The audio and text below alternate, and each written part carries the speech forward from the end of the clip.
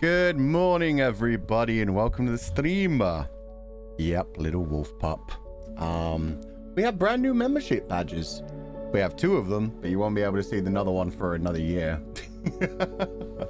But yeah, Rakujin has done our membership badges for the year 2 and year 3. We have a Legatus wolf. And I guess you'll see in another year what the 3rd one is. Good morning, everybody. Yeah, I think it's really cute. Hoping Rakujin uploads them to Twitter in the future as well, so you guys can see like the full quality. They're designed really well. Very cute little Legati. Well, literally a Legati wolf this time. It's a Legatus wolf. But good morning, everybody. In fact, let me add... Just going to add to the description of this video, new membership badges designed by Rakujin.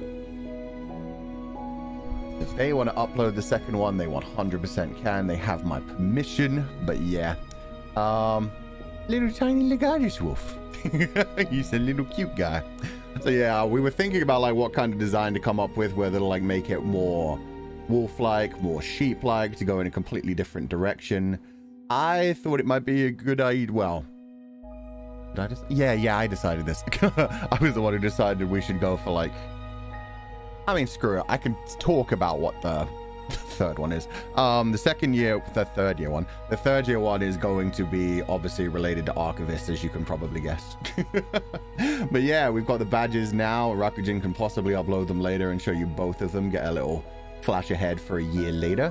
But I'm really happy with them. Yeah, Rakujin went ahead and designed them to look kind of similar to the old membership badges, where the sheep was like facing to the side. You can see both. Oh crap, that's right. If you go into the buying a membership page, you can see it. Dang it. I forgot about that. Well, that's good anyway. Didn't want Rakujin to have to sit on that for a year. And Rakujin will be just designing our 4th year one as well, so I can't upload that one until after the Shepherd releases anyway. You can see 36 month on the perk page. Hell yeah, I'm glad to see that. In which case, yeah, you can see the Archivist one. Yeah, we've got a Legatus wolf and we've got an Archivist sheep. But yeah, I think they're designed really well. They're both really cute. Now we finally have our 2-year badge. Sorry, good morning, everybody. I hope you're all having a wonderful day. That came a bit faster than I was expecting. I wasn't expecting it to come for another week or 2. Expecting it to come right around the time we were ready to do our monthly membership post, but it came early. So a couple of announcements before we start the stream today. Today we are going to be playing Start Again, a BL/Yaoi mystery visual novel, somewhat involving like a death game. I don't know. Apparently, like, it's a group of 4 kids that wake up and well, kids, young adults that wake up and don't have their proper memories. They don't know where they are, how they got here, and there's a death game going on, so it should be interesting. But we'll get to that in a minute. Got a couple things to talk about. First, this squeaky microphone stand will be gone soon. I finally ordered a new one, so it's on its way. It should be here tomorrow.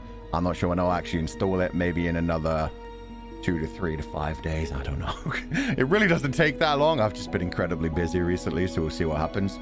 Hopefully we'll have nice crystal clear audio in the future, where even when I'm like moving it around and stuff, you won't hear all the squeaky squeaks.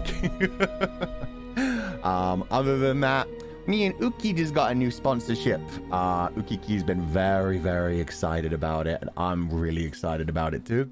Yeah, we're doing Jiangsu skincare. I almost called it cosmetics, but no, it's skincare. So yeah, the artwork looks really beautiful. I'm glad people seem so excited about it. It's hype. I know Ukiki's been waiting for one of these forever, and I'm just kind of getting dragged along into it, which is awesome for me. It's the same company that sponsored Shi-chan, I think about 6 months or a year ago. I can't remember, but yeah, we got the same sponsorship from the same company, so I'm so glad to hear that. Nijisanji skincare, yeah, I mean, it makes a lot more sense that Legatus be the face of a skincare brand rather than this old mug. But yeah, I'm really excited for it. I actually I think because Ukiki was just been like massively swamped. Ukiki's got to be like doing all the work for the actual stream, which, yeah, it's got to be on Ukiki's channel. It should be amazing. I was actually the one who decided the ideas for the stream. So I hope you guys will like them. It's not a particularly unique idea, but it was like a YouTube trend like 10 years ago. Somebody actually already guessed it as a joke in the replies to the tweet. I saw somebody saying like, oh, wouldn't it be funny if they did this thing? That'd be crazy. And I'm just sitting there like, they know. But yeah, it's like a really old YouTube trend that used to be a big thing like 10 years ago. And when they were asking like, what kind of stream do you guys want to do? I just sent them like a couple of videos from... This may slightly spoil it, but I feel like a lot of people will guess anyway. So I'll just say, not the full description, but videos on Mortimer's channel. Aaron Hansen from Game Grumps, Ego Raptor's wife. Yeah, there were certain things. I just sent them the 2 videos of the 2 sides of that, and I was like, what if we could combine both of these ideas, but as VTubers? So yeah, it's like a really old trend, like all YouTube couples back in the day used to do them. I just sent those videos and I was like, how about these? Like everybody was like, that's going to be hilarious. And yeah, Ukiki's going to have to put in quite a bit of work on his side since it's on his channel and he'll be controlling everything. So I'm kind of sad that, yeah, I kind of like lumped all that work onto Ukiki. But it should be a fun stream. It should be exciting. It should be, yeah, a bit different from just like us talking about like different things. And this is going to be my first time using proper skincare in about 7-8 years. And I've certainly never used skincare on this level. God damn. So yeah, I'm excited to see how crazy soft and sparkly and whatever the heck it does to my skin. Yeah, I'm gonna be learning. I'm gonna be learning. Bro, look, man, I moisturize, and when it's hot and when it's sunny, I put on like sunscreen. Other than that, I don't really have much of a problem with my skin. I don't get much acne. I don't have much problems when it comes to anything else. As long as I'm hydrated, like, I'm fine. I've got giant fucking bags under my eyes anyway, so screw it. Oh my god. End of 13 in one era. How dare I have separate pure soap and shampoo and conditioner. Those are my 3. Take care of the beard. Yeah, I don't actually know how that's gonna work. Back when I used to actually do skincare routines, I didn't have a beard, so this is gonna be interesting. But yeah, it'll be a learning experience for me. I'm very excited. The only other thing to talk about, I saw a couple people discussing the fact that they thought because I used to have my face a bit smaller, you used to be able to see down to my shoulders when I play like gameplay, and you couldn't see my facial expressions as well. So yeah, I've zoomed myself in a little bit. The only trade-off is that if I lean super far over to the side, it starts to like clip like this. So I'm sorry about that, but it's pretty rare that I lean that far anyway. I'm normally just like in this kind of range, so it should be fine. You should be able to see like my facial expressions and stuff more now. So I hope this helps the people that weren't feeling great about that. Also, thank you for all the happy 404 day messages, guys. That's so sweet of you. We got some really beautiful art and animations about it today as well. You guys have been so busy recently for like the last 6 to 8 weeks with everything that's been going on. Don't worry, we're finally calming down now. Like I said, once we finish this sponsorship, I don't think I've got like any other sponsorships. I don't think I've got like any other like big important events happening until whenever the heck the Shepherd releases. So we're gonna have like a nice calm couple of months. Don't worry about it. We're going back to normal streaming mode.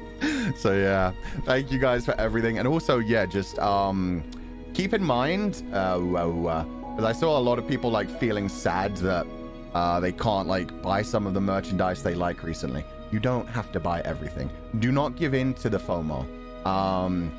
That's what I want to say more than anything. Like, you guys have been supporting me so incredibly much in so many different ways, not just financially, but just also like showing up to streams, being so active on Twitter, being so awesome. So just, yeah, never feel like you have to support me in any kind of way. Oh, FOMO. Yeah, fear of missing out. Don't worry about it. Take care of yourselves first and foremost. Make sure you like, yeah, take care of yourselves. I am so happy that we've had such a crazy, like, 6 weeks in a row, but it has been a crazy 6 weeks in a row. So I'm sorry to anybody, like, everything did kind of crash together at once recently. But yeah, like I said, it's going to be calming down for the next 2 to 3 months. And don't worry about it. Just because you can't, like, get everything doesn't mean you're missing out on anything. I'm still going to be here. I'm still going to be streaming. Just come enjoy the streams, enjoy the sheep pile, enjoy the atmosphere. If you like something, then do feel free to buy it, check it out, enjoy it. I hope it will be very useful to you, and I hope you'll love it and enjoy it as part of your life. But never feel like you have to collect every single item. It's been a wild 6 weeks. So yeah, I imagine like everybody's like getting to the ends of like their expenditure things. So just chill. Don't worry about it. But thank you to everybody who's been here. Thank you to everybody who's been supporting us, whether through everything else or anything. FOMO isn't old. No, FOMO isn't old. People still use FOMO all the time. That's not like an old man term. If anything, I think that only like became a term like, I don't know, 5 years ago. It's probably been a term for like ages, but it still got used very often like 5 years ago. Anyway, merch isn't Pokemon. No, you don't got to catch them all. You got to catch the ones that you're really interested in. More than anything, take care of yourselves. Don't ever feel like you're like letting yourself down, letting the fan base down, or especially not letting me down if you can't buy merchandise. No, not whatsoever. Just, yeah, as long as you guys are like having fun with the streams, having fun with the sheep pile, that's all that matters to me. Especially since, yeah, like I said, it's been a crazy bunch of weeks. We've been so active in so many different ways. So don't worry. What's in before? It's literally what it sounds like. It's just, well, actually, I don't know if there's actual like words that go with the IN, but I've just seen it as like in before. It's just like a getting ahead of something. Why did that get asked? That's completely different from FOMO. Me to the pile of your VODs. Yeah, I mean, that's something I had to break down like a couple months ago, because I remember at one point there was so many people that were like, oh, I just can't keep up with the Fuchan streams anymore. He streams for like 5 to 6 hours a day, and it's like 5 to 6 times a week. I just can't. And it's like, you don't have to watch every stream. Just feel free to drop in live when you can. Check out the VODs of things that you're interested in seeing. That's all that really matters. So yeah, just enjoy what you can enjoy. Take care of yourselves, especially.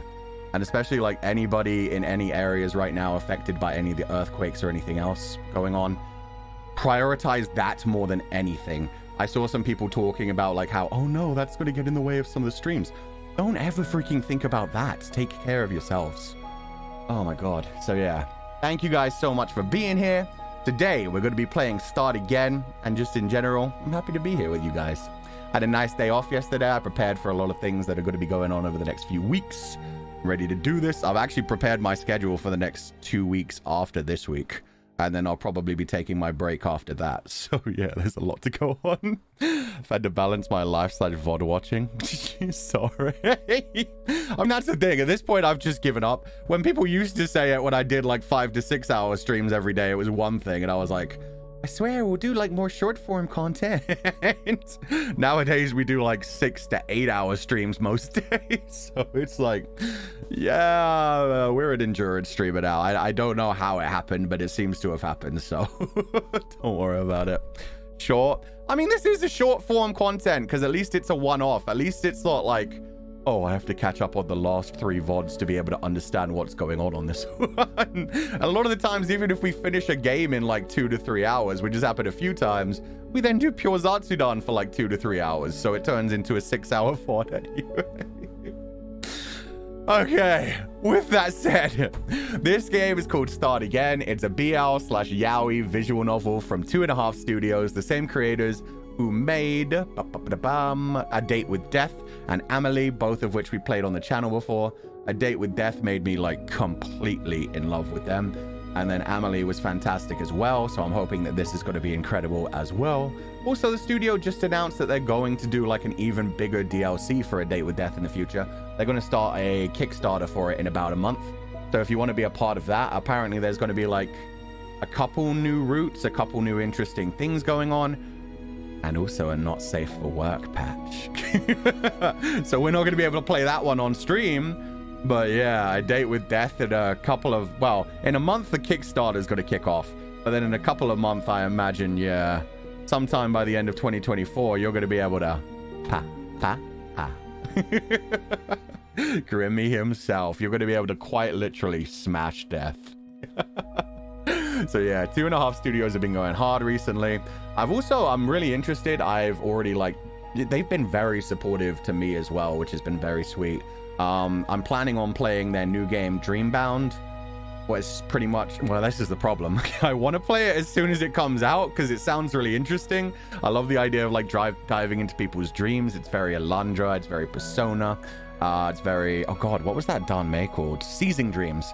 But yeah, there's going to be a new visual novel that they're releasing sometime next. In fact, I think it's only in like 2 to 3 weeks, but that's the problem.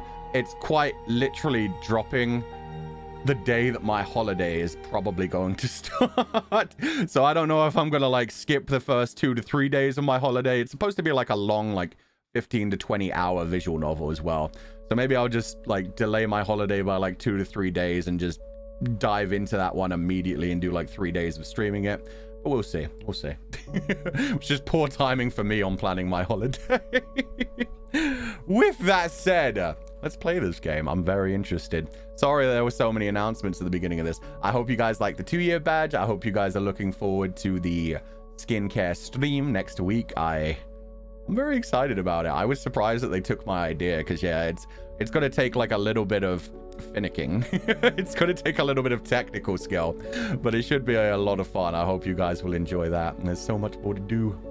Go on your holiday? No, don't worry about this is the thing. Like I had like planned on having a 2-week, well, originally I planned on having a 1-week holiday. Then I realized I need a 2-week holiday. I'd started to kind of like ascend it to like an almost 3-week one. So like holding off on my break for like another 3 days it's going to be fine. I still haven't decided that 100% yet. I'm just not sure.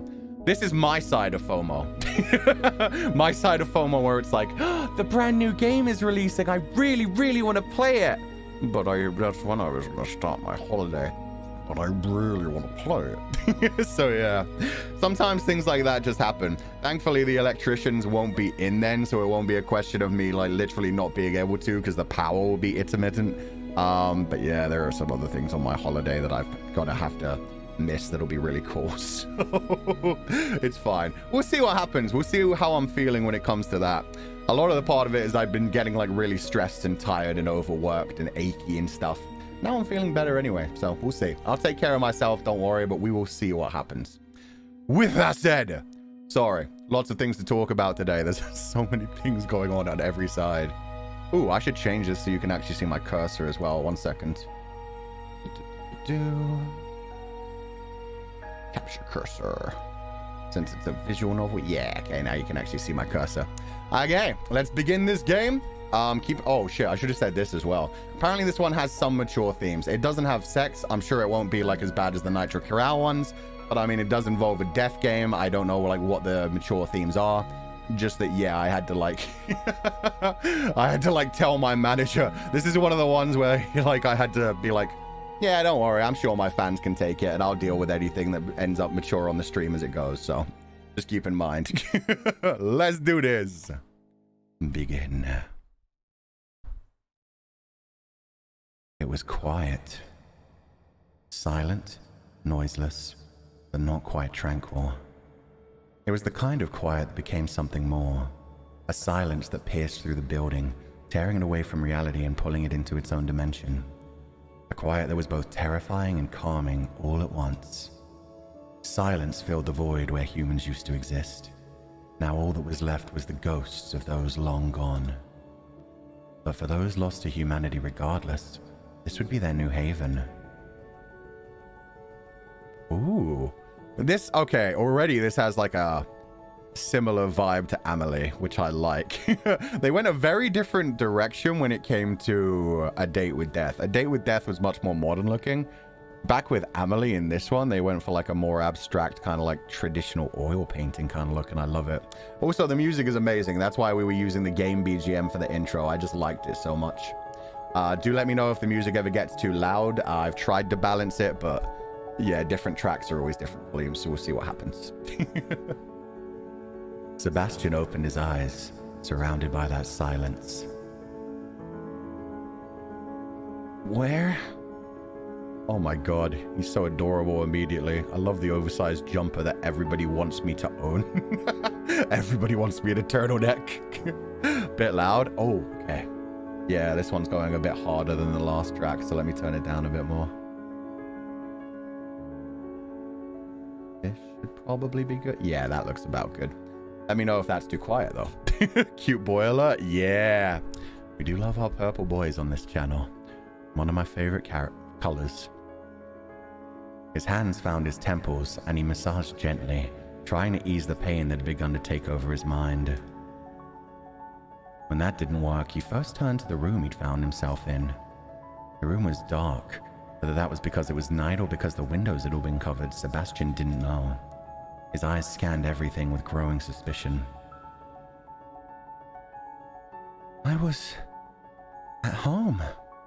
How did I get here? Sev. That's a cute nickname for Sebastian. It's interesting that the dialogue puts him as Sebastian, but in his own mind he calls himself Sev. It's like how I've naturally started calling myself Fuchan rather than Fulgur, which wasn't even my nickname before I joined Nijisanji, but it seems so natural in my head now as well. It's adorable. Unless it's a hint of something more mysterious is going on. Is anyone else here? Hello? Nothing stirred in the darkness. All was still. He jumped to his feet and cautiously took a step forward. The floorboards, damaged from what looked like years of battling against the weather, creaked underneath his careful footsteps. Hello? Anyone? No one answered. Are there any ghosts here? I promise I'm not an exorcist. I don't know, my dude. Purple is Melico's color too. Never trust purple. It always means magic. Rarely refer to you as Fulgur in my head. It's always Fuchan. Same. Not even sure how I got here, but I don't mean you any harm. I'm just gonna leave now. Okay? Sebastian walked towards what looked to be the entrance to the house. The door was large and imposing, made of faded wood with deep engravings. Thick scratches ran down the wood. Sebastian took the door handle in his hand and attempted to turn it, but was met with a loud click instead. Locked. Yeah. Oh god, Miss Ghost Lady, I'm really sorry and I didn't mean to encroach on your territory and I really wanted to leave, like really, so please would you let me out of here and I'll never come back and I'll make sure no one ever disturbs you. I'm gonna die. I'm gonna die. I'm gonna die. I'm gonna die. I'm gonna die. I'm gonna die. Promise I don't taste good. Look, I'm way too skinny and I have no meat on my bones. But maybe you don't eat humans. You want to take over my body? Is that it? Sorry, but I really need it. Maybe we could share if you let me go. Sebastian stumbled backwards, eyes flicking all over the room until the back of his legs hit a small packing box. It was taped shut. Oh, there's something in there. The distractions. Wait, he heard some movement, heard a little muffled, and he's just like, oh, but it barks though. Who knows? I mean, this is me in every JRPG. I'm like, oh, but what if there's an item in there? What if there's a weapon? Also, 1 second. I'm wondering, did I mess up on... No, okay. Music volume and sound volume is actually balanced for now.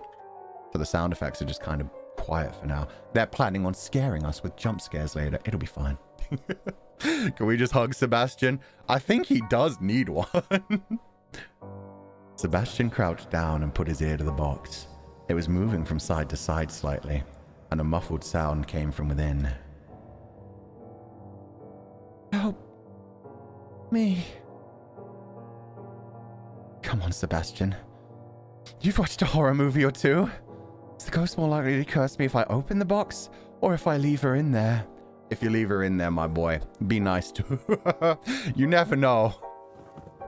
If you open it up, maybe you'll release their vengeance and they'll be able to pass on to the other life. Okay. I'm opening it. Here goes nothing. With one swift movement, he ripped the duct tape from the top of the box and pulled open the flaps. Inside was a little girl with hair almost as pale as the moon, sitting there huddled into a ball with tears in the corner of her eyes. She did seem to be a ghost. But ghosts can't be... Oh my god, she's adorable!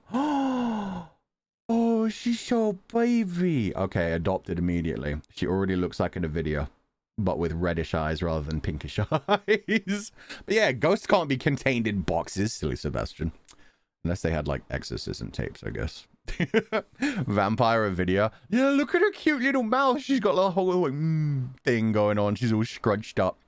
Got a long neck, too. Oh, are you okay? No.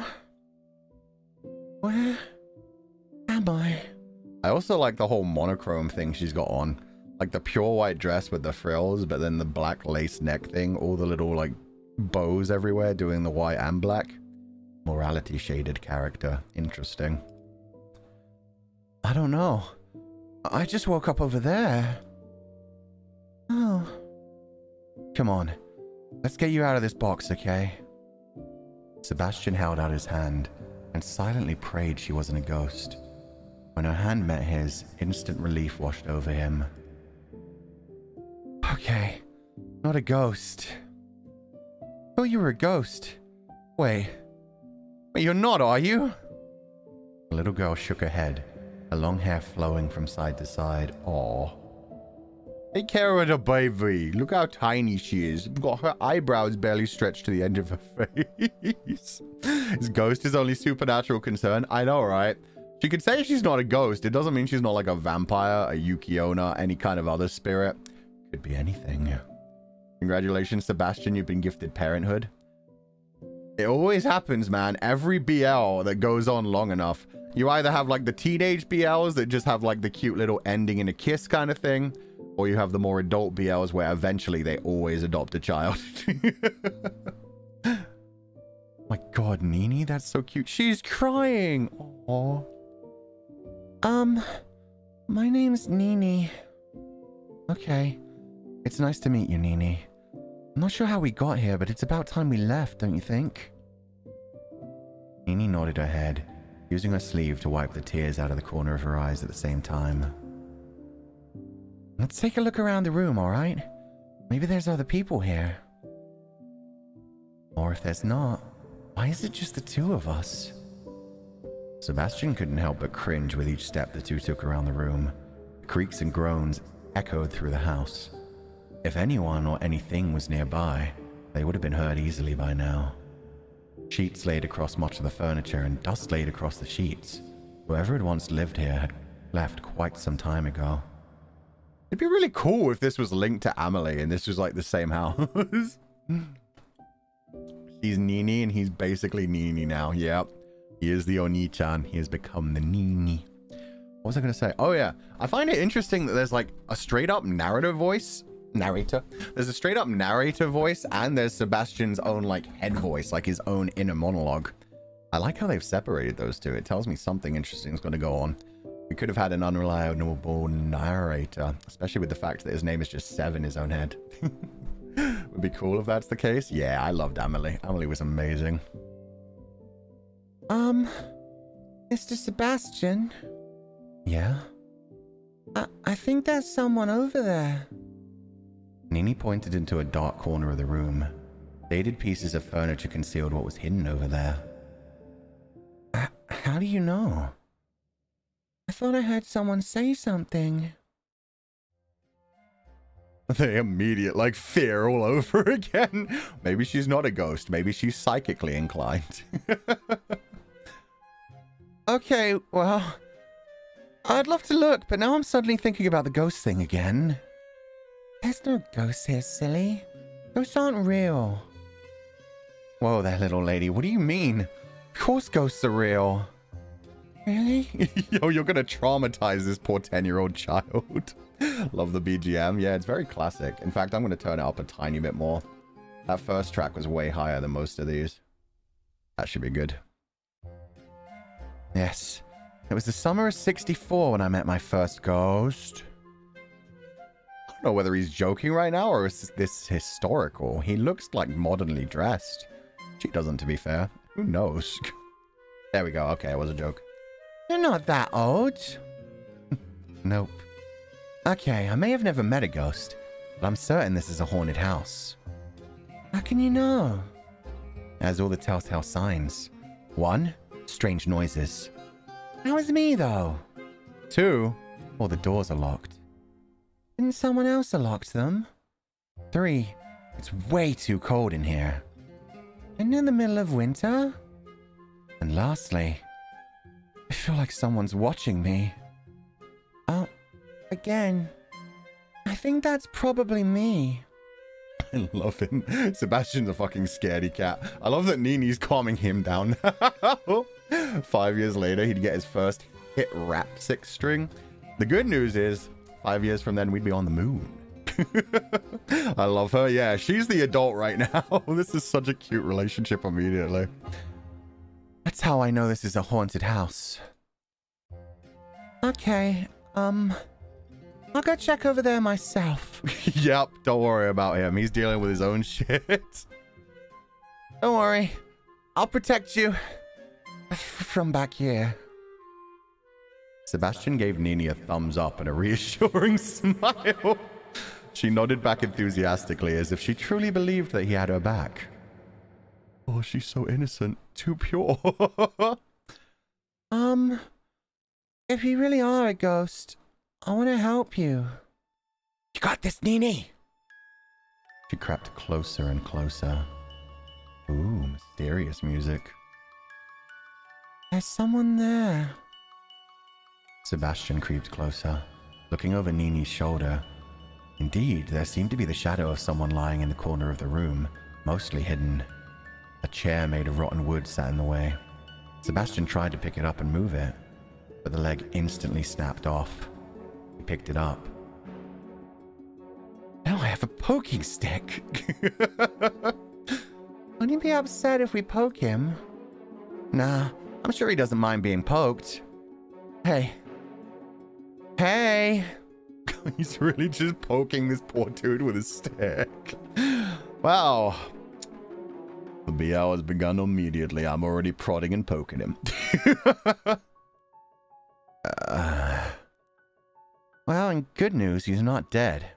That doesn't mean he's not a ghost, Sev. Yay! Oh, look at her smile. She's so happy. Where? A man with white and black hair sat up rapidly, then scooted in the opposite direction of the little girl and the man with the chair leg. Oh, shit! My man is badass looking. Really looks like he could be the brother of Nini as well. This is the true Nini. We've already stolen his sister. But yeah, the white and black colors, the red eyes. His are practically glowing orange. That's wild. White and black hair, my weakness. Yeah, it looks sick. Especially how short it is at the side and the little stripe of white that's tucked behind his ear as well. God damn.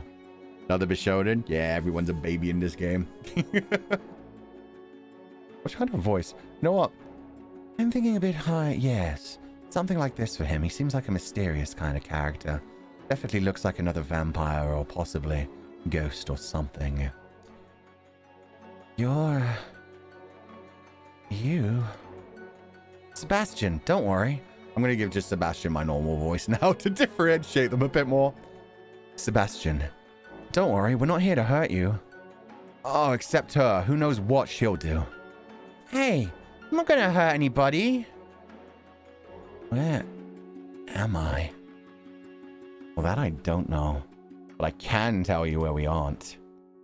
I don't think this is the circus or a hospital. Or the aquarium. I'm pretty sure it isn't my house. But not certain on that one. It doesn't look like a school or a... Okay, just shut up. Yes, sir. God damn. They're really trying to lead into the comedy in this one. Hey, what's your name? Mikhail. That is Mikhail, right? Might be Mikhail. I'm gonna go with Mikhail for now. Mikhail. I'm Nini. All right. Sebastian, Nini, what are we doing here? I don't know. I just woke up a little while ago and got her out of a box. A box? Yeah, like a packing box. Duct tape shot. Do you know who put you in here? Nini shook her head. I don't remember anything. So let me get this straight. None of us remember how we got here. And now we're in some kind of haunted house. She seems so excited. I love her. I bet she loves ghost movies. Totes adorbs. Yeah, everybody's so cute immediately. That's what Mr. Sebastian said anyway. Fine. A haunted house. Why do I feel like if I told you we were in a haunted house, you would have told me to shut up? Because I would have. He knows how to treat little girls. Unlike you, Sev. Maybe you should learn. His name starts with an M. It's like they brought my all-time favorite character here. Oh, I thought you were making a joke about him being an M. Which character? The only one with white and black hair I can even think of right now is just the one from Fruits Basket. Very different hairstyle and style, though. Mikhail stood from the ground and brushed himself off. Okay, Sev, Nini, we need to get out of here. Where have you searched? What? I said, where have you... No, I mean, did you call me? Sev. Isn't that your name? Well, people usually call me Sev, but I don't remember mentioning that to you. Do we know each other? You wouldn't forget me if we'd met before. Look at this handsome mug. Yo, I love Sev. He's adorable. Atsuharu, yeah. Yeah. We don't know each other. I wouldn't forget someone with such a big head. Oh my god. Hey, Mika? Mikhail. You seem like a Mika to me. His face turned pink. Oh, we're already making him blush. Call me Mikhail, or I'll use that big head of yours to open the door. Sev put his hands up in fake surrender. Fine, fine. We tried the door, but it wouldn't budge. I don't think even my head would change that, Mikhail. Interesting. So... Okay, 1 second. Something else weird's going on. But in a minute. So he already knew Sev's nickname. So yeah. It did say on the description of the store page something along the lines of... but it seems like they might not be strangers after all. So somebody's playing with their memories. They definitely don't have amnesia. They know, like, who they are. They know their names. They know their houses and locations and stuff. So yeah, they just don't remember each other or how they got here. Anyway. Attention, phantoms. The timer is now oh, I thought this was going to be the fourth character. Okay, let's go with this. Attention, phantoms. The timer has now begun. You have 2 hours to escape before the house is decimated. Good luck. And yeah, phantoms suggest that they really are the ghosts. A time appeared from somewhere unseen, projected onto the wall. In front of their eyes, it changed from 2 hours to 1 hour 59 minutes remaining. What the hell? Who said that? Wasn't me. No shit, Sherlock. I fucking love Mikhail immediately. So yeah, this definitely is in the past. This is at least within the last 10 years. Sounded like it came from a speaker. Is someone watching us? Do you think it's some kind of pervert? No. I think it's someone that wants to see all three of us dead. That seems worse. Debatable. There are some things worse than death. What's going on? Her large eyes blinked over and over again, as if she was trying to stop herself from crying. Sev knelt down to be on eye level with her. It's always a really important thing when it comes to children. Get down on their level. It makes them feel more trustful. Just like Zero Escape and 999. Yeah, I mean, they described it as a death game, so I was thinking, ooh, we're going to get some fun shit. This is some Danganronpa shit going on. How long has it been since I heard no shit Sherlock? I still say that occasionally. But yeah, that's what I meant with it being like within the last 10 years. It's definitely like, oh, back to the Tumblr days. It's okay. Someone put us in here. We're going to have to get out again. You just have to... Oh, wait, this is him talking to the girl. Oh, sorry. It's okay. Someone put us in here, but we're gonna get out again. You just have to be brave. Okay. I need you guys to think. I'm always thinking. Properly, Sebastian. What's the last thing that you remember? Nini spoke up first. I was just at home. That's the last thing that I remember. Sev? I think I was in a train. No, a factory. Or was it a church? Can you be serious for just 5 minutes, please? I am being serious. It's like my memories are all fuzzy. Did you hit your head or something? I don't think so. Well, I can't really remember whether I did or not, so maybe I did. Forget it. Then what about you? Oh, then what about you? I was with someone. Somewhere. Well, that's very informative, thank you. Like your recount was any better. Touché. Oh yeah, I can tell the exact type of person who wrote this. They definitely spent a lot of time on Tumblr. I'm enjoying this already. This is going nowhere. Come on, we need to search the rest of the house. Time's already ticking. Following your lead. Unless someone else. Wait. Mikhail had already moved to leave through what looked like a long, dark corridor. He paused, a look of mild annoyance on his face. What? Please don't say something stupid and waste our time. No. It's just... Aren't we missing someone? Missing someone? Like, shouldn't there be 4 of us? Why? What do you know? Nothing! I don't know anything. It's just a feeling, I guess? We already searched the room. There's no one else. Oh. We're definitely meant to have 4 people. Sebastian, you're starting to get on my nerves. You know what this looks like to me? Someone purposely stalling us. What if I am? And I would be led to believe you are also the one who brought us here. Mikhail's body stiffened up. Well, luckily I'm not. I'm serious, I feel like we're missing someone important. Fine. And what's their name? I don't know. Oh, shit. That was just the intro. Let's go. Welcome to Start Again. Start Again story is experienced across 4 routes. Using the game's flowchart menu, you can jump between the routes at any time. From time to time, you will encounter locks in the story that will require you to have information from other routes. You can return to the flowchart by pressing the flowchart button beneath the text box. Ooh. No, you cannot save and load between routes to progress in the game. Your data will not carry over. Instead, please make use of the flowchart to change routes. As you progress, more sections of the flowchart will become available to you. Good luck, and enjoy Start Again.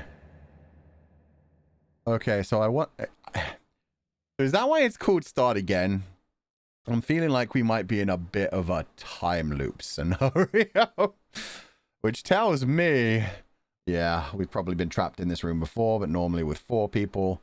This may be the final route. I mean, if this... Who is missing? Okay, so yeah, there's a lock on this one. This is the route that we started on. We need to discover more information from the factory entrance, the church, and the first carriage. Ah, cool. And so once I get the information, I could unlock this one and then continue on this route if I wanted to. That's very interesting. So we're going to be able to like make our own choices because, yeah, I can click on any of these. I can start at the factory, the church, or the first carriage. First carriage sounds like the most like beginning kind of stage. Oh, I can also click on who's missing. I don't know if it would continue that. I mean, it says it has a lock on it. What Seb said before sounded like a time loop too. He doesn't remember where he was before. Yeah, exactly. And same for him remembering that there's supposed to be a 4th person, but not remembering who they are. Maybe they managed to exit the time loop. So maybe the one that we're currently in, where it's just the 3 of them, is after like some things have happened in this one, and whoever the 4th member is managed to figure out what was going on and escape the time loop. And now the other 3 need to as well. That's a very interesting plotline. I'm definitely going to start with this one, but since I can click on who is missing, I'm going to try clicking on that and see what happens. Maybe he read the stream description. He's just like me, for real, for real. He was prepared for it. We just failed an info check and need to go gather knowledge. Yeah, exactly. We rolled a natural 1.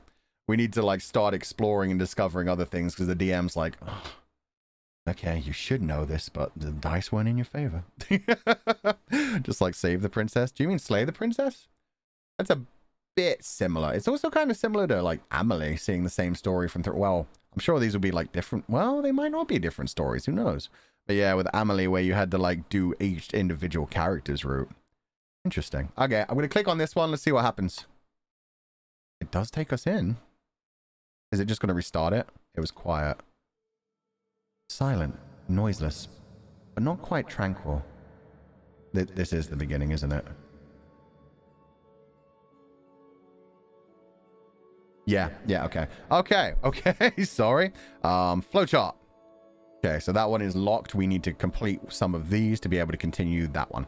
So we'll start with the first carriage. That sounds the most preliminary to me. Plus, it's like straightforward. There's just 4 scenes. The other ones have multiple, so let's go with that. The first carriage. This is a cool premise, man. 2.5 Studios are doing great. Okay, you know what? I think I may actually turn up the sound effects and turn the music down a bit. Because the sound effects seem to be like kind of quiet. So we'll do that. That should be better. You can hear it a bit better now. Boop, boop. The rumbling came from deep within the metal beast. A sound of pure strength, of steel, of speed faster than a human could ever move. It swayed left and right, slowly, rhythmically, enough to lull one into a deep sleep. Turning a corner, it hissed, holding on desperately to the tracks laid before it. Perhaps the people inside that metal beast may have stayed soundly asleep, if not for the low, mournful dirge of the horn that had echoed throughout the chambers. Yeah, this art style is so Amelie. I love it. It's very, I don't know, Van Gogh. God, abstract. Impressionist? I think impressionist. I do not know my art history terms, but this is cool. I love like the different strokes and everything. It's very wibbly wobbly. Sebastian opened his eyes, his head pounding to a rhythm that seemed to match the swaying of the room he was in. His eyes passed from wall to wall, to the scenery that sped by just outside the windows, and finally to the man who rested his head on his shoulder. Oh, we starting the BL already? Who's that? His hair was unruly, tousled in a way that made Sev think that he'd been asleep for some time. Unconsciously, he reached up to tame his own messy locks. The man's hair was wide and black, almost perfect except for the obvious regrowth one could see from so close. Oh, it's... His head pounded harder as he stared at the man's sleeping face, an electric pain that sat behind his eyes. Mika. Mikhail? Mika. Wake up! Oh, so he did used to call him Mika. They actually remember each other in this timeline. Let's freaking go. Sev held on to Mikhail's shoulders, carefully shaking him until his eyes opened dreamily. It was somewhat like looking into a mirror to the past.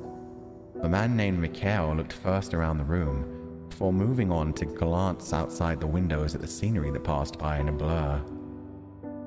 And lastly, his eyes went to Sebastian.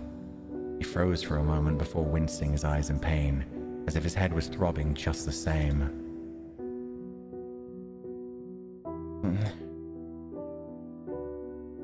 Sev?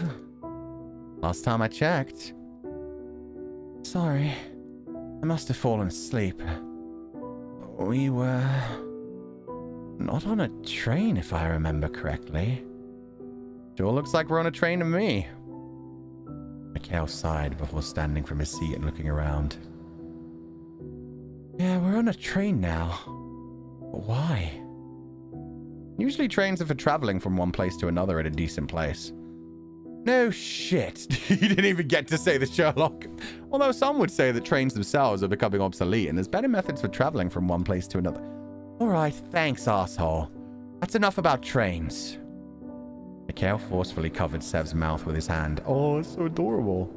The sound of muffled words could still be heard clearly, though, which led Mikhail to believe that he was indeed still muttering about trains. 120 miles per hour. Hey, shut up! Look. Letting go of his mouth and praying the talk of his forms of travel had ceased, Mikhail pulled Sev up to stand beside him before nodding in the direction of a seat further down the carriage. A woman with incredibly light hair sat upright in a seat, her eyes still closed and her breathing steady. The two men inched closer. Her dress was a deep dark red. Sitting as she was, she looked more like a doll than a living human. Her skin was pristine. Perfect. Her eyelashes long and dark. Only when Mikhail and Sev were close enough to touch her did they notice that someone else was asleep on her lap. A young girl no older than 7 or 8. Her hair and skin were equally as perfect and pristine as the lady she rested upon. Together like that, rather than dolls, they seemed like statues. Oh, we've got a slightly older version. Okay, these two must be sisters. They look way too similar. So this must be Nini's Nisan. Can't be a mother. Way too young for that. Beautiful, though. We got so many white-haired characters in this. God, I'm in heaven. Nini Mama. I'm thinking Nini Big Sister. She looks like she's probably a similar age to like 7 Mikhail, who I'm imagining are in their like late teens. Maybe if we stretch it, very, very early 20s. But I'm thinking like 18, 19. Who are you? Automatically, Sev stood in front of Mikhail, shielding him. The woman's voice was cool and calm, but perhaps that only made it more threatening. Yo, I love how he just instantly stepped in front of him like, no, my man, you won't get hurt. And her outfit suits her. Yeah, the red and black. Dude, this is just straight up a video now. Like this smaller girl. Oh my god, yeah. You give her pink eyes and I would just say this is just a video wearing a nice dress. I'm Sebastian.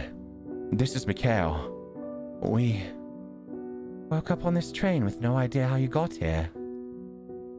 Wait, fuck, that's Mikhail's voice. Oh no!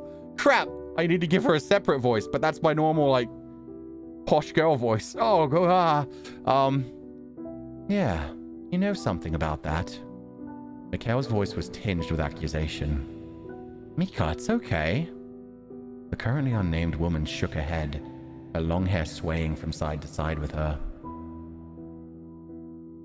Yeah, I thought you might have been the one who brought me here, but it doesn't seem like it after all. Her voice, which was so calm and collected only a moment before, finally relaxed, tinged with warmth. My name is Renee. He nodded towards the little girl still asleep in her lap. I woke up a short while ago and found this girl crying. I'm not sure who she is. No freaking way these two aren't related. Maybe they've just forgotten each other, whereas Sev and Mikhail remember each other this time. Renee, I know, right? That's such a cute name. It's so perfect for a big sister. Also, I don't know why. Every time I turn to the left, I kind of like glitch a bit. It's strange. Try something.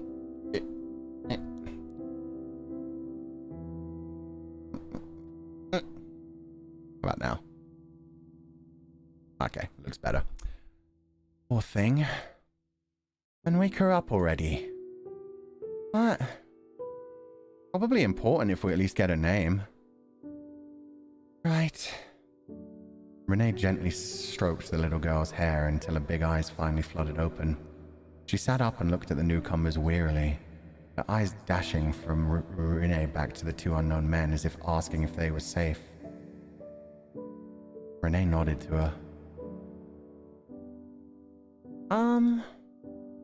Did you also get brought here?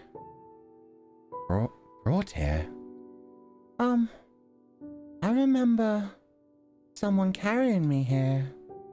That's not a good sign. 7 out down so he could be on the same level as the young girl. Damn, no matter how many times he loses his memories, aw, he's still so good with children. He's still so good at looking after people. Cute. Nini isn't a nickname for Rene, though? I guess it could be. When we were saying, like, Rene Ne, it was more like Rene Ne-chan, like older sister Rene. But maybe this is the same girl across, like, 2 timelines. That would be an interesting twist. Nini definitely could come from Rene. Hey. Oh my god, he's saying, like, the exact same thing. Sev is so cute. Hey, it's gonna be okay. We'll work out why we're here, and you can go home to your family, okay? But first, why don't you tell us your name? My name's Sebastian, but you can call me Sev. That's Mikhail. You can call him Mikhail.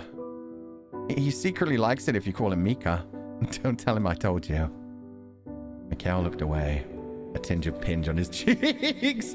Oh my god, the way he's puffing up his face as well. Okay, I'm sorry, chat, but I'm gonna have to do it again. Oh, wrong thing. I'm gonna have to, like, come up and join you. We're way too on top of little baby Nini right now. I'll be where you guys are. Oh god, you can only see, like, the top line. God damn it. This is the best I could do in this game. I'm sorry, the whole screen's being taken up. Mikhail looked away, a tinge of pink on his cheeks. We just met Rene. You and Rene are friends, right? She nodded furiously. My name is Nini. Oh. She agreed that they're friends, but Rene didn't seem to remember her. Oh, it's nice to meet you, Nini. You seem to know each other pretty well. Of course, Mika and I go way back. We happened to live next to each other growing up and happened to go to the same school and happened to be in the same class every year. Then happened to go to the same high school and the same college. Either he was stalking me or the universe was telling me we were meant to be friends. I'm not a stalker.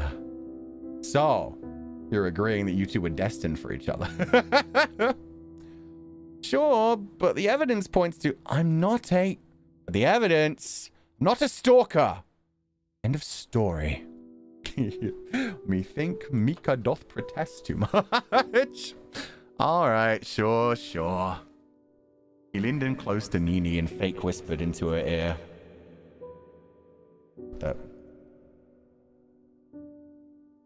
Careful. He might be a stalker. Nini giggled, and Rene seemed to brighten up too.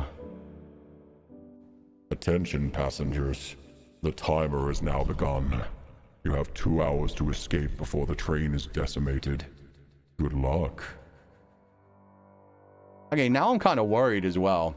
The fact that we have, like, the 2 hours until things decimate in every timeline. I wonder if that means Rene got, like, destroyed or disappeared at some point.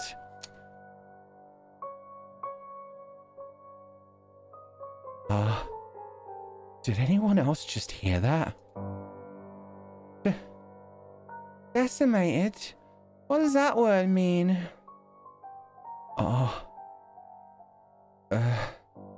Well, that's destroyed. Completely and utterly. Can't be serious. 2 hours to escape a moving train or we'll die? This isn't a movie. We're going to die? No. No, of course not. We're not going to die. A silence befell the group. This can't be real. Can it? Just as the thought crossed Sev's mind, the carriage began to sway more heavily, wheels screeching on the tracks. What's that number on the wall mean? Projected on the wall was a time, the seconds ticking by. 1 hour, 57 minutes. Screw this. If we need to escape, then let's just do it the easy way.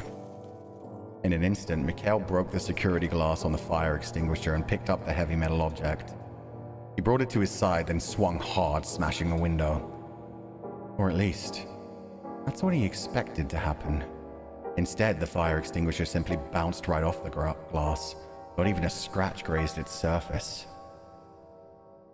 So you managed to break the glass. Then what? Are you going to jump from a moving train? Yo. I love how Sev was the one who tried to protect him, but Mikhail gets shit done. Let's go. Of course not.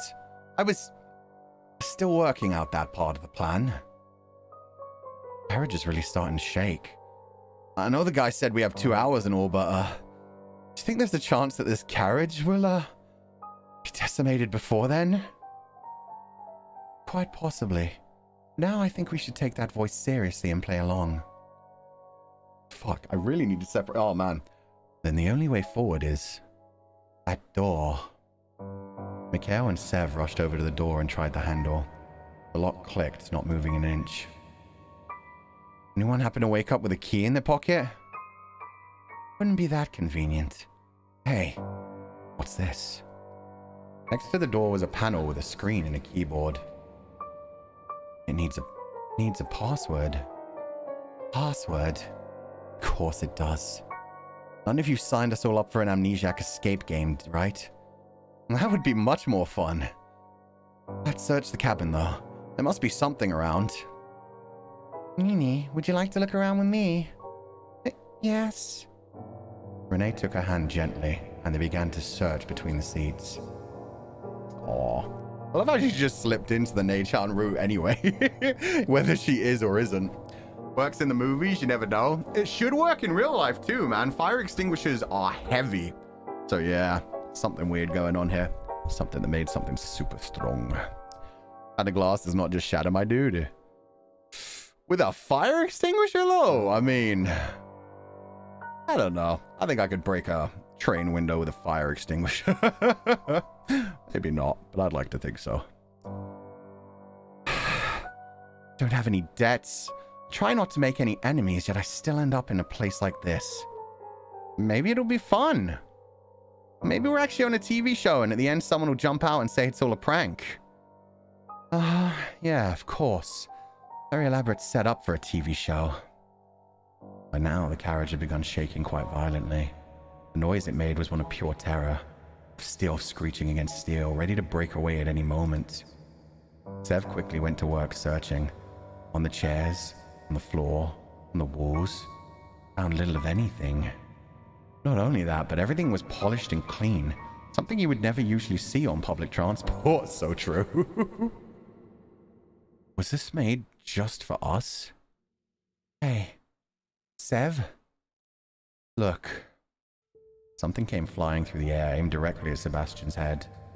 With instincts so owned, he moved quickly to catch it. Quite obviously missed because his instincts weren't honed at all. He honestly would usually prefer to sit at home in his pajamas and play video games than do anything that would hone his instincts. A bag of something hit him across the face before falling into his lap. Marshmallows? Oh, Mika, you shouldn't have. Remember that camping trip we went on in school? One where the raccoon broke into our tent and ate all of your cereal? Hey, don't laugh. I didn't get to eat any cereal that whole trip. That's what you get. Why? Should have offered the raccoon something to eat in the first place. Then maybe he wouldn't have resorted to stealing. I don't know why I bothered asking. Anyway, why don't we toast those marshmallows? How are you going to get a fire? Are you going to start a fire on the train now? I think we're lacking a key element of roasting marshmallows. That's what you think. Take a look at this. From his pocket, Mikhail pulled out a packet of matches. Oh, we could just light the train on fire and roast marshmallows until we're decimated then. Maybe after we escape. Good idea. Seth is just not serious at all. Holy shit. What if it shakes so violently that one of them falls on top of each other? Okay, clips. Comedy game in its own way, but so far I don't think it's going to go that far. Could defo do damage. I've seen ladies with umbrellas do as much. Yeah, the fact that it didn't even like scratch it is kind of wild. Like this place cannot be damaged at all. They should try to start a fire though. Who knows? Who knows? At least they have the option. I mean, yeah, if they're going to be decimated anyway, they might as well try and fuck around. Am I tripping? I don't think that's what decimated means, right? Decimated literally means like destroying 1/10 of something. Decimation was a ritual in the Roman army where they would literally just draw stones. 1/10 of them would be black stones, the rest of them would be white stones, and anyone who drew a black stone would be murdered by the rest of the people to teach them a lesson. It was a way of like telling army members, hey, don't fear the enemy, fear us, kind of thing. But yeah, decimated gets used nowadays, not necessarily to mean exactly 1/10, but just like destroyed in general, ripped to pieces. So yeah, that's fucked up. Well, it's why the Roman army they needed to like hold their positions in formations like Tortuga and shit. If you had one man break formation in the type of shit that the Roman army did, it ruined everything. Suddenly you could have people get in between them and stab all through the armor areas and shit. So yeah. I think I found something. Mikhail and Sev turned around to the little girl. In her arms was a briefcase that looked gigantic when held by her, but regular sized once Sev took it from her. Luckily it opened with ease. Inside was a single newspaper clipping. Or die in train accident that completely decimates the area. Oh shit, it's their future. Oh my god. Is that where the lottery for Shirley Jackson comes from? I actually don't know. I don't know what that is. Never knew the etymology. I forget where I learned that from, but I just thought it was really cool. Fucked up. Don't get me wrong. But yeah, it's related to decimal, parting numbers in tens. But yeah, deci just literally comes from 10. Anything with deci, wait, how do you say 10-sided shape? I don't remember. But yeah, it's just the Latin word for 10. What's happening? It sounds like they've already dead. I mean, they've been called phantoms as well, so yeah, I guess. Decagon, thank you. Well, if that's not encouraging, I don't know what is. I'm scared. It'll be okay. The Sev here might be an idiot, but you can depend on the rest of us. That's right, Mika's so dependable. He just rolled with it. God damn, Sev. You gotta respect that. Is it dodecahedron? I actually can't remember. Decade? Yeah, decade, decimal. There are so many words that come from like the 10. Also, why December was originally the 10th month of the year. There we go. Let's go. Then they changed it. Mika, Sev, my boys, much love. They're adorable. Dodecahedron is 12 sides. God damn it. This is why I should just never speak. Moving on from that, there must be some kind of clue here. This is all you guys found in the entire carriage? My man, you took a break to joke about setting things on fire and toasting marshmallows. They're doing better than you. I found marshmallows. This is all you guys found of use in the entire carriage. I believe so. I didn't find anything else. And this is it. Let's take a look carefully. Oh, yeah, okay. Newspaper hint. Oh god, we've got fucking puzzle games. This is going to be the next 2 hours of my life. Find the hidden 7-word code somewhere in the newspaper. You can click any letter to add it to the code. If you need another hint, click the hint button. 7 word? 7 letter I'd get, but Jesus, holy, wow. Okay. 4 dead in train accident that decimates the area. Oh, wait. No, it is. Oh, okay. I'm making a 7-letter word. Got ya. Out of 7 letters. Shortly after 4:15 p.m. on the 27th of December, a train carrying flammable materials crashed. Unfortunately, everyone on board was killed on impact. Rather than call for help, it's assumed that those on board tried to reach the engine room to stop the rampaging train. Very soon after, it crashed, decimating the area. It's believed that no one else was harmed due to the explosion. Volunteers are currently searching the area. Exactly why it crashed is unknown. Okay, I've got an idea, and it may be stupid because this is so long, but I'm thinking possibly 1 in every 10 letters is what I click. But yeah, I think there's way too many letters for that. There's way more than 70 letters, but I'm going to try that first. The problem is, even if we get through this door, that's just continuing this story of trying to get to the front of the train and stop the train, which we know ends bad because of it. Oh, God. 1. Should I start with 1? Probably not. 1, 2, 3, 4, 5, 6, 7, 8, 9, 10.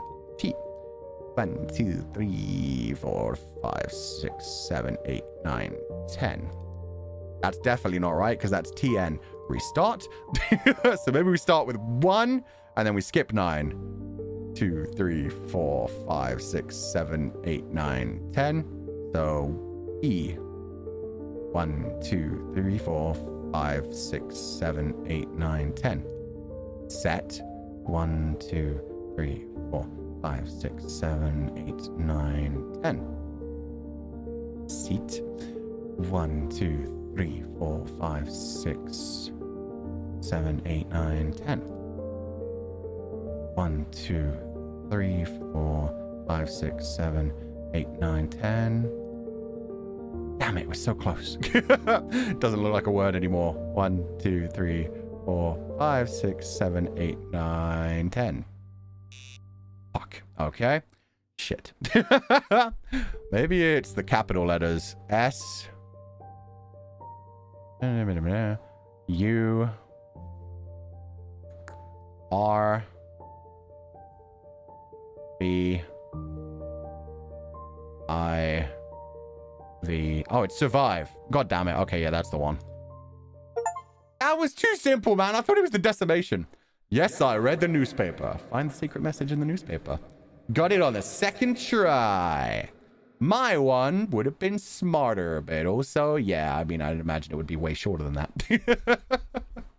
Decimated, man. I was like, come on. They've used the word decimated so many times since we woke up. That's nice and simple. Survive. The code is survive. Survive? Right. The first letter to every sentence. How clever. Little ironic when they're putting us through a death game, but whatever.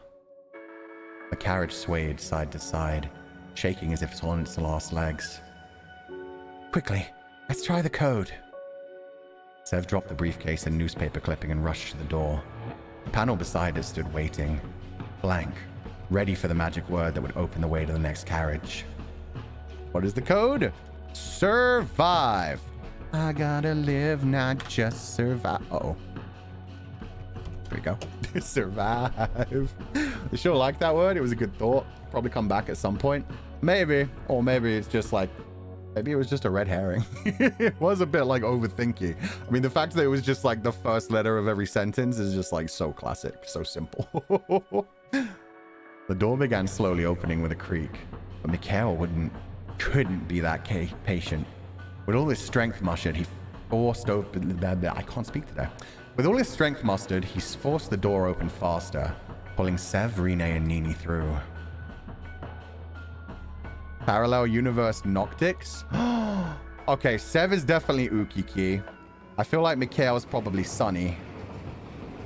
I gotta be the Rene, which makes Albin and Nini. Shit, that actually lines up not too bad.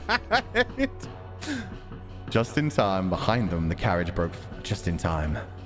Behind them, the carriage broke free from its restraints. Sparks flew around as it tipped, teetered, and rolled down the cliff that sat just beside the precariously placed track.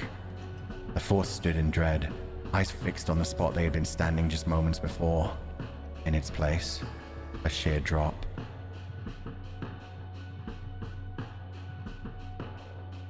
Did the train just... Yup. It just got... Don't say it. Decimated? Decimated. Let's go, Nini. Nini don't give a fuck if you tell her what to do. Hey, she said it, not me.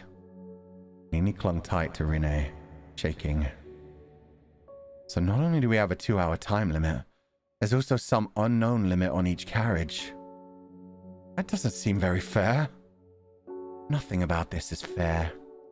Why us? What did we do to deserve this? Apart from Nini, does anyone remember anything about how they got here?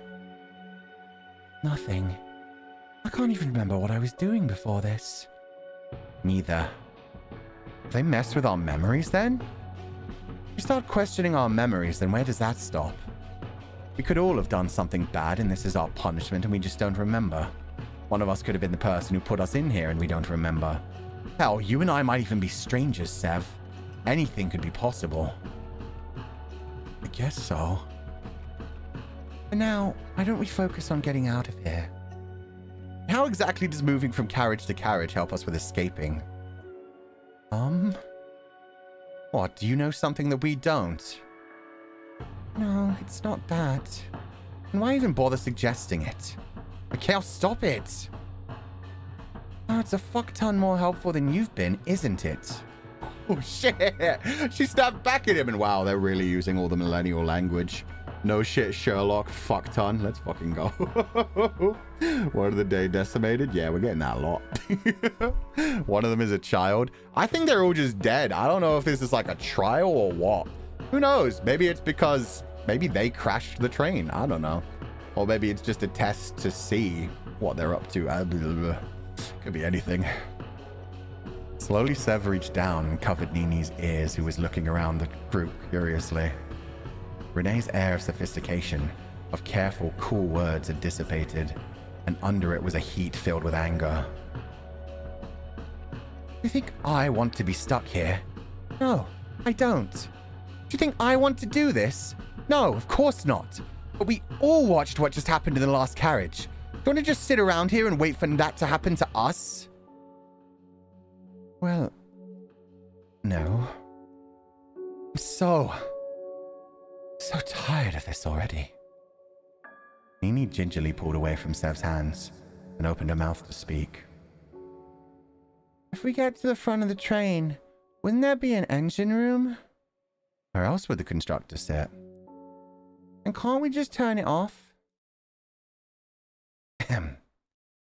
Right. The way he puffs up his face again, he's like, oh, right. We get to the front of the train, we can put...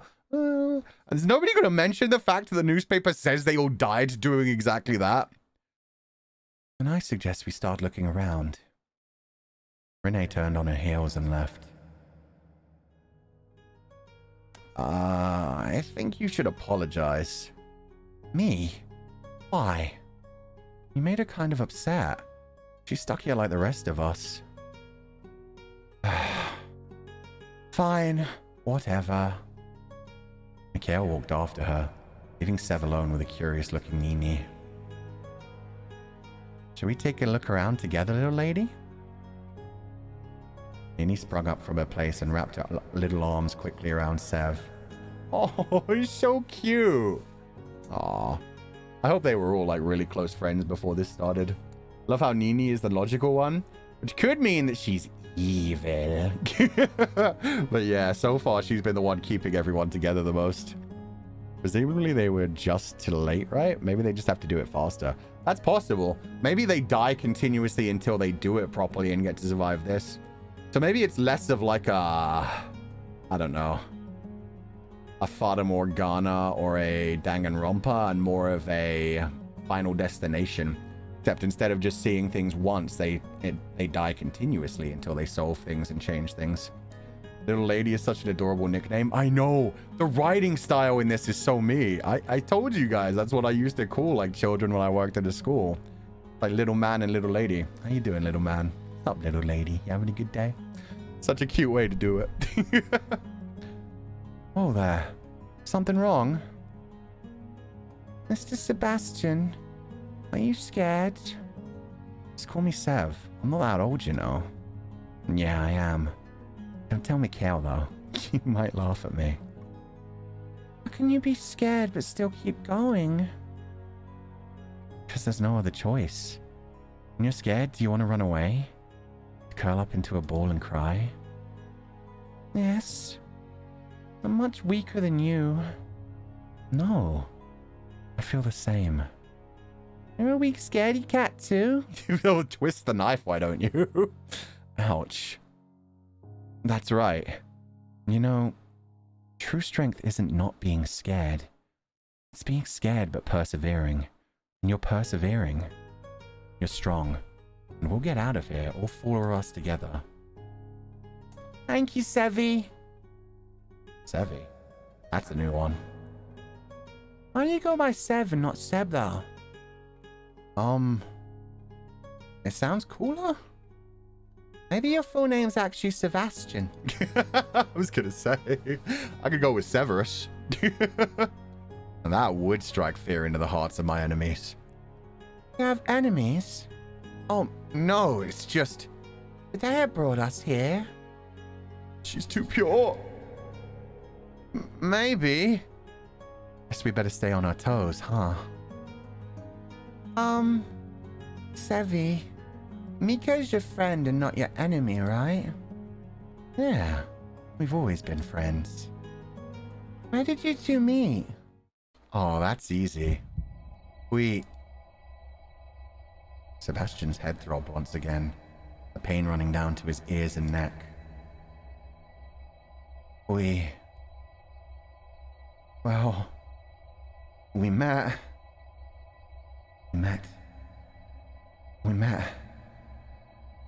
Where was it again?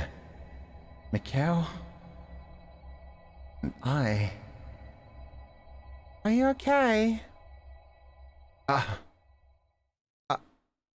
I'm sorry. We met in school. I mean, that is what Mikhail said. Mikhail said they were childhood friends that lived next to each other, met in school. Are they losing more of their memories as this goes on? Because Sev didn't disagree with that when they said that like 5 minutes ago. Interesting. I don't trust her. That was such a pointed question. Yeah, and she does seem like more mature than everyone else here, despite being the tiny baby. And it's not like media doesn't love to throw us adorable little children that turn out to be the whole reason that we're being tortured, murdered, and haunted. So maybe she's something nice, though. Maybe she's just, like, testing them. Maybe she's like Momo, the god girl of death. Maybe she's like a Shinigami kind of thing, and she's here to help them cross over, and she's just giving them some sort of test before they pass on, or checking. I don't know. Hey, Sev, Nini, come here. What is it? God, now I'm right on top of... this is going to be a weird one. I'm going to have to move myself around continuously. Now I'm next to a video. Love Renee. We searched the rest of the carriage, but all we found was this closed door. When we turned back around, the door was open. The room was small and the inside was dark. There looked to be enough room for a single person to stand in there. You sure it's not a toilet? Why? You need to go? Not really. You want to go together? Shut up and stop being weird. Yo, again, the tsundere. He doth protest too much. The way he scrunched up his face at that. Yeah. Sev, please. Hey, man. Flotation's flotation, even if the kinks are a bit weird. Little children who happen to be powerful, all-knowing beings. My favorite trope. I actually do really love that as well. When they, like, show God and it's, like, a little boy or a little girl who just talks to you in, like, a little tiny voice. And it's just like... Oh. Is that what you think the world is all about? Interesting. Please, do tell me more. It's like guiding you towards making the next move. As they bickered back and forth, Sev with a smile on his face and Mikhail with an angry blush. I knew it. A screen turned on within the room. Oh. I'll take a look. Hey, wait. As soon as Sev stepped into the room, the door slid shut behind him and locked with a click. Welcome to the trap, idiot. Shit. He banged his fist against the door. No response. Pulled on the handle. Nothing. Then... it has to be this. I love how we're going full comedy music mode. What's up now, Sev? Are you going to jump at it? My secret skill. He took a few steps back. Quite literally 2 steps, considering the size of the room, and stared dead on at the door. You're done. Oh my god, the little chibi animation. Oh, this is so adorable. Oh my god. Well, this would be more like an anime with a choice of which guy to date. Now, I mean, I knew that there was only going to be 4 characters in this, and it's BL, so there was only ever going to be 1 OTP, but yeah. This is adorable. I didn't expect there to be this much comedy. Before running at the door full speed. Guess that didn't work either. All it did was make his entire body ache. Let's take a look at the screen then, shall we? Looks like there's a question on there. What's your favorite food? What the hell? Is there some kind of pervert running this thing? Just want to use this chance to get to know me, huh? Start with an easy question, then start asking me about where I live, what I'm wearing, all that kind of stuff. Fine. Play along.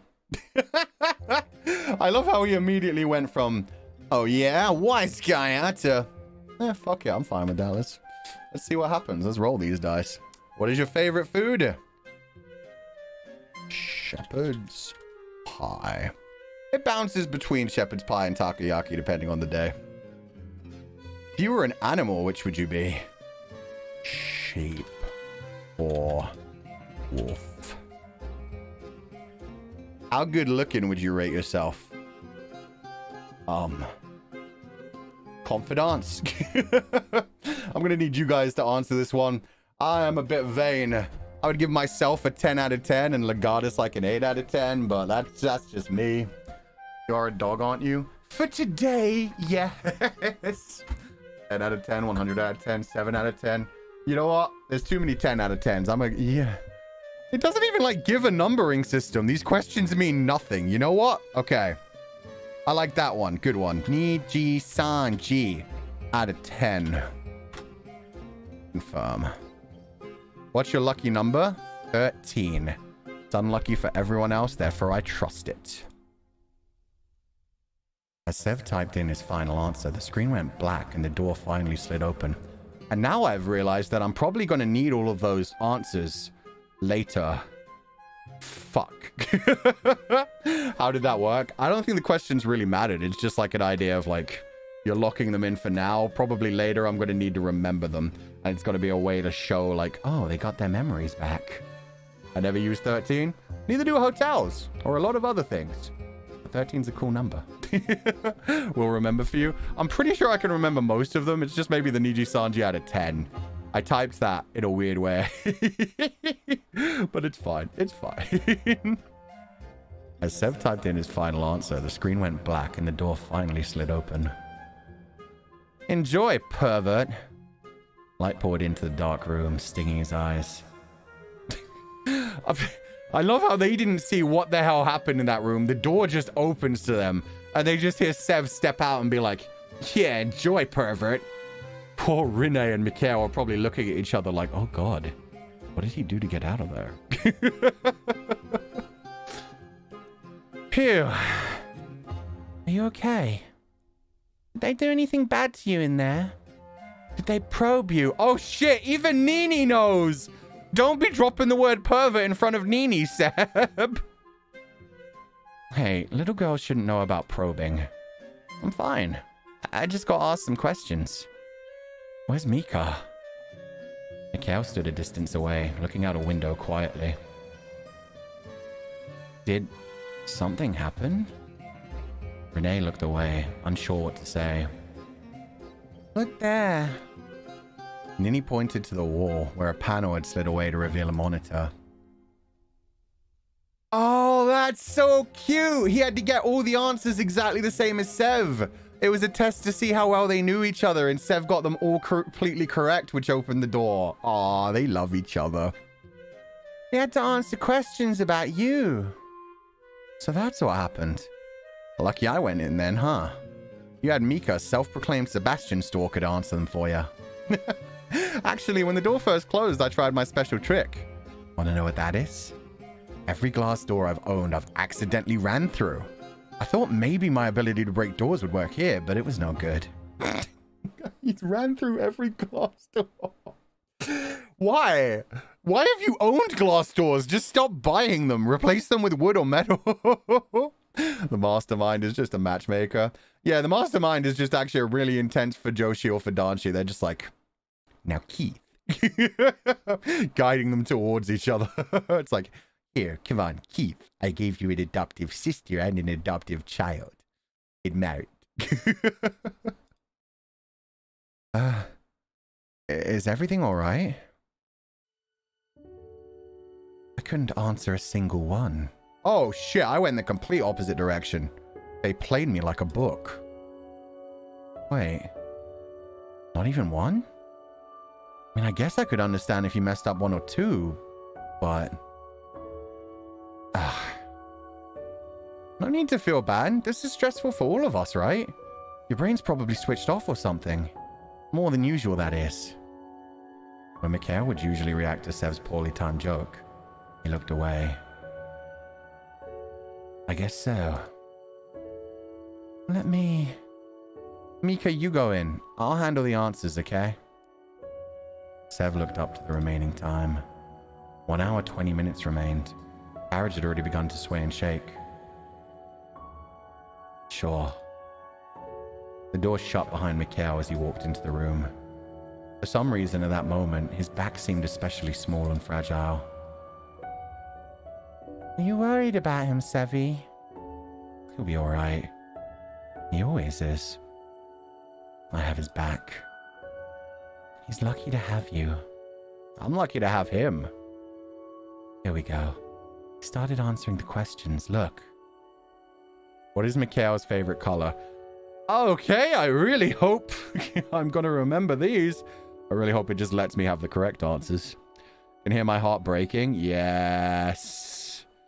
He thought he'd know everything. He thought he knew everything about his best friend. It's destroying him inside to realize he's forgotten all of their memories together. He doesn't know anything about Mika anymore.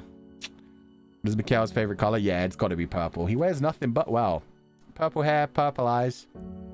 He wears white, but I'm going to say purple. Purple suits him. I'm hoping it will just, like, accept my answers no matter what I type. Where does Mikhail dream of visiting? Where would I dream of visiting?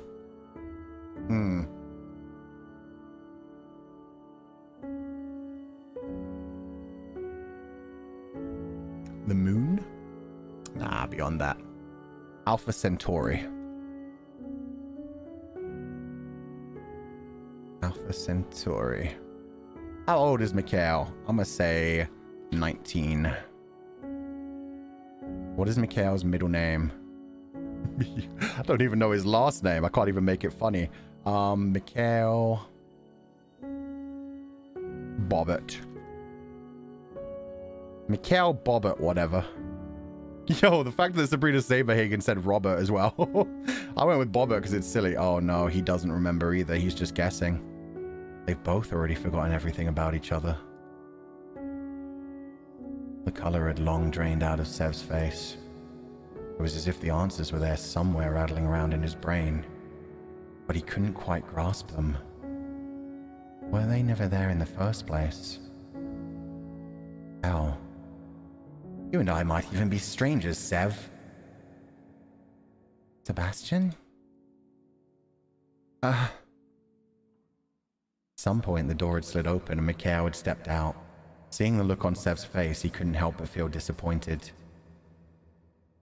It's like my memories are all fuzzy. The numbers say 1 hour left. We're running out of time. Nini, listen to me. I want you to go in there and answer those questions as simply as possible, okay? But what if I don't know how to spell something? It'll be okay. You're a smart girl. Just try your best. I can't ask any more of you than that. Okay. Aw, Renee's really good with children as well. But also, they could have hacked this so easily. They get time before they have to go in. Oh, wait, well. No, they don't know which questions are going to come up. I would have gone with, like, you could play that guessing game where it's just like, hey, just guess the most obvious answer rather than your actual true answer. Say what you think everybody would say. Don't make me cry. Yeah, they're taking this so painfully, which just shows how much they care about each other. It's just shocked they don't remember so much about each other. Damn. Before anyone could argue, Renee had already guarded Nini into the room, and the door had slid shut behind her. One by one, the questions started popping up on the screen. Renee considered each carefully, taking her time to answer each attentively. Minutes later, the door to the room slid open for the final time, and Nini bounded out. Did I do okay? Renee smiled warmly, gently stroking her hair. You did fantastically. Look, the screen's changed. On it was a single simple word. Live. Live? We gotta live, not just survive. Holy... Yeah, this isn't a new game. This was made years ago. For a second, I was like, wait, are they messing with me? Would have suggested just saying the same word for literally every question. You could do that. Yeah, it's definitely cheating, but that's a good way to do it. Finally break free. Yep, we got to get out of here. I should say that it's our code to continue. Sev, would you do the honor? Yeah. Quickly, the group approached the door, and Sev poised his fingers above the keypad. What is the code? Live, not just survive. The door opened wide with a groan, much faster than the last one. Nini and Renee led the way, and Sev followed after them. Mika? Sorry. There's nothing to... Before he could finish his sentence, the ground below Mikhail let out a roar as it began to rip away from the rest of the train. Mikhail! Sev reached out and grabbed the man, holding onto his arm tight and pulling him into the next carriage just in time. Shit. Don't need to say you're sorry to me. We're friends. There's no need for that. Not between us. Sev's grip on Mikhail had tightened without him even realizing, and the two were so close together they could feel each other's breath. Are you two all right? Sev let go of Mikhail's arm and quickly stepped away, for some reason embarrassed. Mikhail's actions mirrored his as his face seemed to deepen 3 shades of red. Oh, that's the first time we've seen Sev blush. Friends, yeah, quote-unquote friends. Friends that blush after grabbing each other's hands and saving each other's lives. They're fucking in love. Don't know whether they realize it, but they're definitely in love. Renee, what was that about? Do you two actually know each other? Sev motioned towards Nini. How she'd been able to guess each answer didn't seem right.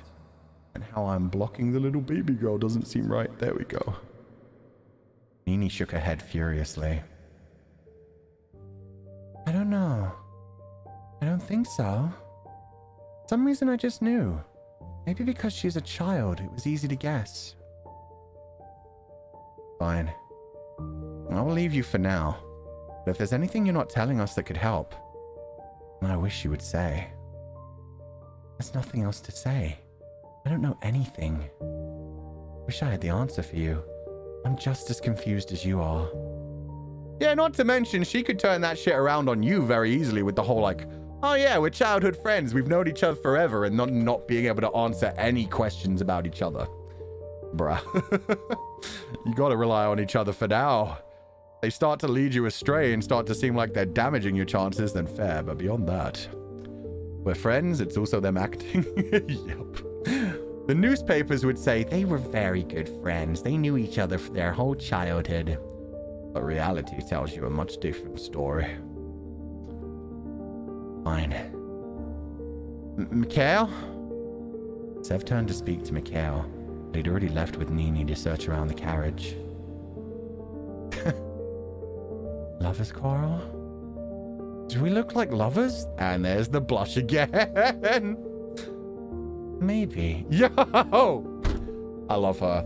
The little cat mouth coming in, she's just like, maybe you do look like lovers. He doesn't feel like that about me. Oh, okay. He thinks it's one-sided and unrequited. Also, I did learn. Fish was right, it is unrequited. I feel like an idiot. The word is unrequited. Well, how do you feel about him? Is this a dating show, or are we fighting for our lives right now? Just making conversation. Renee has a lot of facial expressions. Holy crap. She has all kinds of different ways her mouth and eyebrows go.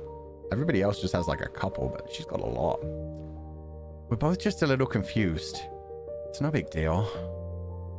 You'll sort it out. You always do. Right? Yeah. Right. And why? Why is it that when I think back on the years we spent together, it's all so fuzzy? You should go talk to him. There's nothing worse than words left unsaid. There'll come a time when you won't get the chance to say them anymore. Thanks, Renee. And sorry for the interrogation earlier. Renee shook her head and smiled warmly. You can never be too careful. I trust you, so I hope you can trust me. Yeah. Sev turned away from Renee and cast his eyes over the new carriage. Compared to the other two, which looked suspiciously more like regular pedestrian trains, this carriage was somewhat more bare. If there were ever seats, they'd long been ripped out. It seemed like more like a carriage destined to carry cargo. Designed to carry cargo. I guess in this case, we're the cargo. Two doors sat on either wall, leading to places yet unknown. It seemed like neither Nini nor Mikhail had opened either door yet, mostly caught up with chatting while searching around the new space. Sev rubbed at the back of his neck awkwardly as he stepped closer to the two who were crouched down. Surprisingly, Nini had a smile on her face while Mikhail was looking flustered. Oh, are they getting the other half of the question? She's asking the right questions. Yeah, and she's quite wise as well. She's right. You don't leave words unsaid. If you feel something, you should tell the person. Otherwise, how are they ever going to know? For all he knows, Sev and Mikhail both love each other, and they both feel like it's unrequited on the other side. Mikhail is such a nice name. It is. It sounds really good. Ooh. Little Flame, you're absolutely fine. Just honestly stop talking about the past. You're good. Just follow the rules from now on. Don't spam and don't make other people uncomfortable. Hope you're doing good. Just, yeah, be normal in chat. It's all good. Welcome back. Renee, now Keith, exactly. She's like the big sister. Yeah. I think it's going to turn out these people were all close to each other in some way. Like, I don't think they're, like, it's like two pairs of two. I think they probably were going together. It also doesn't help that they're in a life or death situation. They don't make it. They may as well just get it out now. Exactly. They could die knowing that they loved each other. That's good. Worst case scenario, if you do like a full-on confession, like, I mean, I don't think he's going to do a confession right now, but just like telling him how much he cares about him is something. Sounds like Micaiah, which is strange. True. Micaiah. A nice name too. Don't worry, Mika. You must still be sleepy after waking up. It's okay to forget things sometimes. My name's Mikhail. There was one time my brother forgot me at the park, but he said it was an accident and they came back later. Oh. And my grandma, when I stayed with her for a while because mommy and daddy wanted me to go away, she accidentally left me at the supermarket. I found the way back. Oh my god, this poor baby girl. Wait, this happened more than once. And then, my dad, he... Anyway, it doesn't matter. As long as Sevi is important to you, then don't you think everything will be okay? Maybe what's in your head doesn't matter as much as what's in your heart. Talking about me. Ugh. Mikhail jumped with so much enthusiasm, Sev wouldn't have been surprised if he'd hit his head on the ceiling. Now who's the stalker? I mean, it's a pretty small place. Not really many places I can go. And you're an eavesdropper. That I can't deny. For your information, no, we weren't talking about you. Really? Sounded suspiciously like Nini was giving you love advice. Oh shit! He even said love. Oh, I love this dynamic. This is just straight up the confident, flirtatious guy who's also kind of dumb and kind of cute. And then the more angsty one who doesn't want to admit to anything.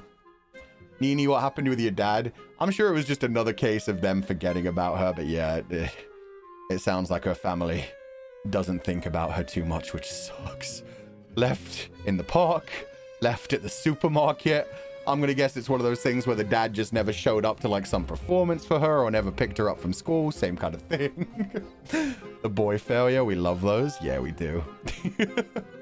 We just got a Fujo right past the child abandonment. For now, it's okay. She's got her own found family. She's getting new daddies. She doesn't need the old daddy. Can we adopt her? Already have. Love. Shut up. Go away. Just fall out of the train already, okay? Alright, fine, if that's what you want. Sev started walking backwards straight towards the door that led to a straight drop.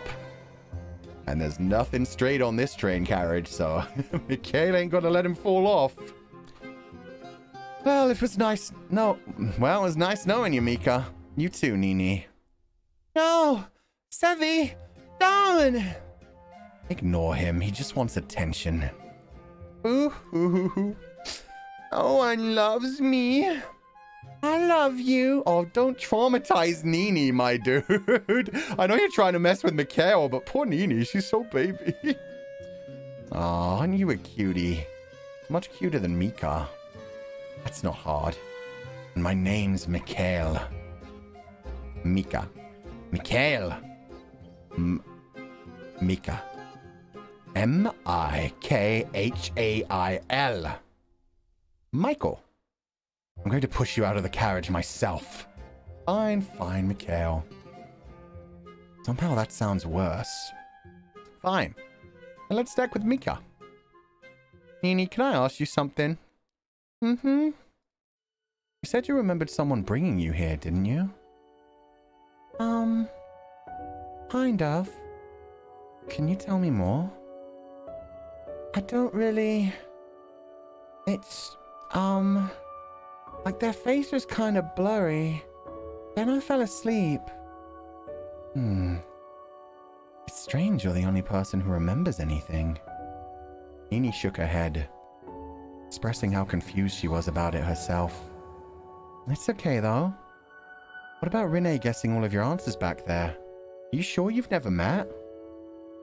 Don't know. I don't remember her, but maybe. No need to stress. We'll work it out. Did you two find anything? Nothing. There's nothing whatsoever that would give the code in here. It must be in these rooms. Which you haven't checked yet. Well, have you checked them? I guess not. Then shall we? Nini, let's check this room together, okay? Why don't we all just look together? Renee didn't answer. She simply winked back at Mikhail. Yep. She's giving you time to have your lovers spat and come back together. God, I love Renee. I love Nini too. Nini's so precious and innocent. Renee's like such a good Odeya-chan, trying to set them up and being like, come on. You're best friends. You're both in love with each other, even though neither one of you will fucking admit it. Let's do it. Now, Keith. You know, when they split up in horror movies, people turn up dead. I'm scared, Nini. Don't worry, I'm not scared. She opened the door, which seemed to lead to some kind of cabin, before closing it behind the two of them. Oh, she's so cute. She's so brave. Yeah, we've 100% adopted her. She's a Fujo sister, just like us. Hell yeah. Wanna go check it out? Yeah. We don't have much time left. Sev and Mikhail both glanced up at the time. 40 minutes remained. We can't be far from the engine room now. You know, the longest train in the world carried 682 cars. That is not helping. I'm just saying, we could be really far away from the engine room. Yeah, I got what you're saying, and I'm telling you not to say it. Aye, aye, Captain. But we're not on a ship. Shut up and get in here. Aye, aye, conductor? Aye, aye, driver? Sev knows a lot about trains. Yeah, Sev seems to know a lot of interesting random tidbits. Which is interesting, because he does act like a bit of a himbo. He acts a bit ditzy, but at the same time, yeah, very wise, very random trivia he's got in his head. Oh my god, there's a bed! Yep, this room was made for them. All the roses as well. And not quite eggplants on the wall, but kind of eggplants on the wall.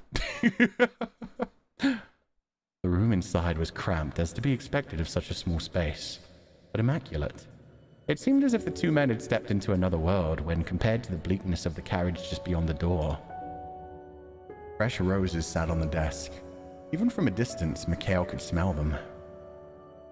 Not fake. I suppose we haven't been stuck here for too long, at least.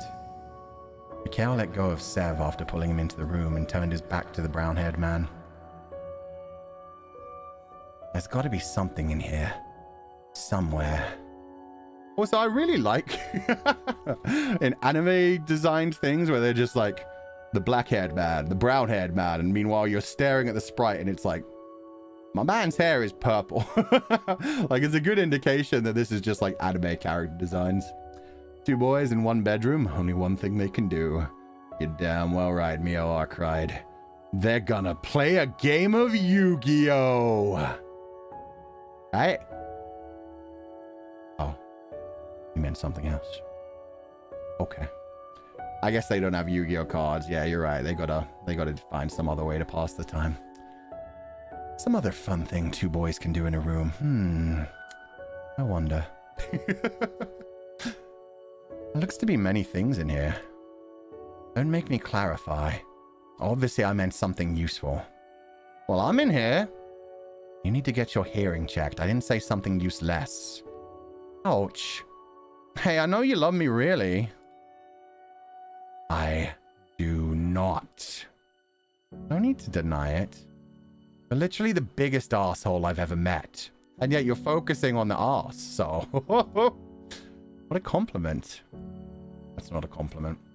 Which is strange, because you're also the nicest person I've ever met. Such a weirdo. Oh, no, that was a compliment.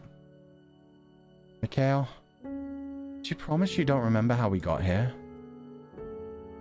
I already told you. Last thing I remember, I think, we were on our way to the cinema. That movie you wanted to see came out. The cinema? But the last thing I remember... His head throbbed, pounded, desperately tried to stop him from thinking. Weren't we going somewhere? On the way to the airport? Airport? I don't remember anything like that. Who are you? Who am I? Do we even really know each other? Are you lying to me? Are memories not real? Holding his head, Sev fell to the wooden floor. Sev, are you okay? I'm fine. You're not fine. Come on, let me get you onto the bed. There's no time. There's no point in getting off this stupid train if you kill yourself along the way.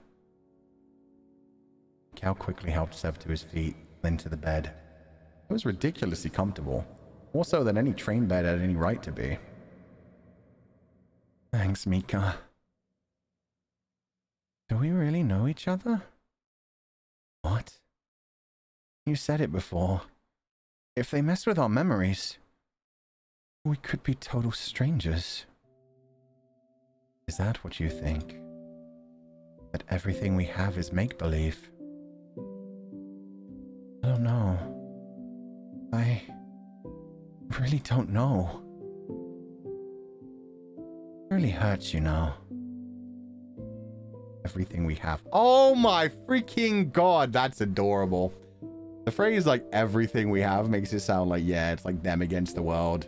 Nothing else matters in life, just the fact that they have each other, they have memories. So that was a really sweet way to do it. But yeah, this little Sun just grabbing onto him and pulling him down to the bed. This is so cute. You're trying to tell me that every memory we have together is fake? Before Sev could react, Mikhail had already pulled him backwards onto the bed and wrapped his thin arms around him. My 9th birthday party. The one where you accidentally lit your shirt on fire. When we graduated from high school, when you tripped over in that puddle. Mika, When you...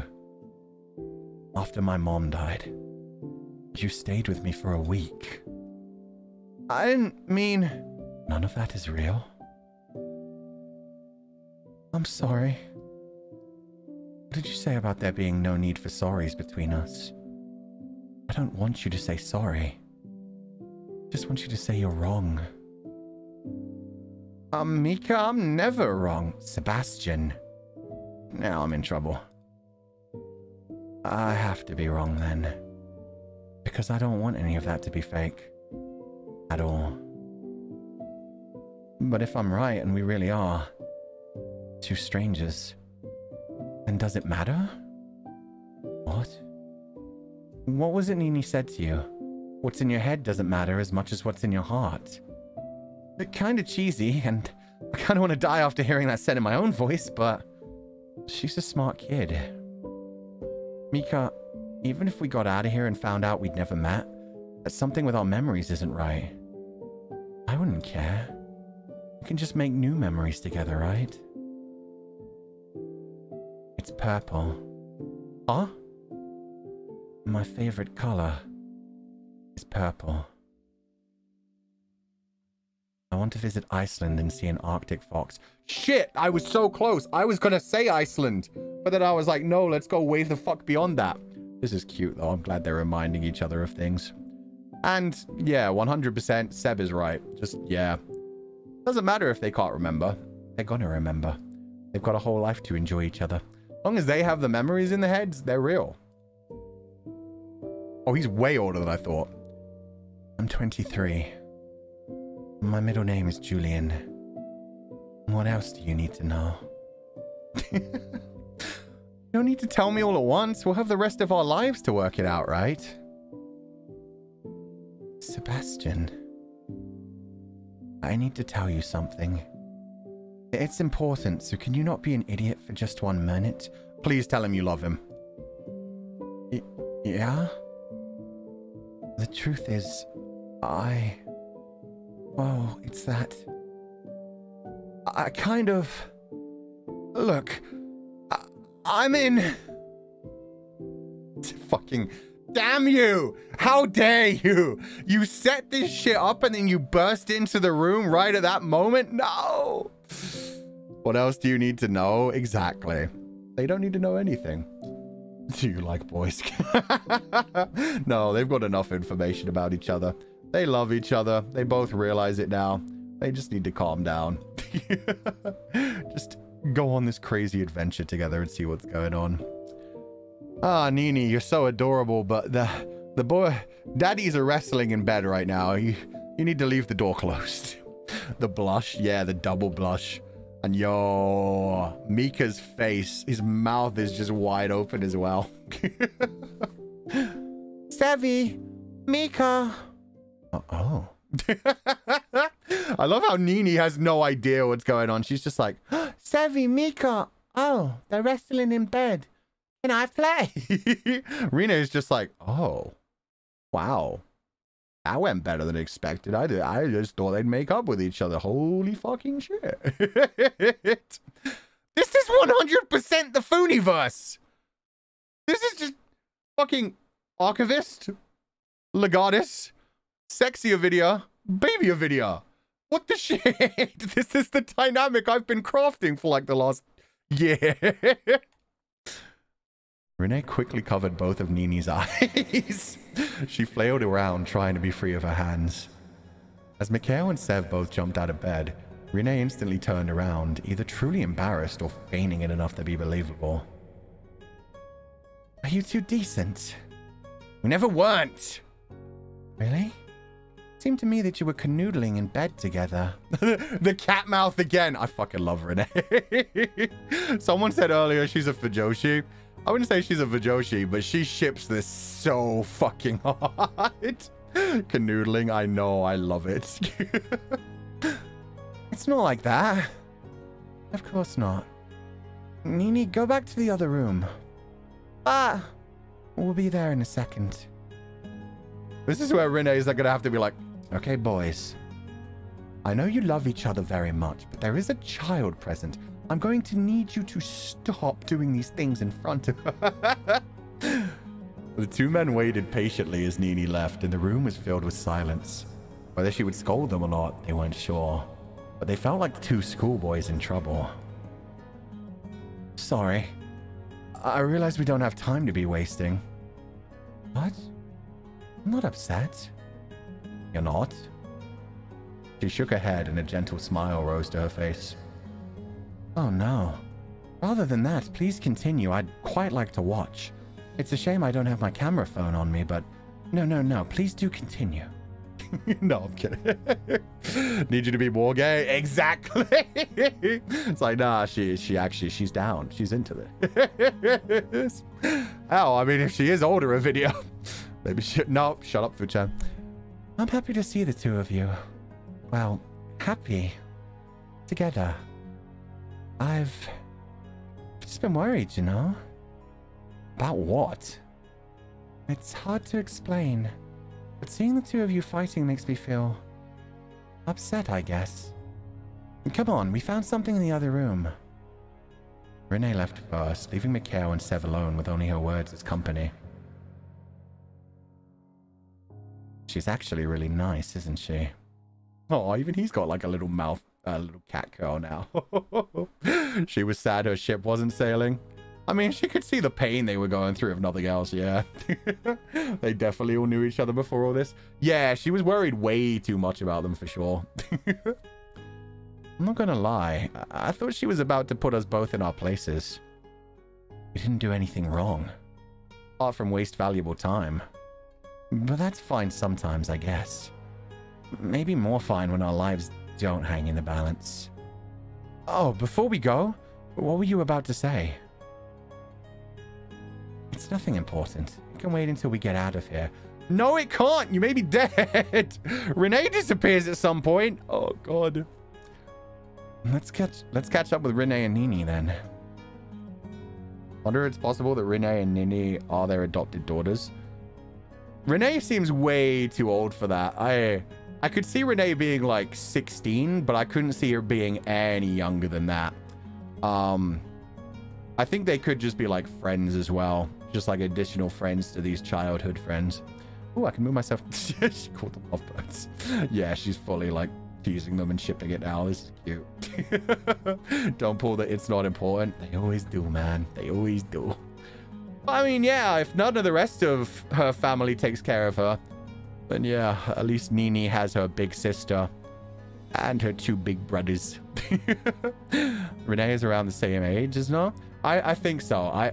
I could see her being 16. I couldn't see her any younger than that. I do think she's like young 20s like the other two. If anything, she seems more mature than them. Looks like the lovebirds are finished. Renee, what's a lovebird? Oh, it means... Well, you see, Nini, a lovebird is actually a type of parrot that's native to the forests and savannas. Right, that's definitely what I meant. What did you find? Nini, show it to Mika. With an exasperated sigh, Mikhail took a small piece of paper from Nini. It seemed to have some strange symbol on it. They're all just calling him Mika now. They don't give a fuck. So Sev is a nerd. Oh, is a lovebird a real thing? I thought he was just fucking around and trying to distract them. The birds and the bees. Too young, too early. Nut. We're just the adoptive family. That's a problem for the biological family. Not my issue. Not my circus.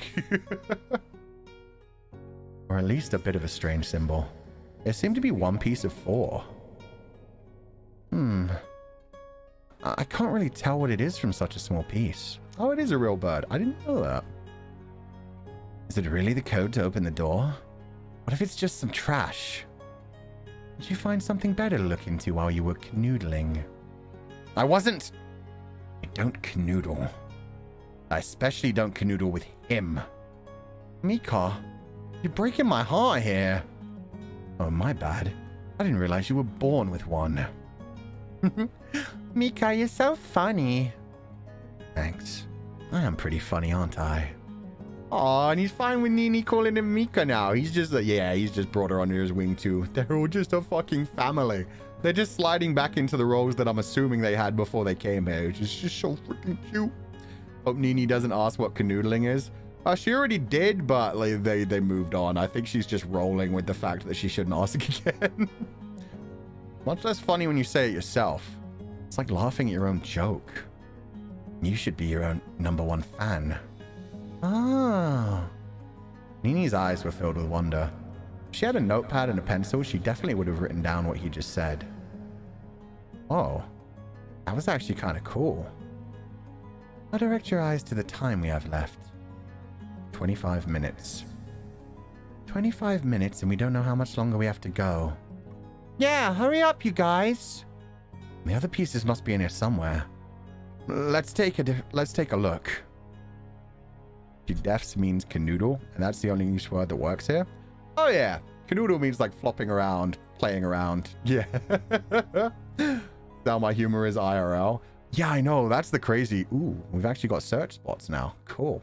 That's the crazy thing about this game. I mean, I definitely felt it in A Date with Death 2, but less so in, well, I guess less so in Amelie, because Amelie had like the characters from different timelines and stuff. But whoever the writer is on these games by 2.5 Studios, like, man, they're clearly a millennial. They clearly grew up on like Tumblr and BL and anime, and this is just everything they're saying is just like, I could see this coming out of my mouth.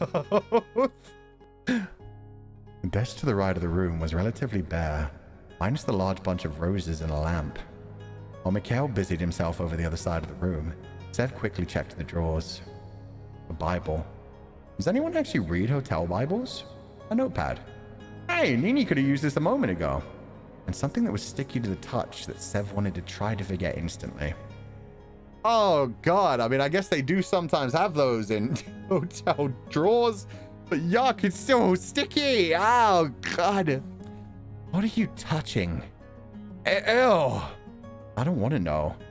I don't want to think about it. I'm going to expel this memory from my mind and never use this hand to eat again. Next to the Bible? I mean, you open that drawer, either way, you're getting down on your hands and your knees and you're screaming God, so. It's the God drawer. It just depends on which God you want to be screaming. While you were busy fingering that unknown substance, look at what I found. Looking awfully proud of himself, Mikhail held a slip of paper between his fingers. Yeah. Oh, by the way, look at this. Uchan, no. How fucking dare right now? I have been very good throughout this game, not going too hard into like the BL and the shipping and the Fudanshi lingo. You guys have been going like super hard on it. I've been reacting to you guys and been like, ha ha ha, they're not wrong. Finally, I do one thing and everybody's like, Fuchan, horrible. And I'm like, nah, nah, nah, nah, nah. You guys have said worse. I've seen worse. Rip to those without headphones. True. Sev held up his hand. When Mikhail peered in closer, trying to find what he was looking for, he wiped his palm against the dull-haired boy's face. What the hell are you doing? There. Now I've fingered the unknown substance and you've had it all over your face. We match. Oh, that's so disgusting, my dude. All you know is it's a sticky fluid. You just wait, Sebastian. Karma will get you, and if it doesn't, I will. Nice. Wait, he never showed us what he actually found. Did we? Oh, okay. Fine. I am happily without headphones since no one is in my house and can understand English. Oh, okay. Even better. They can hear all the crap we're saying and just be like, ah, it's okay. They're just listening to their silly streamer. Karma implies repayment. Yeah, I mean, I wonder which kind of sticky liquid. Nope. Far enough. A comfortable looking chair sat beside a small table. On top of it, absolutely nothing that interested Sev in the slightest. Still, he searched around the area and came up with nothing. Till he fell under the table where a piece of paper was taped to it.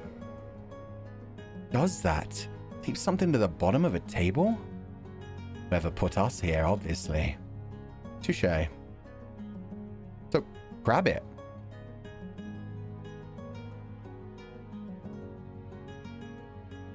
What? Okay, I guess I have to interact with the third one, and then we'll have all the items. It's so painful. Happily without headphones, because my room is basically its own floor, and no one comes up here. Perfect. Nobody will ever know. Some are smiling because they secretly understand English after all. That'd be funny. They're just like, know exactly what's going on.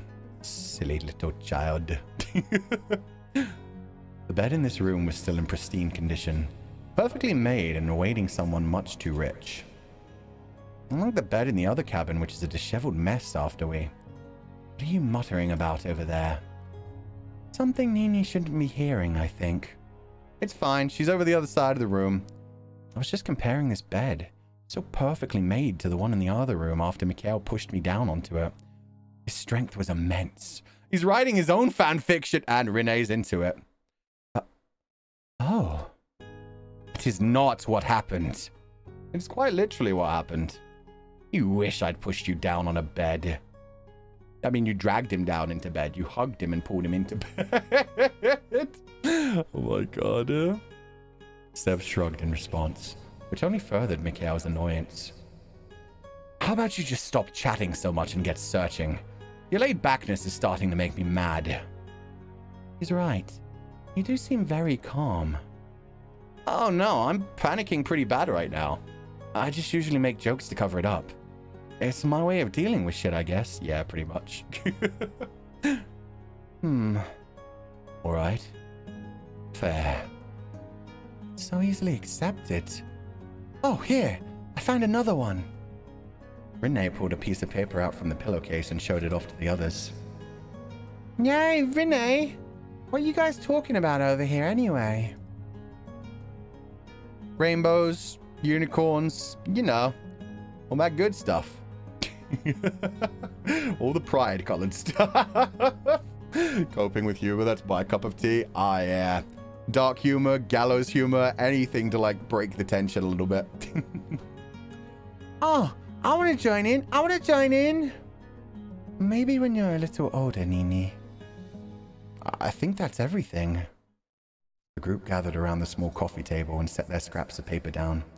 Sev quickly rearranged them until they formed a certain pattern. A freaking QR code. Okay, give me a minute. I need to know if this leads to something. I adopt Nini? No, she's mine. She's a confidant child. Well, actually, I already have a video. I have Nini at home. Oh, shit. It actually leads to a web address.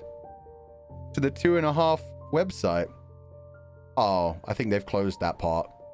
It goes to 2.5studios.com/start again, start again, start again, start again, start again, start again.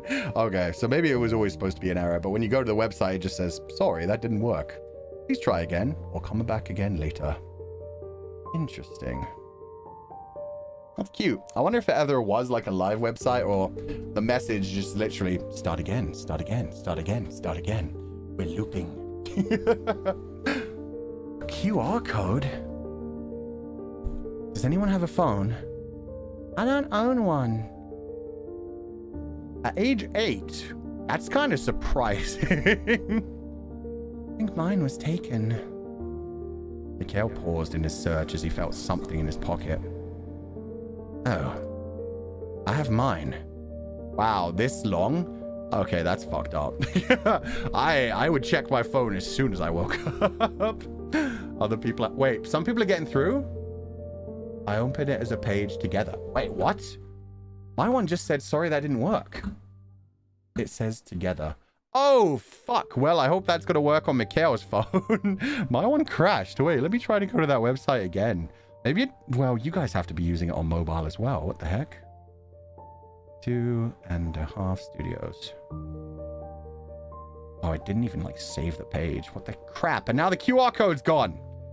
I don't know why it didn't work for me, but I guess that's going to be the password. Survive, live, together. So those have been the 3 passcodes so far. What's it here? What's your passcode? 7295. Why? It's definitely not a birthday. I wonder why 7295. Got it. Let's try scanning this, shall we? A website instantly popped up for a company Sev hadn't ever heard of. On it was a single word. Together.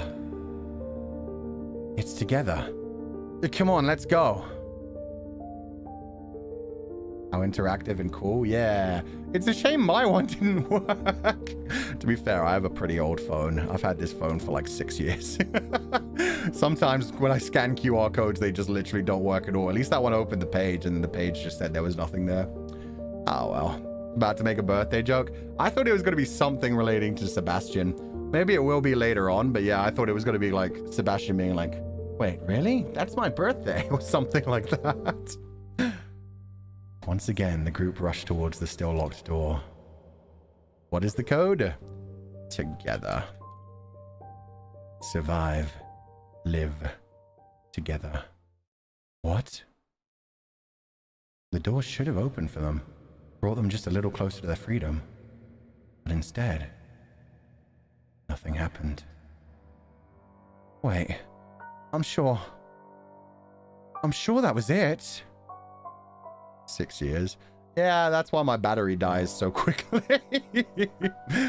I don't remember which number, but it's like a Samsung Galaxy Note something. Had it for a long time. I really should get an upgrade, but I just haven't. Something's wrong. At that moment, the light in their cabin flickered out, or coming back a second later, a grating metallic sound came from the other side of the carriage. Look, a button. Weird. Why would this one need a button when the rest just all opened? Do you think this is the last door? They glanced up at the remaining time. 7 minutes, 30 seconds. I hope so. Go wait at the door. I'll open it. Sev, I have a bad feeling about. It's fine. Stop being such a worrywart. Sev hit the button and the door instantly opened. Unlike all the others beforehand, which had gone on a speed comparable to a snail, this was almost immediate. And I bet as soon as he takes his finger off the button, the door's going to immediately close. Somebody has to stay the fuck behind, don't they? Shit. Android user? Oh yeah. See? Told you so. I guess. The train shook back and forth, the groan becoming almost deafening. But as soon as Sev's hand came off the button, it closed again. If anyone had been halfway between the rooms, they would have gotten cut in half. There's something wrong with this button. Wait. It can't be right. Renee ran over to the button and pressed it herself. It opened, then instantly closed again. The timer on the wall hit 5 minutes remaining. It didn't make a sound, not a tick to be heard, yet the group felt like every second that went down sounded awfully heavy. It's not... It shouldn't be like this. The power shortage. It must have messed with the button and the lights. No. No. Shit. Nini, come with me. We need to search the next room now for any way to stop the train. Mikhail, you come too. Oh, shit. One thing I don't like it shouldn't be like this, as if she knew that it should have stayed open. Unless she's just saying like, oh, it shouldn't be like this in general. Like she doesn't want to leave someone behind. But then also the way she was instantly like, hey, you three, let's go to the other room. Just abandoning Seb to hold the button. It's like, oh, do we trust Renee anymore? Mikhail frowned and shook his head. I'm not going anywhere without him. Oh no, is this how Renee gets lost? She stays behind. Fine. Quickly, Nini. Two girls ran through the door to the room beyond. It's the engine room. Is there a way to stop this thing? No. The controls are locked down. I think the door needs to be closed. Off. But yeah, someone needs to stay behind. These two are going to stay together if nobody else does, and nobody's going to make Nini stay behind. Yeah, it's going to be Renee. I'll open the door for you three to go through and stop the train. It'll be fine. Are you insane? This carriage is going to go at any second. If we keep going, you'll be gone before we can stop it. Mikhail, I'll be fine. Just trust me. Stop being so damn calm for 1 second. Sev, this isn't a joke. This is a matter of life and death. At some point, Sev's hands had started to shake. He stared down at them, willing them to stop, but they wouldn't. At this point, They couldn't. Mika. I know what's at risk here. But if there's a choice between risking myself or watching you die, what do you think I'd pick? I'm not losing you. Just go already before we're out of time. For once, you say something that makes sense. Between risking myself and watching you die, there's no choice whatsoever. Renee! So sorry. Mikhail? Sev. Mikhail rushed forward and grabbed Sev by the shoulder, catching him off guard enough to push him away and into Renee. He slammed his fist against the button while Renee dragged Sev towards the door. Wait, what are you doing? Mikhail? Stop! I can't. I'm sorry. And I'm sorry for saying sorry again. No. Sev. In case we never see each other again, promise me that you'll remember this. I'm really in love. Fuck, the angst in this is so good. I thought Renee was going to be left behind. Well, shit. Maybe that's just what completely erases someone's memories when they come back, or maybe... Oh, maybe it's just a test. Maybe they just restart every time that they don't all get out. Maybe that's it. Survive, live together. If you're not all together, then you're going to die every time. Maybe they just need to let themselves lose, but all together kind of thing. Maybe Renee... I don't know why would Renee be missing yet, though. I mean, we haven't gone through to another room. No. No. No. No! Sev slammed his fist against the door as hard he could. So hard that the skin began to break and the metal was dyed red. No! No! No! Please! Mika! He sank to his knees, his fist never leaving the door. Quickly, Nini. Start pressing buttons. Which ones? All of them. Why? Why did you? I really cared for you, you know that? Earlier, he made me promise that if anything happened to him, I would help you escape. You can't die.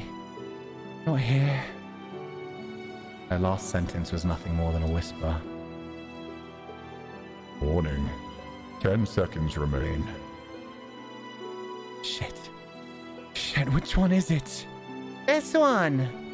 As Nini's hand slammed down on the button, speeding scenery outside the window began to slow. 7 seconds. Swaying began to falter. 5 seconds. Screeching quietened.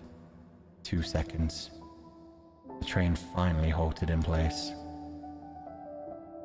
Congratulations. You've escaped. We did it! Need to open the door. Mika! I'm sorry. You didn't deserve this. The door to the previous carriage opened. But beyond it, instead of facing the inside of the steel beast, the sky was beginning to break over the horizon.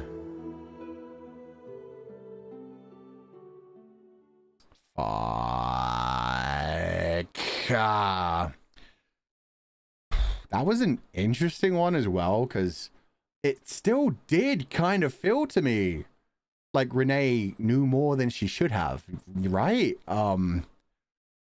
Like her, you didn't deserve this, and the whole like it wasn't supposed to be like this. Maybe she actually remembered some of the previous loops or something. I don't know. Or maybe she is just being general, but it felt a little bit suspicious. But yeah, poor Mika, the whole like he finally tried to confess, and as soon as he did, the door shut closed. His angst hurts so good, but yeah, it's definitely painful. Definitely feels like she knows something more. Yeah, I'm definitely. I think it's time to dive into. Oh, no! Go back. Flowchart. Not even reading it. I didn't mean to, I clicked around that. I didn't click it. But yeah, I'm gonna go up here to who is missing. I'll see, because I feel like this is going to be the final route. So I think it'll be cool to like continue this route for now and get to the next padlock, and then do whatever we have to do next to unlock it. This game is so interesting though. I love it. It hurts, but it's so good. Yeah, it's been great so far. Okay, who is missing? Part 2. Wait, do I have to skip through this? I have to skip through this. Wait, what if there's something new? The box, help me. No ghosts here. Silly ghosts aren't real. Oh, I should... Was I supposed to save before I went to the flowchart so I could just load right back into this? Maybe.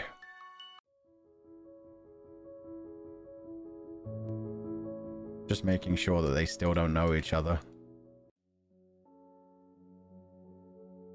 Yeah, no, they still don't know each other. There we go. Okay, we're up to the point where he's worried. Can you save? Yeah, you can save. I just didn't do it because it was like, they warned me, hey, you're just using the flowchart anyway, so you can just skip. Yeah, we'll go from here. Mikhail had already moved to leave through what looked like a long, dark corridor. He paused, a look of mild annoyance on his face. What? Please don't say something stupid and waste our time. No. It's just... Aren't we missing someone? Missing someone? Like... Shouldn't there be 4 of us? Why? What do you know? Nothing. I don't know anything. It's just a... feeling, I guess. We already searched the room. There's no one else. Oh. We're definitely meant to have 4 people. Sebastian, you're starting to get on my nerves. You know what this looks like to me? Someone purposely stalling us.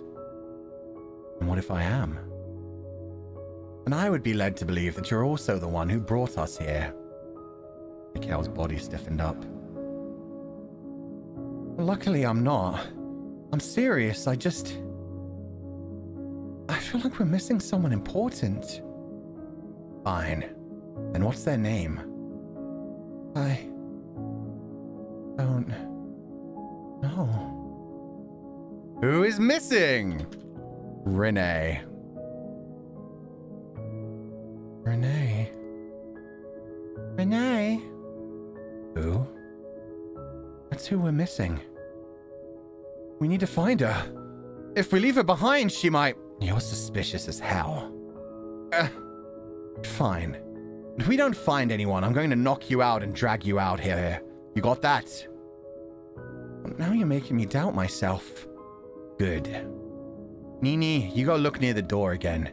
I'll take the area where I woke up. Sev, you... Just do whatever you do. Got it, boss. The other two busied themselves searching their respective sections of the room. Sev wandered back towards the spot he himself had first woken up from. Ah, the narrator's calling him Sev now as well. Now that we've moved past the first mental block, it stopped referring to him as Sebastian. He's Sev continuously. Oil paintings with dark stains sat discarded in the corner of the room. As Sev moved past them, he could have sworn that their eyes followed him. Waiting. Watching. He tore his eyes away from the portraits and resumed his search. Moss that grew between the floorboards cushioned his steps, though. Nothing would fully mask the creak that seemed to echo all throughout his body. Nini and Mikhail were like a thing of the past as Sev moved further and further into the shadows. Where are you? Who are you? A drip of liquid landed on top of his head. It was ice cold. His eyes traveled upwards, but the ceiling was concealed in darkness. Whatever it was, he wouldn't know, and he thought that was probably for the better. Been doing that since Mikhail first called him Sev, actually? No, that's what I mean. I noticed it when they started doing it in the timeline where they knew each other. But up until, like, that point in this timeline, it had still just been Sebastian from the narrator and only Seb in his own mind. So yeah, that's changed because we now have the memories, a little bit of the memories from the first car, at least. That first car timeline, which is cool. See, as the brunette pushed in... I'm drinking some water. Okay. As the brunette pushed aside the furniture long broken, he heard it. A gentle whimper. Renee? He hastened his actions, tossing and throwing everything to the side without any care, which quickly attracted Mikhail and Nini's attention. A young woman no older than 20 lay sleeping beneath the pile of debris. The three worked together to pull her out and check her for injuries. Is she hurt? She's okay. She's just sleeping. I'm not sure if this makes you more or less suspicious. Bit of both? Sev cradled the woman to his chest. Her breathing seemed normal. There wasn't a scratch on her body. We'll talk about it more later. We gotta wake her up and get moving. Excuse me, miss. Miss? It's time to wake up. She didn't stir, no matter how hard Sev shook her shoulders. This calls for something more serious. Is this another one of his special techniques? Should I be worried? Oh, yes. No, it's not that bad. When I was in school, my mom could never get me to wake up, so she'd hold me down and tickle me until I went blue in the face and passed out. It always worked. You had to pass out to wake up? My boy, that is not a good idea. If you pass out, wouldn't you be in bed for longer? Oh, yeah, that's why I'd get to stay home from school. Useless. It's not useless. You're useless. Hey, Miss... What did you say her name was again? Renee. The moment he spoke her name, her eyes flooded open. They were a deep red, almost the same color as her dress. Oh, now I have to move again. What up, comfies? Way to drop some generational trauma there, Sev. Oh, yeah. Her mouth opened slightly as if she was about to say something in return. But instead, she just smiled. Her eyes locked onto Sev's. Renee, are you okay? We should probably ask if her name is really Renee. We should probably ask if her name is really Renee. I mean, this whack job is the one that said her name in the first place. Yes. My name's Renee. Do you know me? Don't think so. But we knew you were here somewhere. And your name, apparently. Thank you? Where are we? A haunted house! I love when she does her face like all scrunched up like that. She's so freaking cute. A haunted house? There's yet to be proof that it's haunted. Maybe you're all ghosts and you're haunting me. If I was dead, I wouldn't waste my time haunting you. Am I really dead? Don't listen to him, Nini. Aw, at least he's still looking after Nini. Even without his memories, he's still kind of abusive and tsundere, but he still protects the child. With that smile still on her face, Renee stood from the ground and looked around the room. What a dump. I love how she says that with a smile on her face. She's just straight up like, wow. Somebody lives like this? I feel like we have a lot to explain. I'll do the explaining while we walk. Come on, into the corridor. Mikhail practically dragged the other three out of the room, rushing towards their hopeful exit. I mean, Mika, you died last time? He doesn't know that yet. Give him time. We're all phantoms, apparently, so who knows what the heck's going on so far. It's good, though. It's a really good mystery, and I like the way we have to bounce around the different timelines. The room beyond was even more starved for light than the entrance hall. Darkness crept in every corner, waiting for someone to become separated from the group so they could be devoured completely. Let's make this quick. We were probably kidnapped, we all woke up separately in that room, and were stuck in some death game with 2 hours, well, less than 2 hours now, to escape. Got it? That's a little... I understand. You know who brought us here? No. And we have a little over an hour and a half left. This isn't good. That's putting it mildly. We need to go as quickly as possible and not waste any more time. Do you understand, Sebastian? It's so weird to hear his full name now. Maybe each of them dies in one timeline. Could be. I mean, they call them phantoms from the original, from the beginning as well. So maybe they died in life as well. I don't know. I wouldn't be surprised if one of them dies in each loop, though. That does make sense to me. Probably in the next timeline, they maybe have forgotten about Seb. I don't know. We'll see. I like when you call me Sev more. So we have Sev. Mikhail. I'm Nini. Well, this isn't the nicest way to meet. But it's nice to meet you all regardless. It's so dark. I don't suppose any of you saw a light switch.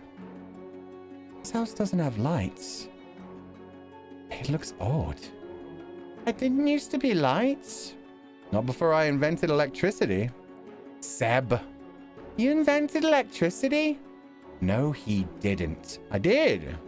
Wow. She's so fucking cute. Oh my god. Seb is perfect with her as well. Mikhail's adorable as well. Just like trying to not get her confused. Such an asshole. But he's also one of the nicest guys you've ever met. The further the group traveled, the more gloomy the lighting became, till it was almost pitch black. Even without their memories, it's still happening. The ship is still sailing. And finally, the hallway ended in a staircase. Beside it was some kind of plaque, though it was unreadable through the darkness. Mikhail ascended a single step of the staircase. Wait. This might be important. If it was important, they wouldn't leave it somewhere we couldn't read it. I agree. I don't think we should move on before we read it. Yeah. Outvoted, Mikhail. You're all as bad as each other. Fine, what's your solution then? Because we can't take it with us unless any of you are carrying a screwdriver. That's not a bad idea. What? Check your pockets for anything. A lighter, a torch, some matches. Who carries around any of those things? Even if we did, you think whoever put us in here would let us keep them? Despite saying that, he too began checking his various pockets. Nothing, I'm afraid. I don't have anything either. Slowly, Mikhail produced something from his pocket. His phone? What was that you said? Who carries around those things? Oh, he has matches. Why is it always Mikhail? A small box of matches. Shut up. I didn't put them there. Well, I certainly didn't do it. Oh, really? Seeing that their argument might continue for a while yet, Rene took the matches from Mikhail and struck one against the box, creating a shallow yet warm light. If you two are finished, it says... They instantly quieted down and gathered around Rene. Above, 2 doors you will find. To escape, you must split evenly. Choose not to, and your time remaining will half. I'm saving right here. I don't think we split up. I think that's a trap. I think the message is being continuously live, survive together. That means if we split up, we die. Lucky we stopped to read that, huh? Yeah. The group, now all the wiser, ascended the staircase together. Rene led the way, with Nini close behind her. Mikhail took up the 3rd position while Sev was last.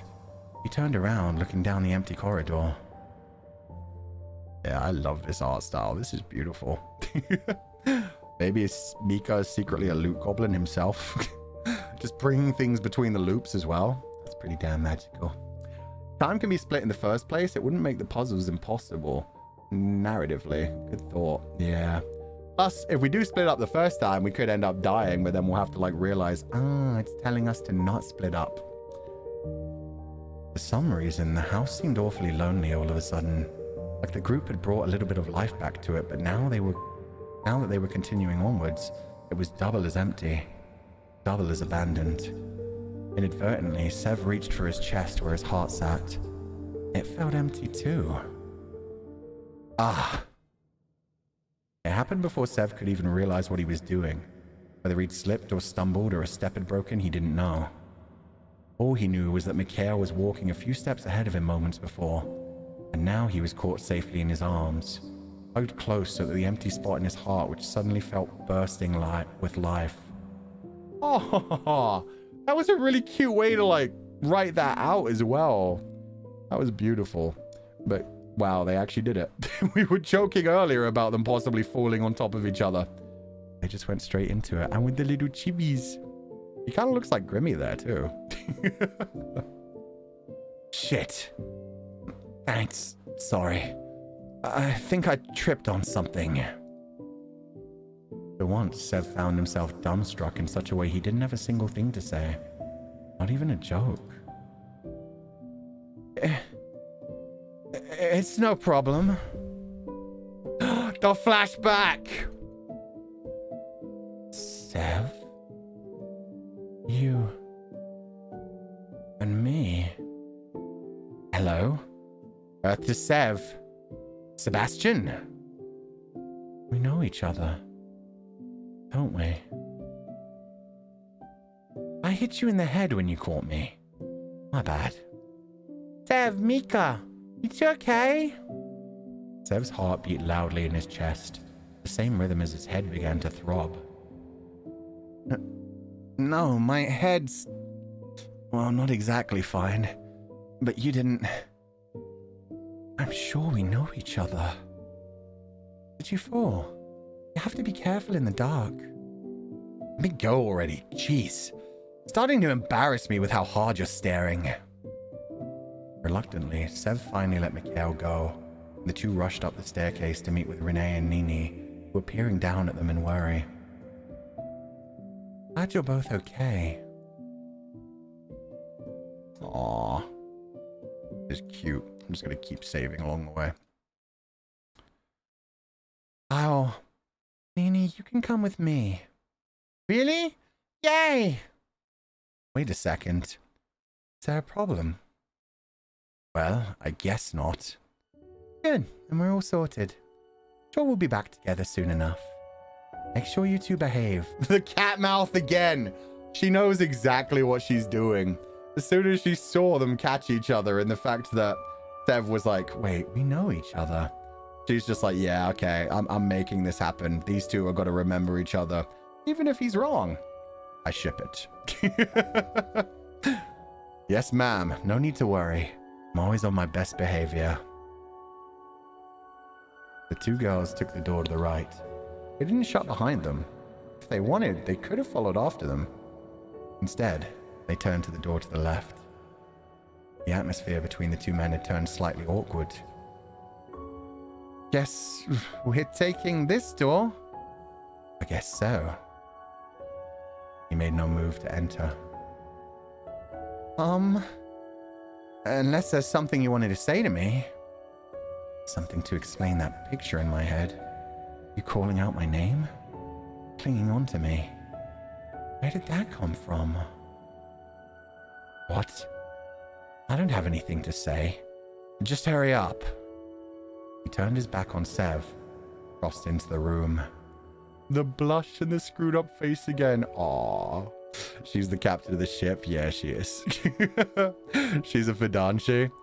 Not even necessarily a Fidanshi. She could see what's happening here. She could see the sparks flying. It's so fucking cute. I love that in both timelines, whether she knew some things secretly in the first timeline or not, she's just immediately like on it, like, oh, they need some time together. They are gonna smash. Guess not. Sorry for Joshi, sorry.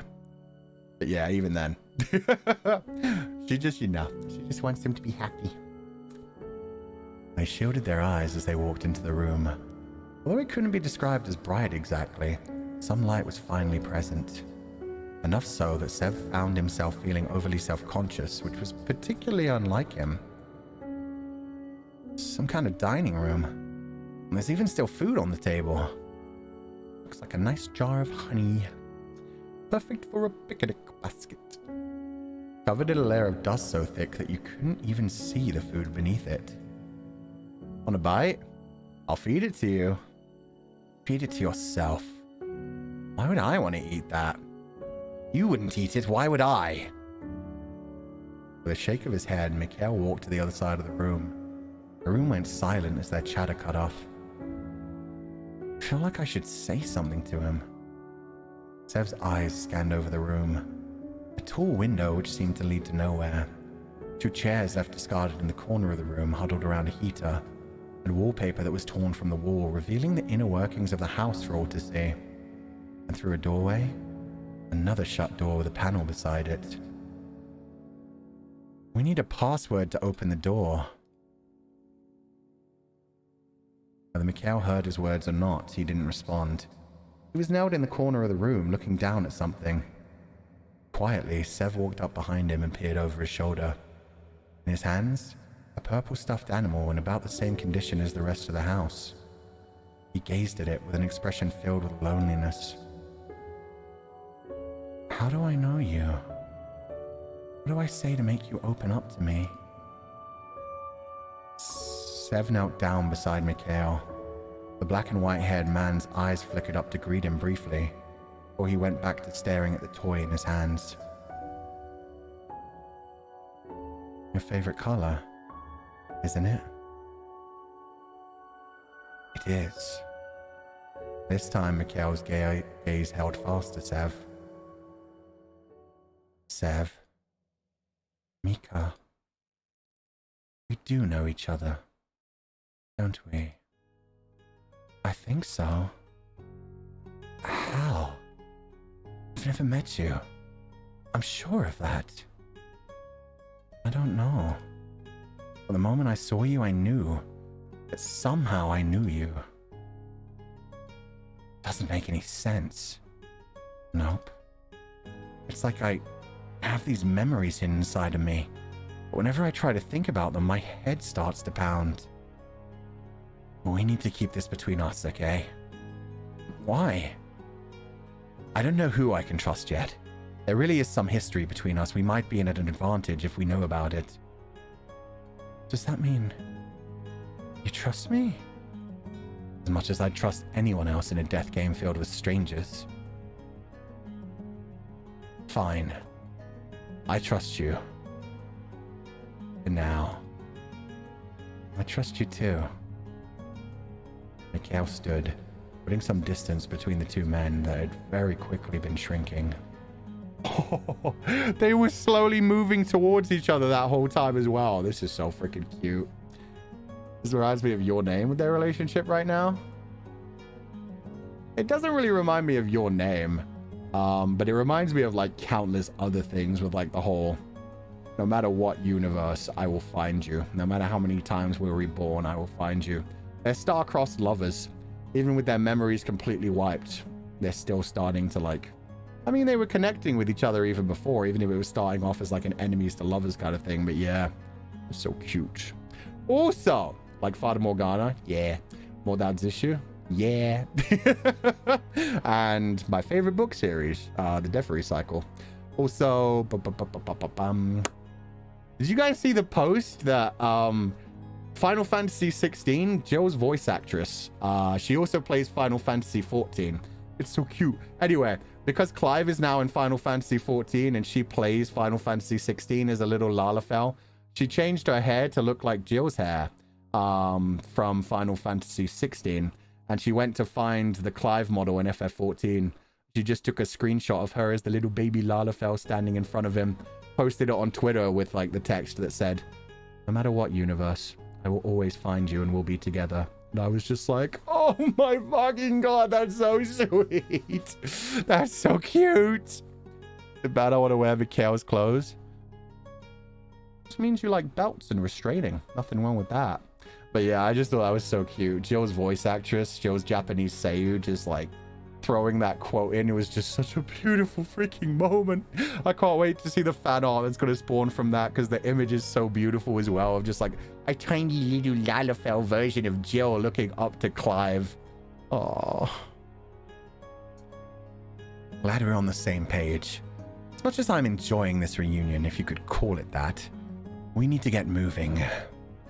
You said we need a password. Yeah, for the door. I'm going to guess that's something I'm going to need to remember from a different area.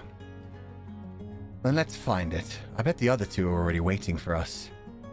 Especially considering we have only an hour and a half left. If I was a spooky ghost and/or kidnapper, where would I hide a secret code?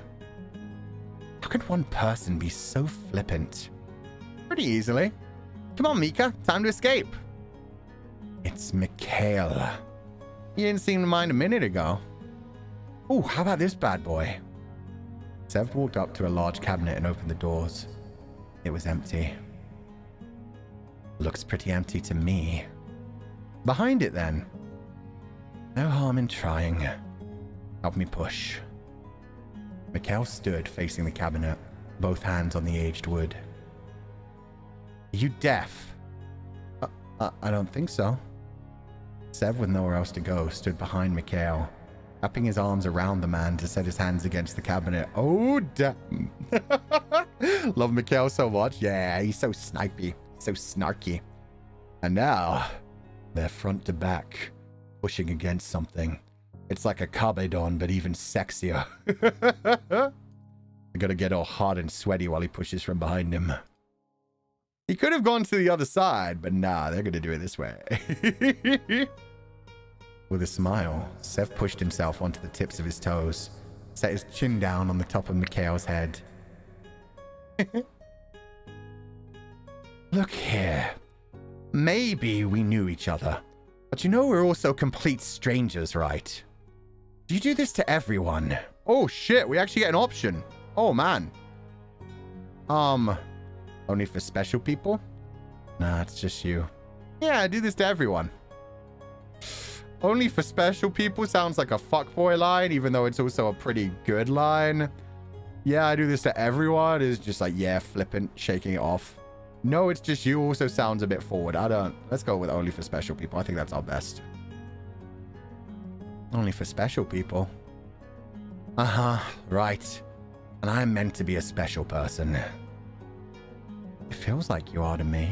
Yo, the way he went from like flirtatious to just immediately being so sincere. This is so adorable. Just start pushing already. Oh, and he's blushing and screwed his face up again as well. With a creak, the cupboard was pushed to the side, revealing what was hidden beneath it. Another screen that seemed to match the one beside the locked door. I think we found what we're looking for. How does this thing have power anyway? The house is in ruins. I don't know. Do I look like an electrician to you? Are you an electrician? No. Huh. Well, you definitely have the look going for you. I'm just going to ignore you. Sev took a step closer to the screen. On it was a simple question. Oop. No! I should have seen all the options. Fuck. That's okay. It probably wasn't important. What is Rene afraid of? What? What is this question? How are we meant to know? What are girls usually afraid of? Spiders. Loneliness. Entropy and the heat death of the universe.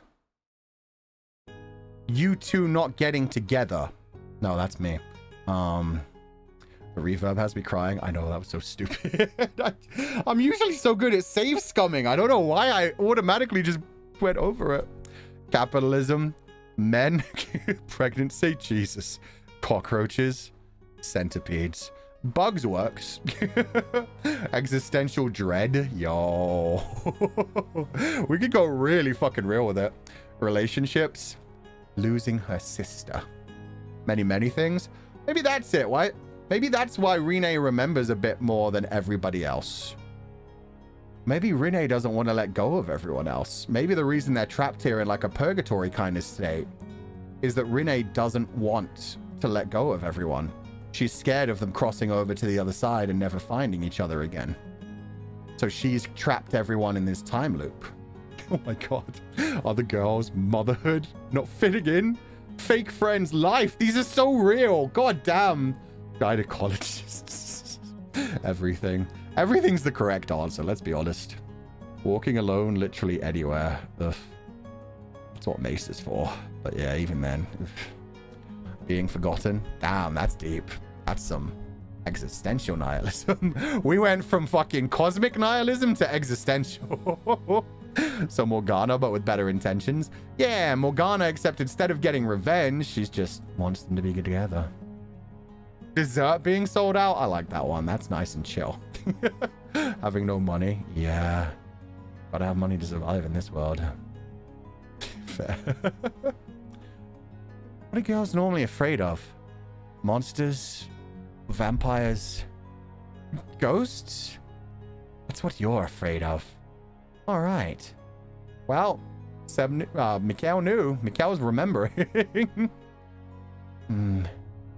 I feel like she told us. Huh? When? Before. Back in the church? Didn't peg you for a religious guy. Didn't peg me at all. You don't need to. Well, fucking. Yeah. No, we went through a game just like this. Ooh, why is she praying? That was a surprising scene.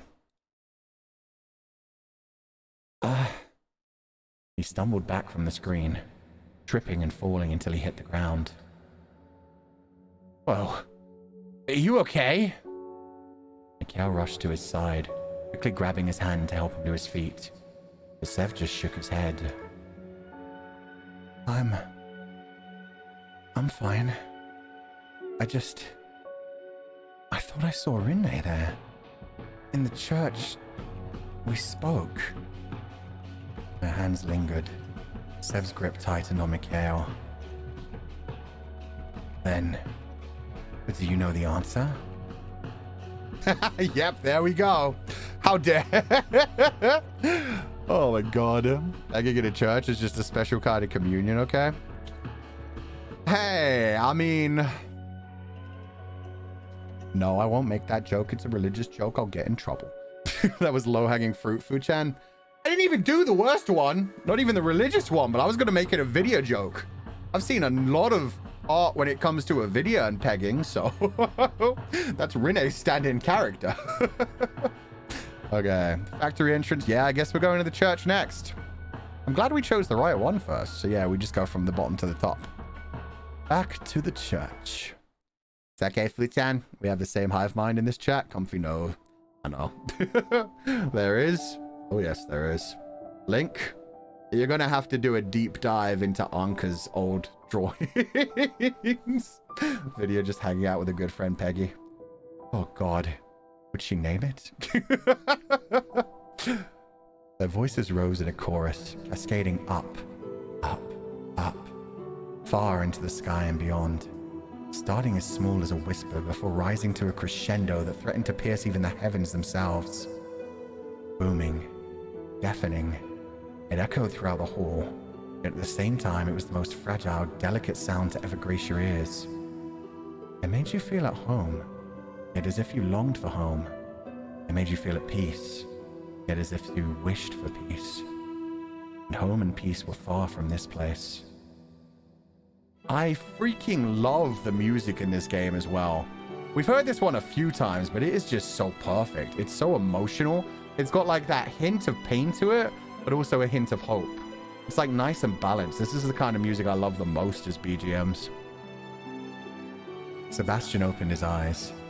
Behind them, a dull ache that made him want to instead keep them shut and sleep for the rest of eternity. Yet he persevered and took in his surroundings.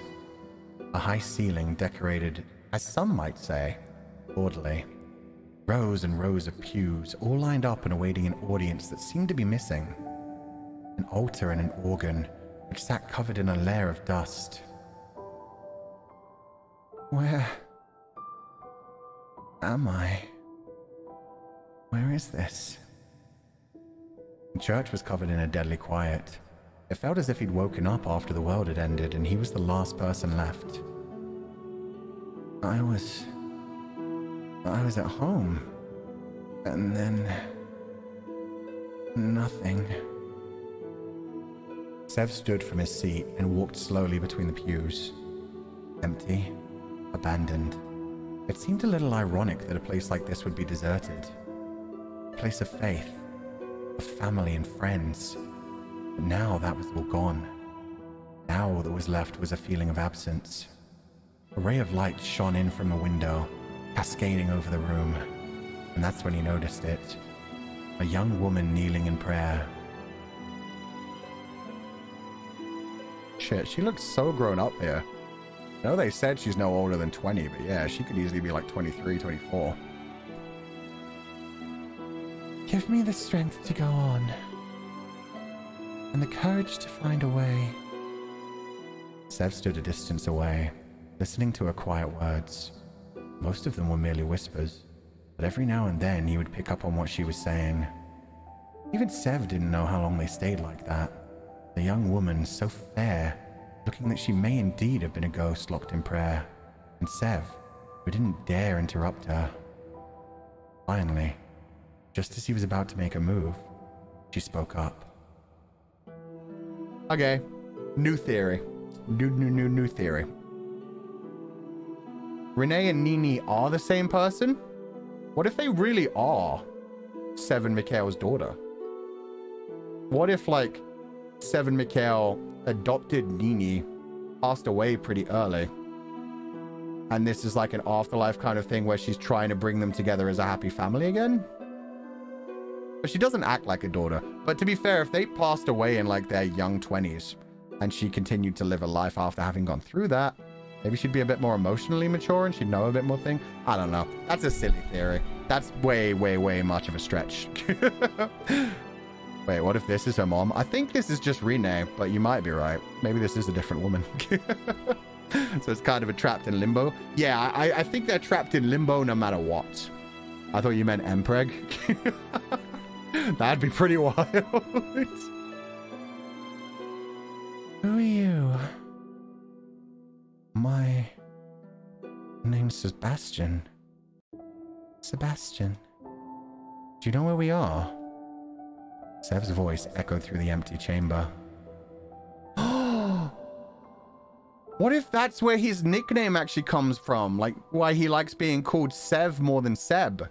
Because Nini wasn't able to pronounce, like, Sebastian or Seb.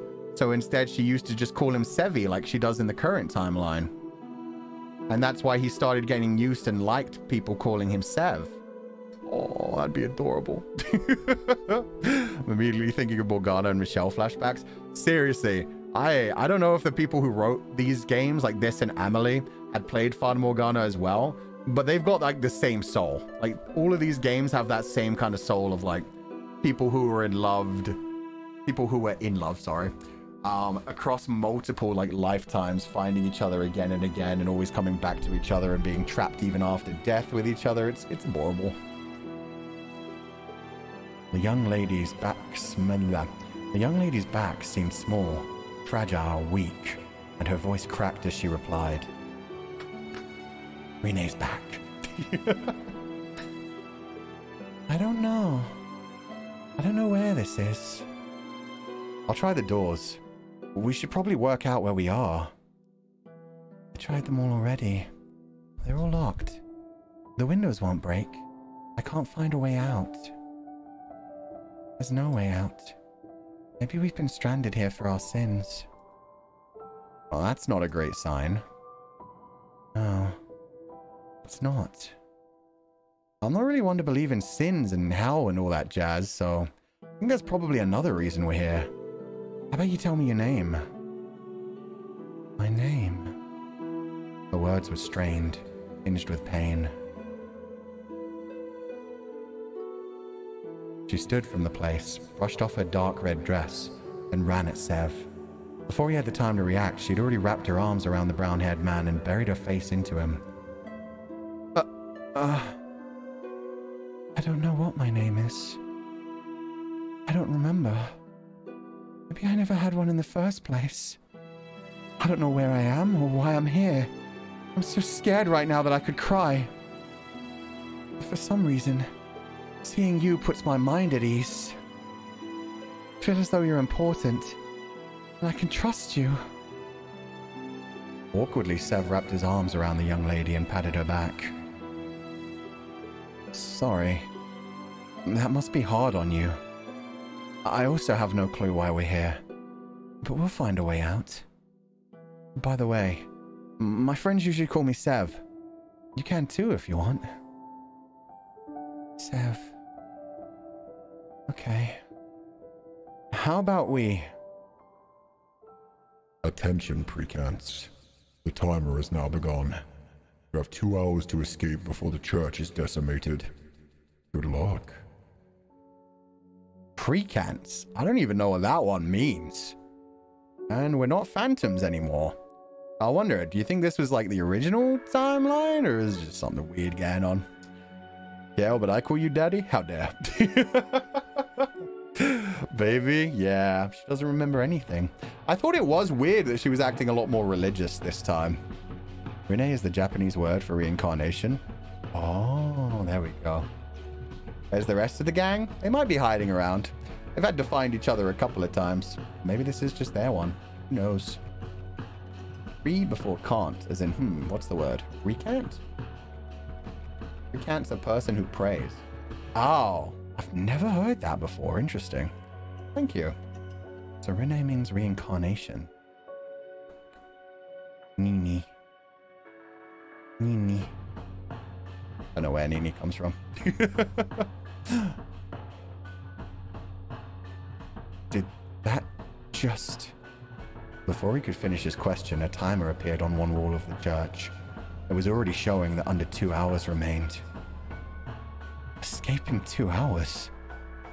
Is this some kind of practical joke? You're not lying about your amnesia, right?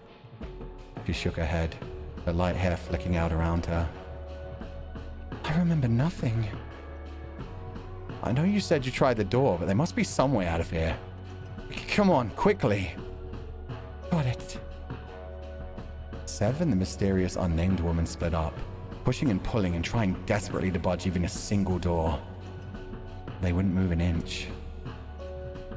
Maybe we need a key, but I don't see any keyholes. It's like they're not even real doors. Maybe they're not. Maybe they're all fakes designed to make us think we have a chance of getting out. Well, I usually like to be a little more optimistic than that. If someone put us in here, then there's a way back out. I do have a special skill involving doors I could show you if you wanted. Will it open any of them? Probably not. Yo, at least he realizes it's only the glass doors he could slam through now. So many theories building up now. Yeah, that's the thing. The theories are just going wilder and wilder. Probably going to be none of them anyway. I'm probably completely wrong on every regard. Boom.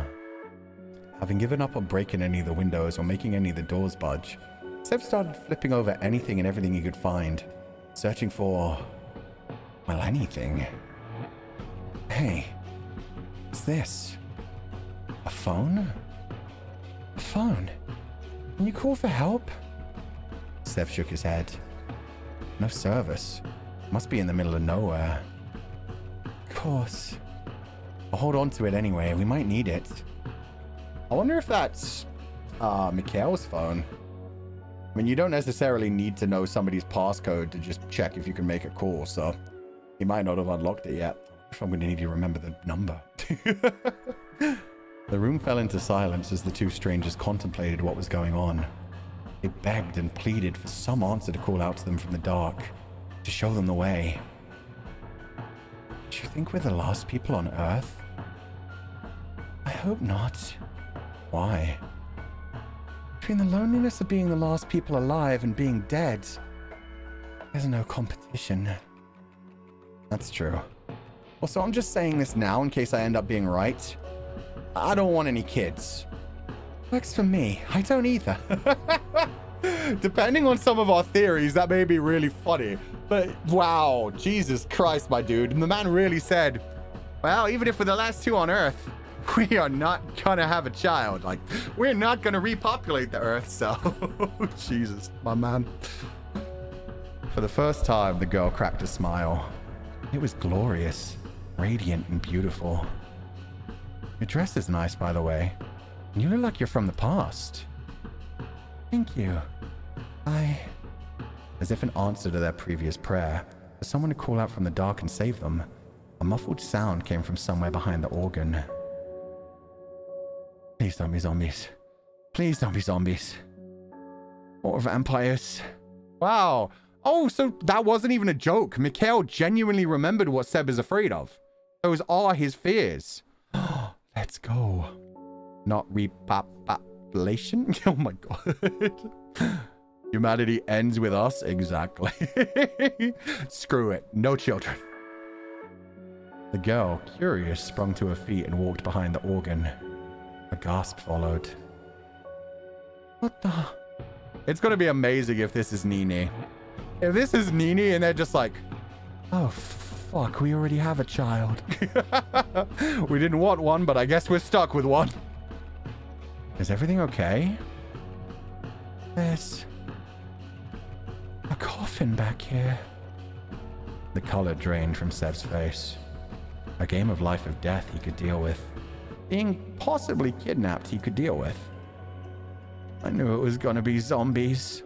Vampires also sleep in coffins, my boy. It could still be either. Oh, that's beautiful. Oh, the way they're shaking as they approach. That's so cute. As Sev approached, the coffin shook and trembled. Oh no, the coffin was... Okay. Whatever was inside wanted out. Now. Is someone locked in there? You know what? I don't think this is at all relevant, and we can find somewhere else to explore. She put her ear to the coffin, just in time for a muffled yell to escape it. Yeah! Oh god. Oh no. Sorry, lady, but I can't do this. Look, there's some kind of panel here. We can put in a password. I really think we should... There must be a password somewhere in here. Aren't you afraid? Of what? Coffins, you know, they usually hold dead bodies. Imagine if it's Mikhail inside that coffin. I'm honestly starting to think it's more Mikhail-like anyway. Mikhail kind of looked like a vampire. I'm sure I could imagine him just like slamming on it a bunch and just being like, let me out. That would be Sev. Listen, whoever's in there is obviously not dead. That's so much worse. How can you not see how much worse that is? You stay here while I go look around for a code. Wait, don't leave me here. She instantly left him there. Don't make any sounds, okay?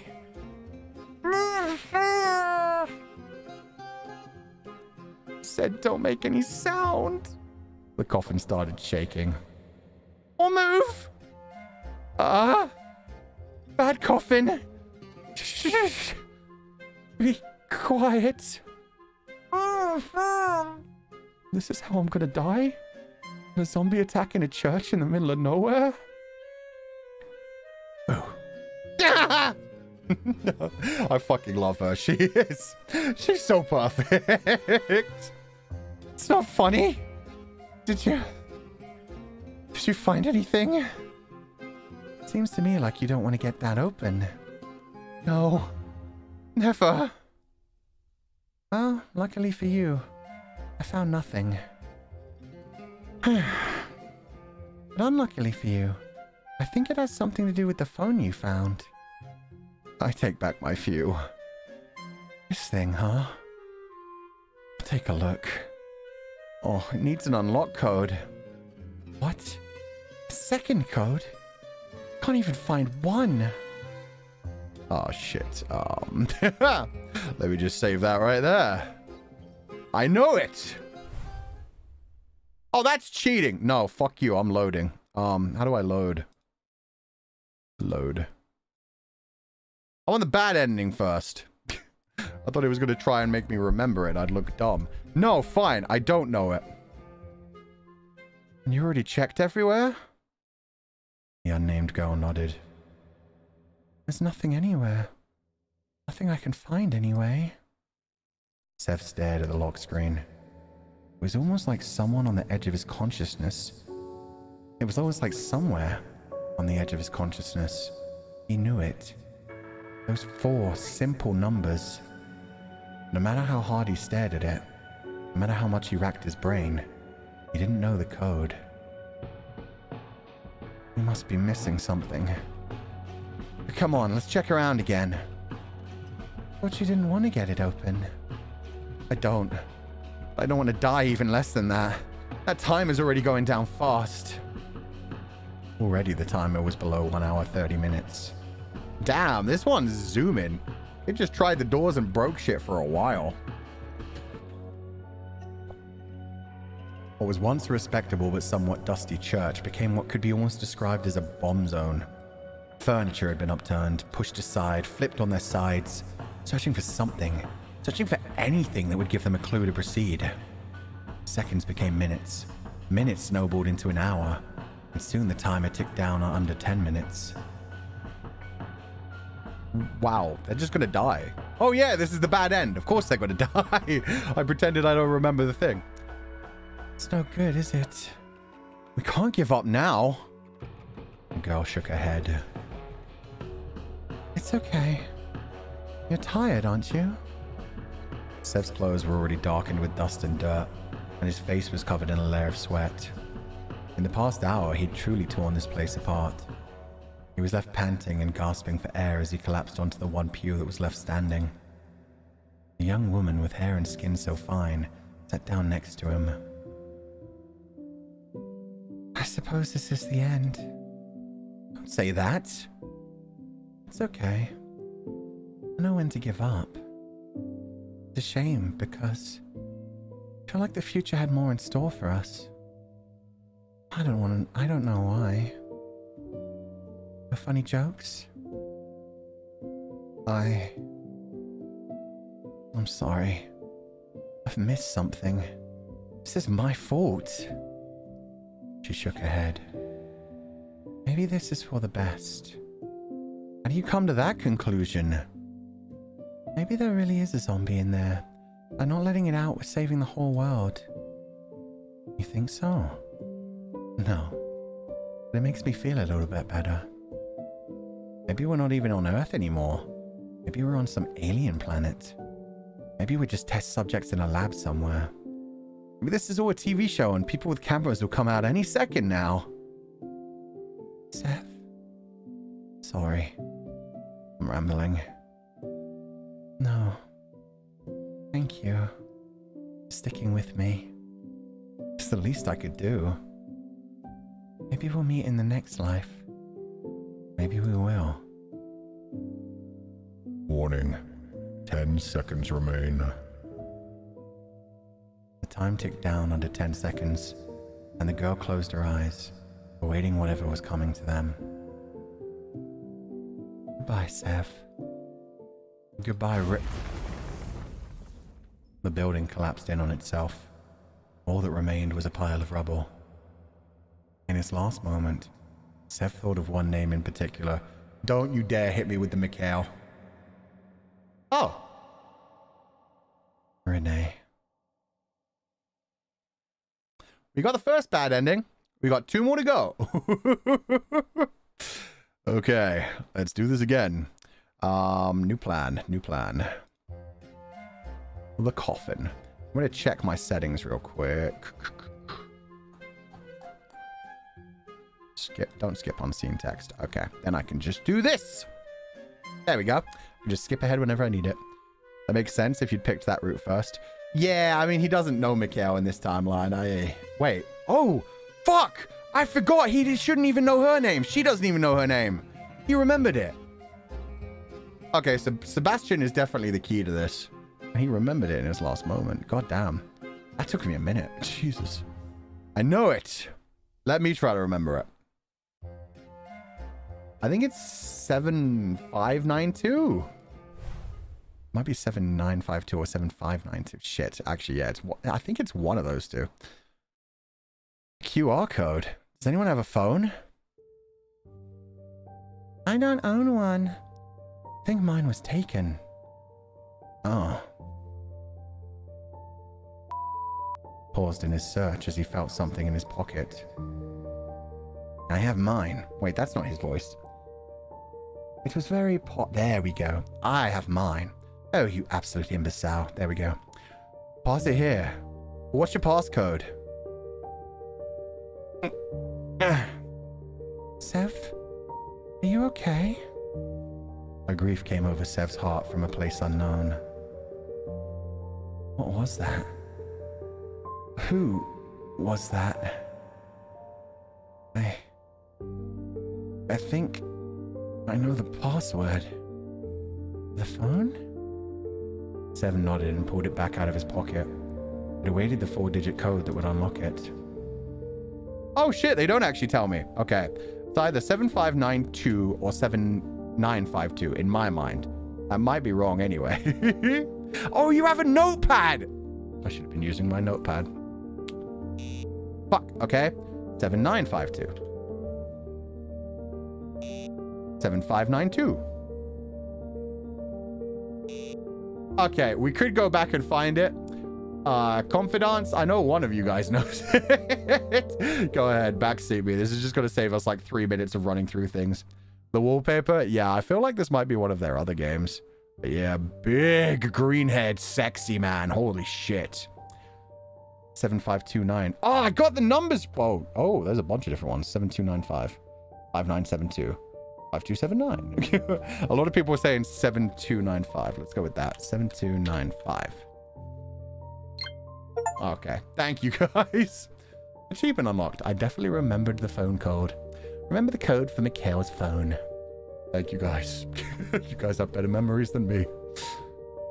With the sound of a lock coming loose, the lock screen faded away, and in its place was a single word. Coffin. Congratulations, Coffin. Oh, you know what you... Wait.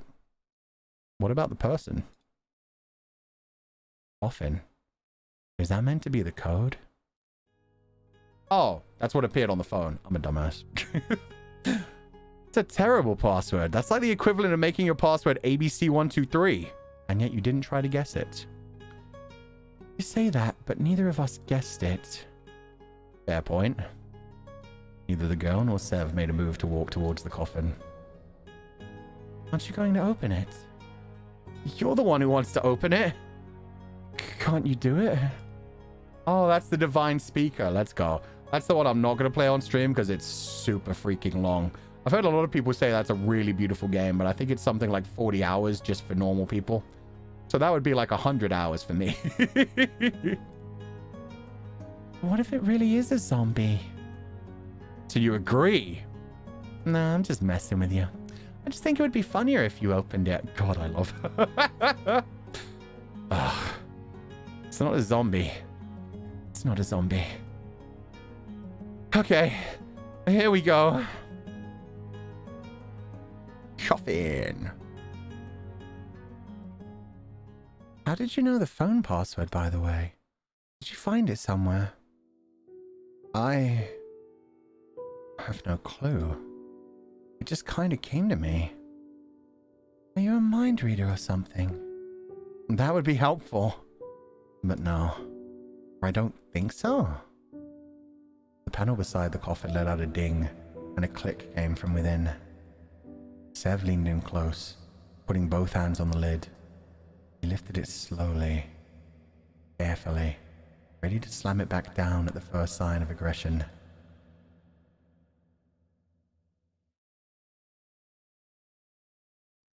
You asshole! Nope, no zombie attacks today. He slammed the lid back down and quickly sat on it. Underneath him, it shook wildly, and a voice could be heard from within much more clearly than before. Sev? I think that's a person. It might have just used to a bit of person, but it's definitely a zombie. I know it might seem outlandish, but there's actually been a lot of research into several diseases that can make your body become zombie-like. He does know a lot of weird random facts. No, I really think there's a human in there. Oh. Sev hopped back onto the floor and the lid on the coffin immediately flew off.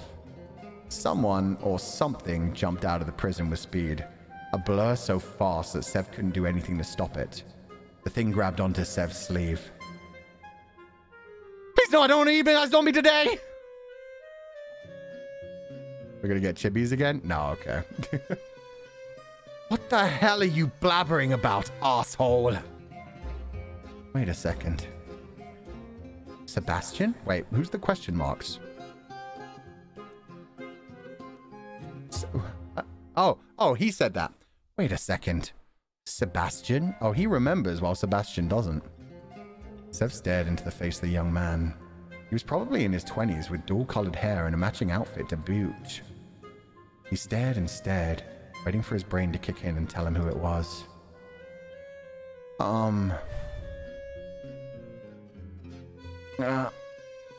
My head.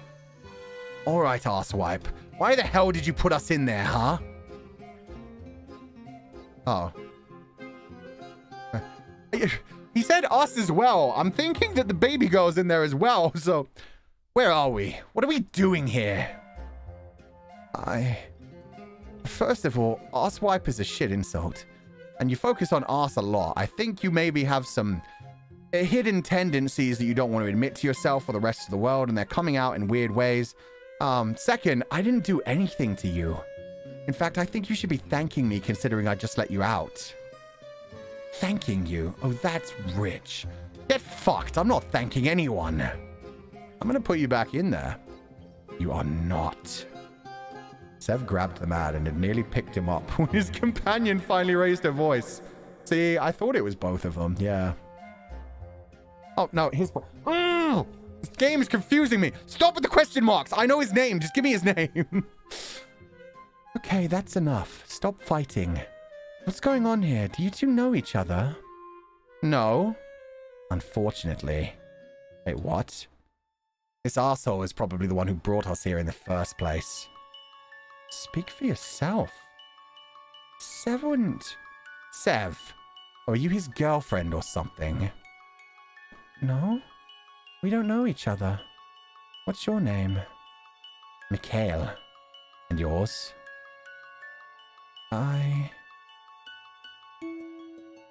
Rene? Oh, this is cute. So the ones in the coffins remember. It's just the ones outside the coffins that are forgotten. Although Sebastian remembers his name and Rene doesn't remember her name. They're all in different levels of amnesia. I'm so... This is so mindfucky right now. You're his boyfriend, you just don't know yet. Yep. Me? Yes. You're Rene. My name is Rene. Wait, do you know her? Do you know Rene? The little girl shook her head. I just know that Rene is Rene. Okay. Did you come out of the coffin? Leave her alone. You probably put her in there too. But I don't know what your problem is, but we're all stuck here just the same. Did you hear that voice telling us we only have 2 hours to escape? Sev looked away from Mikhail and instead to the new arrival. Now, what's your name? Nini. I'm 8. I fucking love that. That's the extent of her entire Jiko Shokai. Her self-introduction is just, I'm Nini. I'm 8. That's it. I love her. Oh my god. Wow, Nini, that's 8. It's nice to meet you. My name's Sebastian. If you want, you can call me Sev. All the really cool people do. And you look like a cool person. He is so good with children. Oh my god, I love this. This game is just such a delight. Nini's face brightened up immediately. Okay, Sev. I was in the coffin with Mika. Mika? Shut up. You shut up. Enough. It's enough. Look, now we all know each other's names. We need to trust each other. Trust this jerk? No way in hell. What's his problem? I don't even know him. I don't think anyway. It sounds like maybe he doesn't have his full memories. He's straight up calling him a jerk and like not even like in a friendly way. Maybe he only remembers some things. We're already under 1.5 hours left. It's no time at all. Whatever. And what do we do? To be honest, we were hoping the way out would be in there. Sev nodded towards the coffin. It's a coffin, not a door. Oh shit, my apologies. I've always had a problem telling the difference.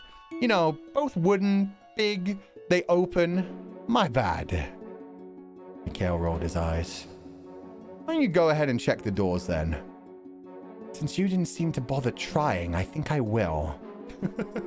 He's just torturing him now. This is great. Now that I'm reading into all his linguistic choices, and even jerk is not safe. Yeah, there's been a lot of like throb, pulse, all kinds of words that could be used to describe other things. Mikhail turned and one by one tested each door. He then picked up a loose brick and threw it at the window, which simply bounced back and hit him in the chest. Oh, that would fucking hurt. Even Rene's laughing at him. I love the cat face so much. What's Mika doing? Making a fool out of himself. Given up and filled with embarrassment, he made the walk of shame back to the trio. How'd that go for you? Maybe you want to try the coffin again? There's a clue hidden here somewhere. Excuse me. This place is huge. It could be anywhere. Excuse me. Mika? Sev? Rene? What is it? Nini pointed back into the coffin. There's a word written up there. On the lid. You could have told us about it, Mika. Don't call me that. I couldn't see it before. It was really dark in there. I was scared, but Mika told me some funny stories so I wouldn't cry anymore. Aww. There you go, Mika. You're being exposed as a good person. It says, underneath. Underneath? Under where? So we have to search under something. Let's split up and take a look around. Quickly, too. Nini followed behind Mikhail like a lost puppy, though he didn't look particularly upset by that. Aww, he's such a daddy in this timeline. He's been taking care of her. Even though she knows Rene's name, she still trusts him more than her. That's adorable. Rene's a pretty name. It is. You think it's your real name? It feels right. So I guess it'll do. Anyway, how do you know Mikhail?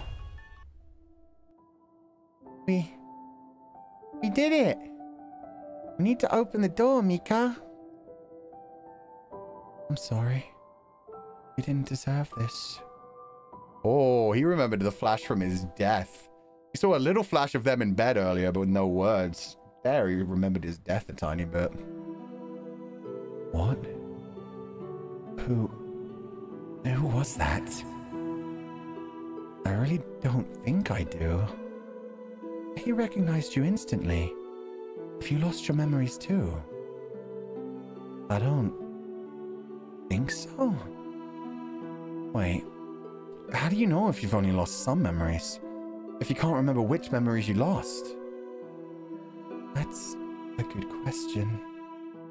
Either way, he does seem upset at you. A full pang through his heart.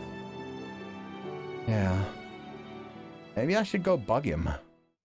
That doesn't seem like a good...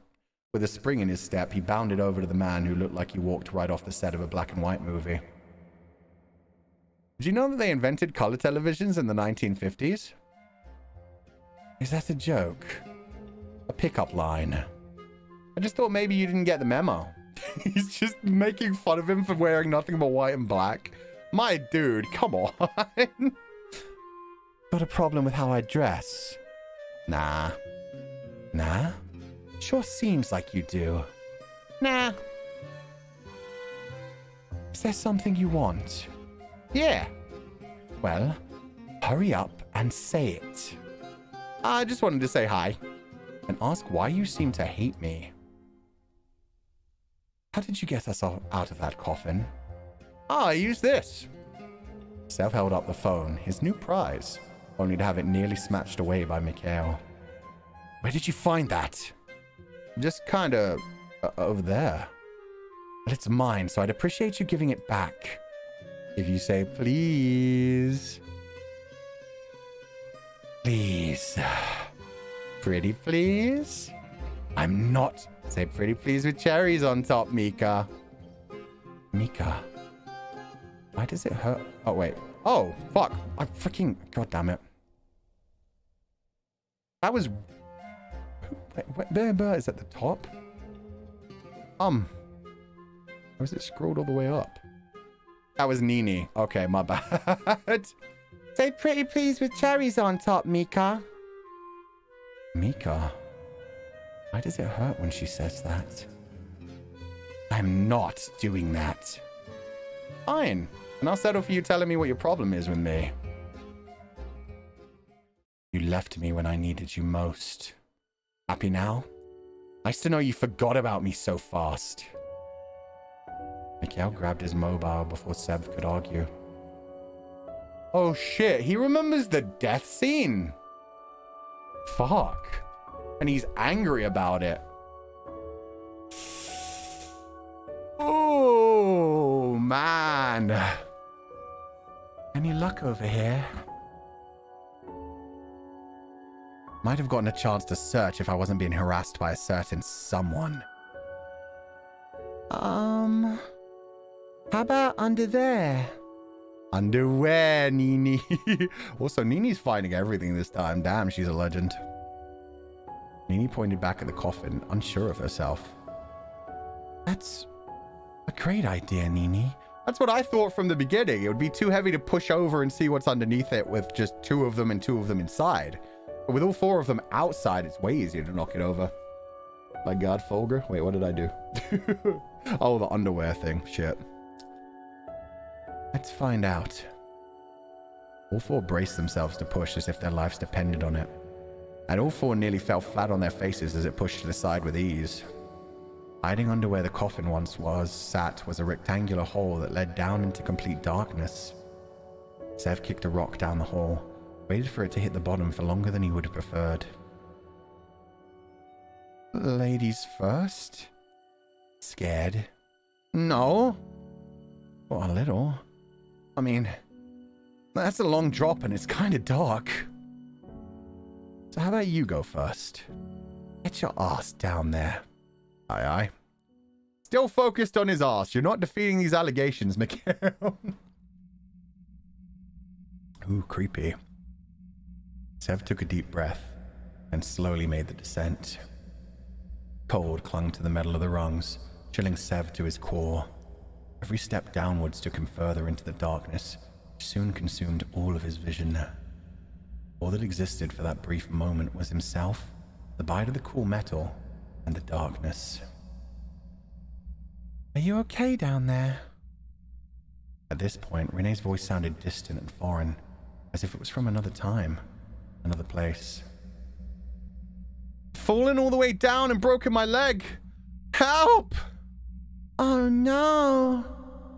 He needs to stop making these jokes in front of Nini. Don't listen to him. He can't take anything seriously. Down, down, down, and down even more.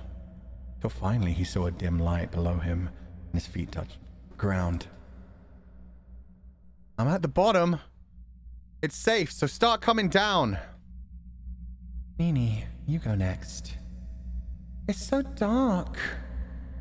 Don't worry. Sev is at the bottom and he'll catch you if you fall. Just go slowly, okay? Okay. I would have just had her wrap her arms around, like, Mikhail. Just have him climb down. That way, she doesn't have to worry about, like, moving her feet any particular direction. Says the bottom. Bottom and top in this relationship is kind of debatable. I could honestly see it going either way right now. They're in a very much like a feisty relationship. Maybe they're both bottoms. Maybe they're both versatile. Who knows? I like the idea of them wrestling for it. In record speed, Nini reached the tunnel below and was helped down from the final rung by Sev. Renee joined them a minute later, and finally Mikhail started the descent. Don't fall. I have no plan to. You don't usually plan for things like that to happen, do you? As he hit the final rung, Sev put his hand out to help the man, but it was swatted away with annoyance. Ouch. Finally, with all 8 feet on solid ground, the 4 regrouped. Nini ran over to Mikhail and wrapped her arms around his legs. Oh, I love how attached she is to him in this one. It's so adorable. Hey, What are you doing? I'm glad you didn't fall, Mika. Yeah. Glad you didn't fall either. Mikhail's usually frowning face softened a little as Nini beamed up at him. Hey, Rene? Wait. Hey, Rene? Yes? How do you think Nini knew your name? Rene looked away and shook her head. I have no clue. Do you think you two know each other? If we did, why would she keep it secret? Good point. You don't think she brought us here? Maybe. But she's a good girl, so I hope not. Me too. What are you two whispering about? Oh, we're just talking about you, don't worry. Hey! Only good things, I promise. Ah! Are you okay? Renee jumped to the side, clutching onto the oversized sleeve of Sev's jumper. I'm okay. I just thought I saw something move in the shadows. Are you? Oh. Afraid of the Dark. Good television program. Really amazing. Immaculate. Looking out for ninjas. Scared that society is on the verge of collapse and that when the day comes when your loved ones may not survive, you may even be forced to go against them. Isn't that messed up? But then maybe it's a good thing if society collapses as an institution. Hasn't it done more harm than good? These two sides of the argument spin round in your mind. And oh, fuck me. Okay, so even... Fuck, every joke we make, the game already has the joke. Are you afraid of the dark? Are you afraid of the dark? A little. In one smooth movement, Sev linked his arm together with Renee's, pulling the two closer together. There. Nothing to be afraid of. Oh, the eyes. He's pissed. Mikhail is getting more and more pissed. They knew. Yeah, man, I'm telling you, this game is written just like it's just us chatting. This story brought to you by the Midnight Society. Submitted for the approval of the Midnight Society. Start again. The group followed the underground hallway further and further. The air felt stale, undisturbed for the length of time none of them knew. For some time, the only sound that filled the silence was their footsteps. Mikhail's hurried and heavy, Nini's at double the speed just to keep up, and Renee and Sev's who were in sync. The path seemed to go on forever. Time was ticking down steadily and surely, till they finally found what they were looking for. 2 doors. We should stick together and check each in turn. Nope. We'll take this door. Come on, Nini. Mikhail? As the two walked through the open doorway, it automatically shut behind them, instantly cutting them from vision. He really doesn't like you. Can't say I'm much of a fan of his either. Shall we then? How many other choices, I suppose? The pair took the door to the right, as decided by Mikhail's rash decision. So jelly. He's jelly, but more than that, he's pissed off that he dared to keep him alive and sacrifice himself. That is a heart-wrenching moment from someone that you're in love with. Through the doorway was a large staircase that led further down. How deep does this thing go, anyway? Too deep for my liking. Why would anyone have all of this under a church? What did they use it for? Maybe there'll be someone else down here who can help us. Or the person who forgot about us in the first place. And forgot about him? Yeah, that too. Renee's grip tightened on Sev. You didn't do it, did you? What if I did? Well, I would have to turn and run. Really? Of course. Whoever brought us here must be some crazy perverse window. Window? Well, yeah, weirdo. Pervert? What, where? Sounds kind of like me. What do you think? I think you couldn't have come up with something so elaborate. Ouch, she called him dumb. It's true, though. I'm probably not smart enough to come up with all of this. You're safe with me. I promise. Can't make any promises for Mikhail, though. Even though the idea of being watched from somewhere is terrifying, I think I'd rather that than having to doubt any of you. Yeah, me too. Mikhail's kind of an arsehole, so I already doubt him. But the rest of you... Finally, the steps that led ever downward came to an end. The duo walked under a large archway that was decorated with the aged face of a large lion. Cool. I hate crazy, perverse windows, too. They're the worst, man. Nobody should be staring through a window, let alone a window being perverse and staring at you. That's a problem. Best for defenestration. True, you throw someone through that window, not only are you defenestrating them, the window probably enjoyed it, and that's just kind of weird. An empty room. Hey, would you look at that? The room was relatively bare. A light was bolted to one wall, flickering and leaving creeping shadows over every surface. Each tabletop was completely bare. Whatever the room was once for, and whatever once sat on these tables was long gone. But most importantly, along one wall was a long, thin window that looked into a matching room. On the other side was Mikhail and Nini. You two! Did you find anything? Oh. I think the rooms are completely soundproof. Let's test that, shall we? Hey, Mikhail! Mika! Mika!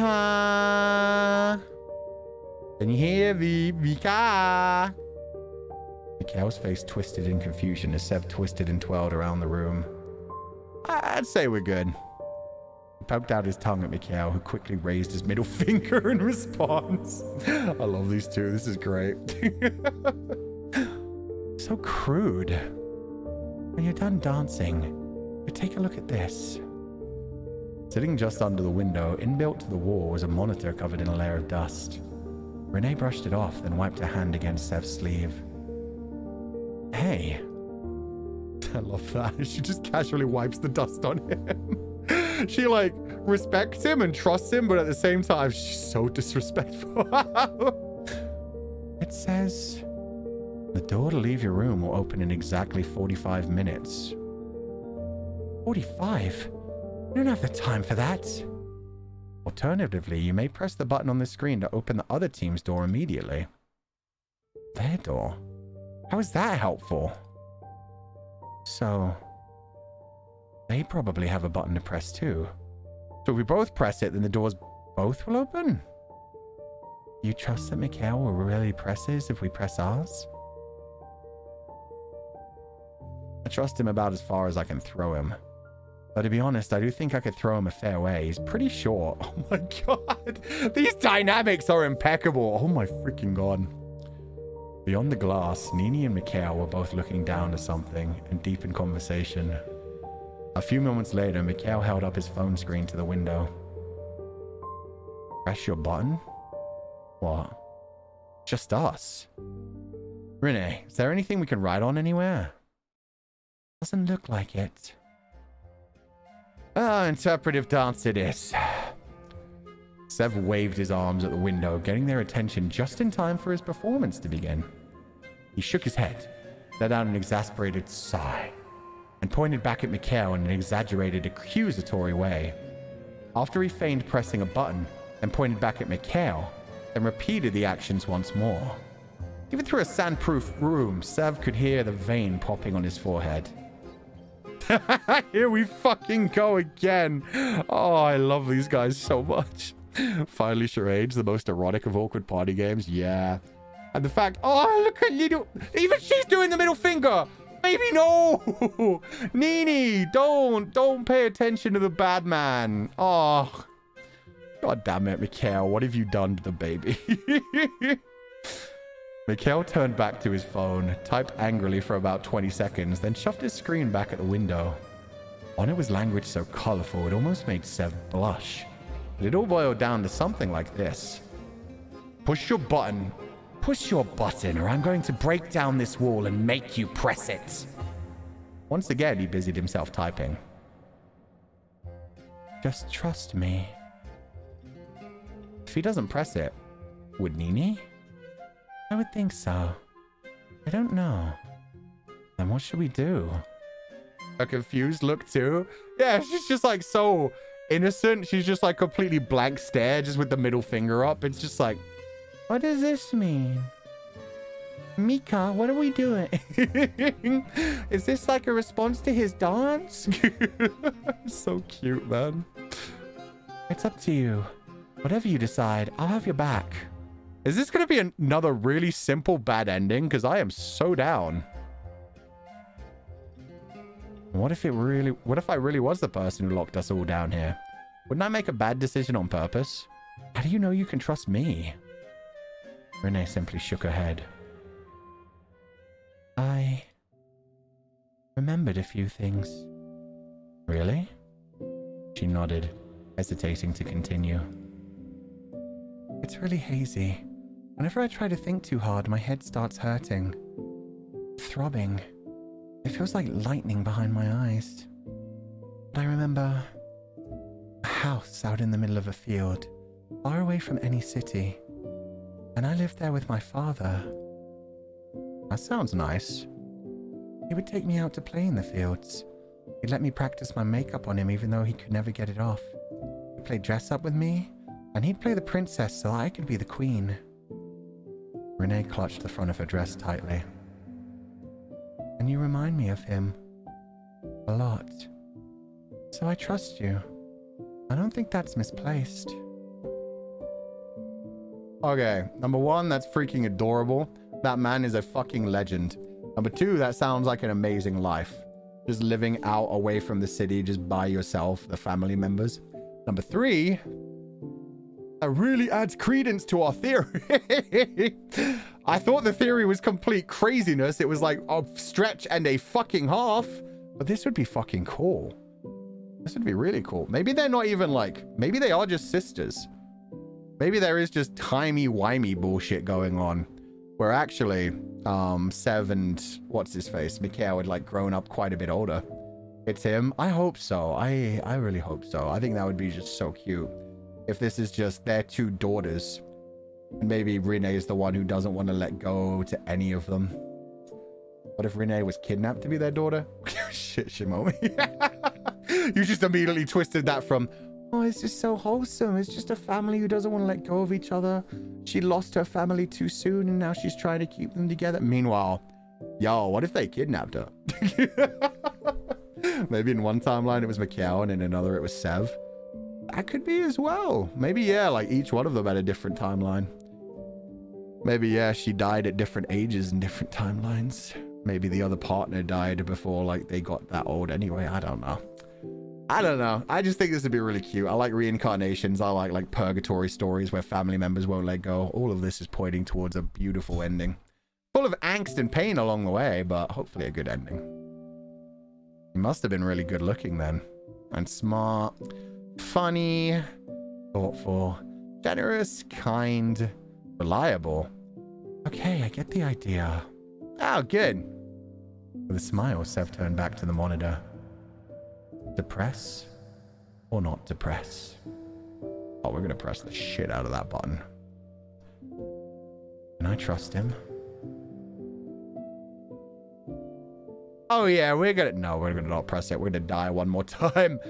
Notepad.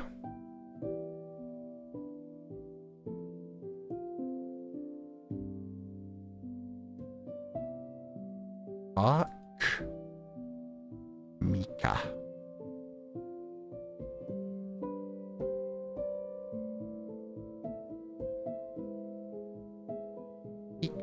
There we go.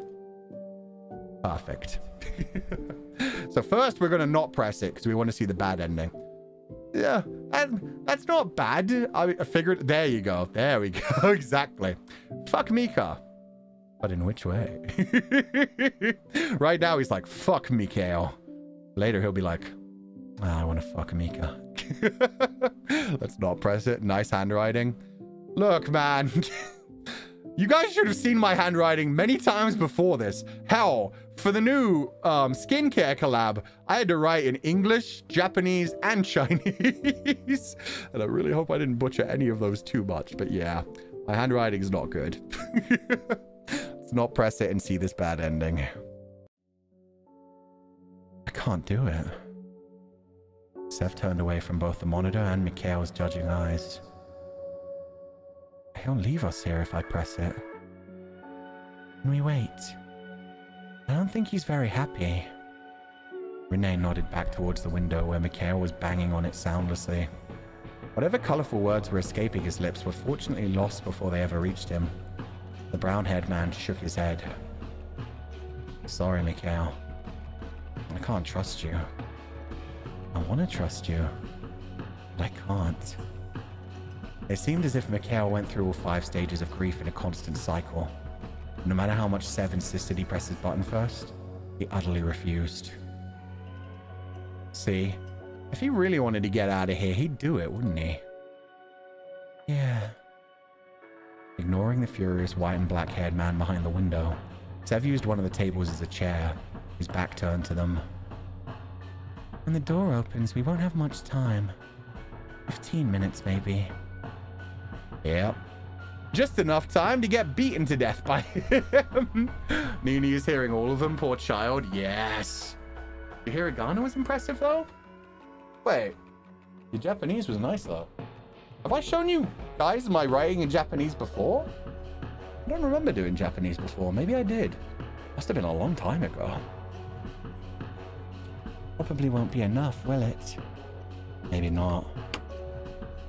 The 45-minute wait was slow, almost torturous. The seconds ticked down on the clock until finally the door opened. Mikhail slammed into it only a few moments later. You asshole!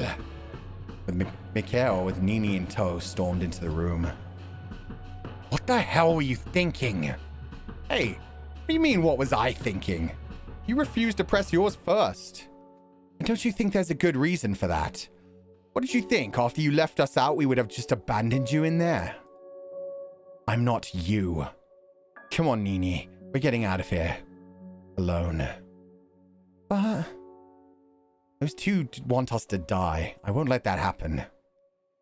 They joined hands, Nini trailing behind Mikhail as he stormed out of the room. Damn. He swore in front of the baby, too. You did your best, I believe. Oh, we know if we have your first birthday merch. Ah. I didn't. Oh, okay, I did it on the first birthday one. Cool. Thank you for letting me know. Let me take my daughter with me. Yeah. He took his daughter and he got the hell out of there. If he wasn't pissed before, he is fucking murderous now. I bet the only reason he wasn't pressing his own button is because more he was scared that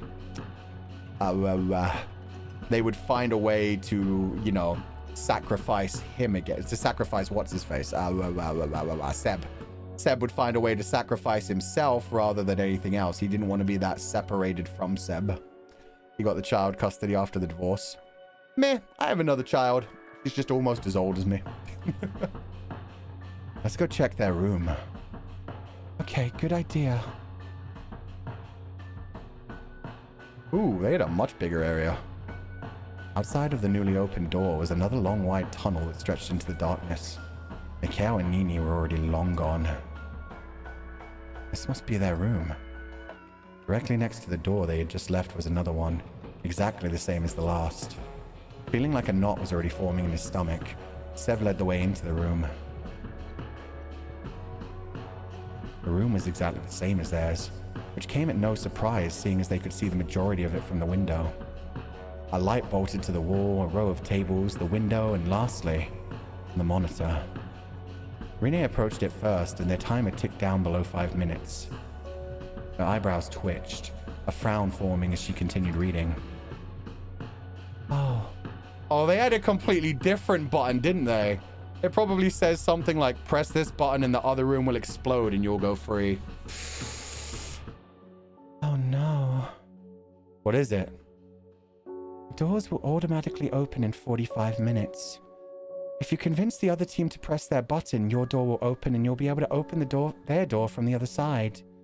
If you press your button, the doors will open in 1 hour. Oh, okay. So not necessarily killing them, but if they'd just listened to him and trusted him, they would have been out of here 45 minutes ago. Renee is their daughter. Imagine how much that would hurt her, seeing Mika and Nini walk out. Yeah. At least her daddy's still taking care of her, but her other daddy, they're on their breakup arc. What if Rini is Nini? That's actually, yeah, what we've been guessing for a while now, is that Rini and Nini are the same person, just in a weird way. Well, we guessed that at the beginning. It could go either way. I honestly don't know. He could have wrote that before, but I understand why he didn't. Yeah, it was a test. It was a test. Mikhail is the textbook fucking Scorpio. He's tsundere and he tests people. He puts up his barriers so that nobody can get close to him. When people do start getting close to them, he starts testing them. If you fail a test, you're cut off. If you succeed the test, then they will become a loyal friend for the rest of your fucking life. What? The knot in Sev's stomach twisted and turned in regret. Then... Shit. There was no way to know. If he'd just explained instead of only writing "press your button," it might have helped. I should have trusted him. I messed up. I really messed up. Sit next to me. I love how Rene's just decided that they're dying this time as well. They've got 5 minutes left and she's just like, fuck it.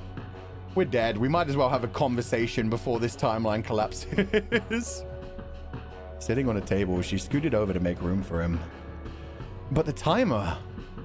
There's not enough time. So let's sit together while we still have the chance. He couldn't think of any words to say, so instead he just sat.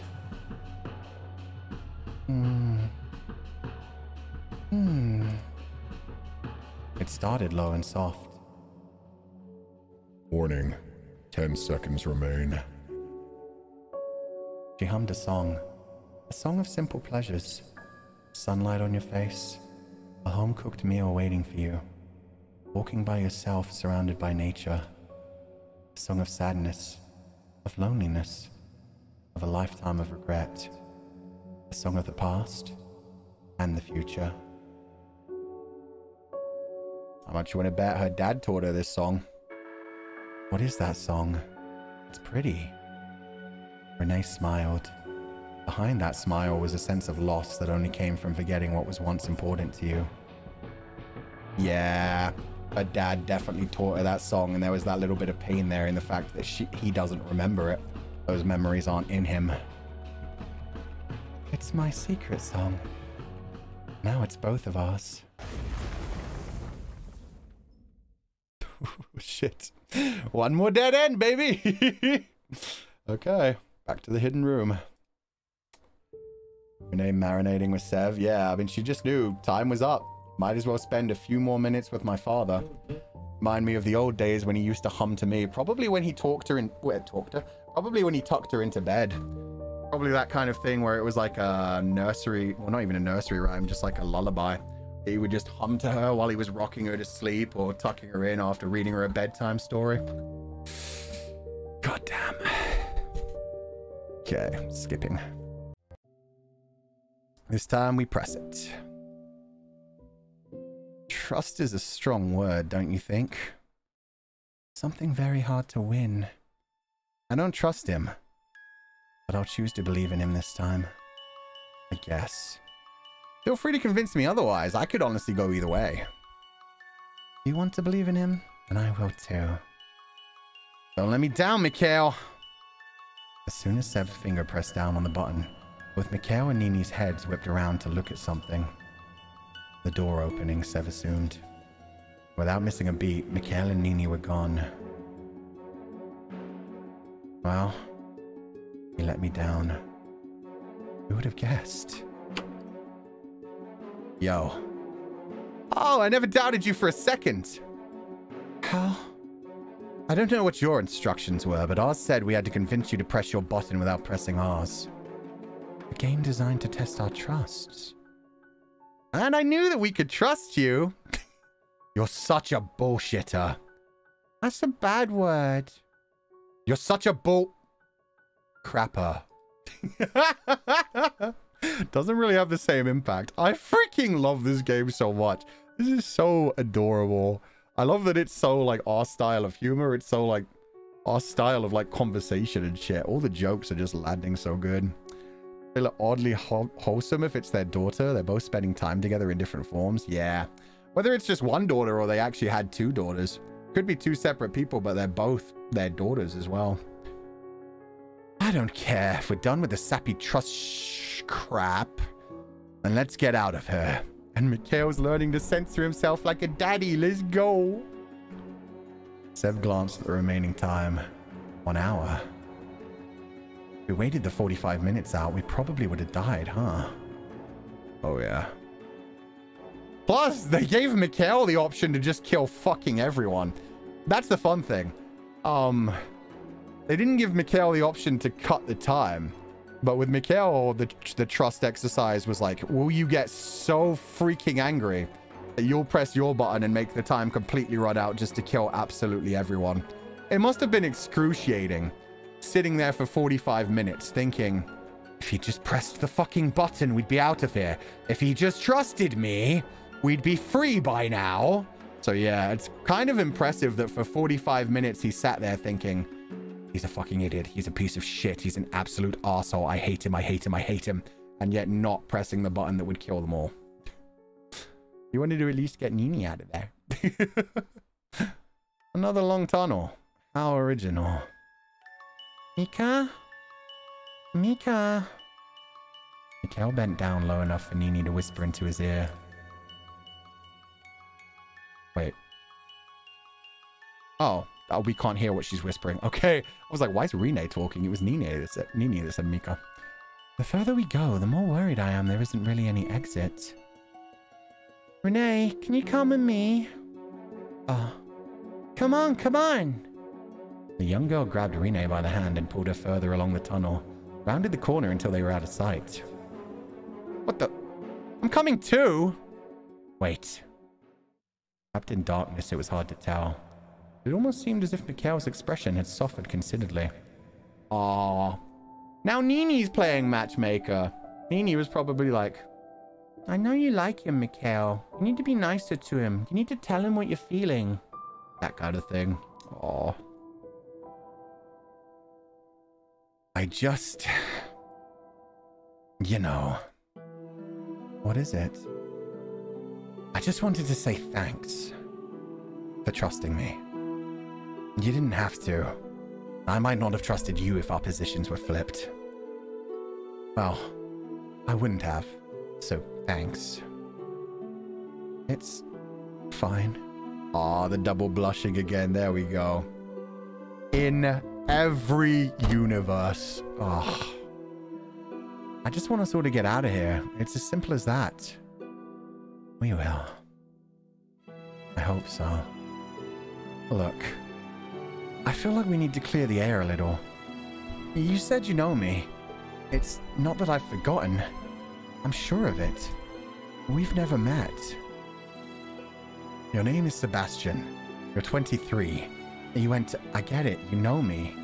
But I don't know you. That's impossible. Why do you hate me then? Specifically. Do I really have to say it? Well, I'm not a mind reader. Why am I giving him Lagarde's? I'm slipping from like the posh, annoying voice to Lagarde's voice. I don't think anyway. You... We...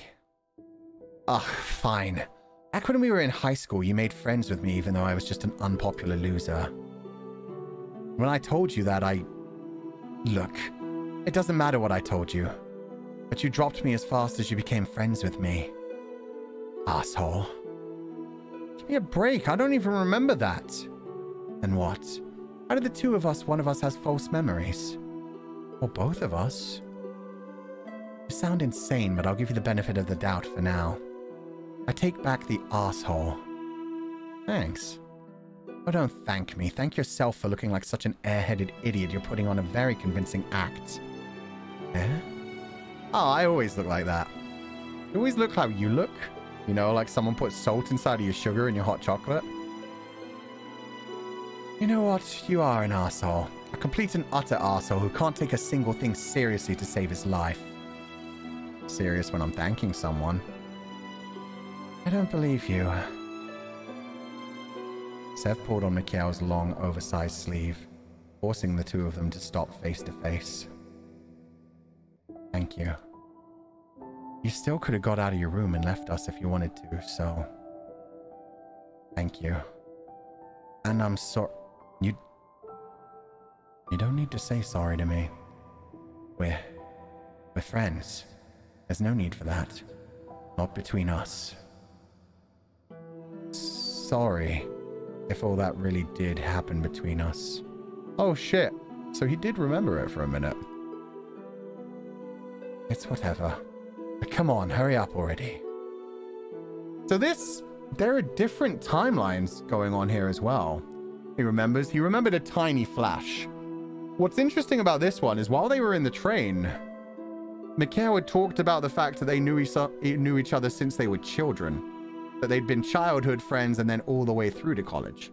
Whereas this time he said they met in high school. They met in high school and it sounds like Mikhail confessed, like they became quick friends. Mikhail confessed that he loved him. But then, yeah, it sounds like Sev dropped him immediately after that. Which may have been out of fear rather than actually not liking him back. It may be one of those things, or it may just be who knows what's going on.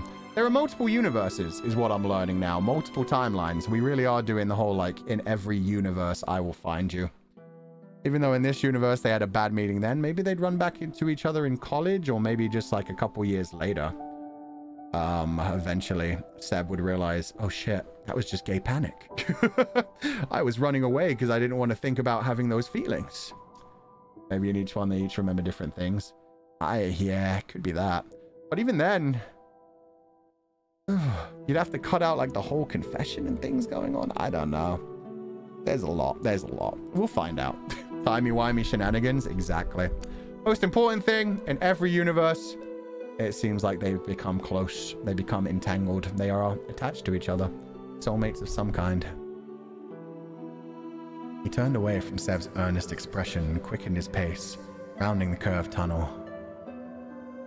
And they were just waiting. I wonder if they were listening. She even has the same cat smile right now. Oh my god. Nini? What are you muttering about? Not even a you're welcome? Shut up for a second. Then he saw it. Oh. Rene on the ground, and Nini standing next to her body. Mika. Sev. Did you? No. Mikhail frowned, speeding up into a jog. What happened? Nini blinked hard, trying desperately to stop herself from crying. We were just walking and she suddenly collapsed. Really? Really? What were you talking about? I can't tell you. Oh, she tried to remember too much, I bet. I bet she was trying to explain to Nini about the true world, the true whatever. Her version of the timeline where she knew her father. She knows about the father. And so she was trying to tell Nini about that. Oh god, the headaches got her? Yeah. She was trying to tell her some of the universe truth, but she thought too hard about her past. Nini. She said she can't tell us. And you think that's okay? What, do you think this is her fault? I don't know. She's the only one who does. She is a child. Being awfully protective of her, aren't you? There's something you're not telling me. Like what? Like you two knew each other before coming in here. Don't be an idiot. Are you family? I don't have any family. You don't have to tell this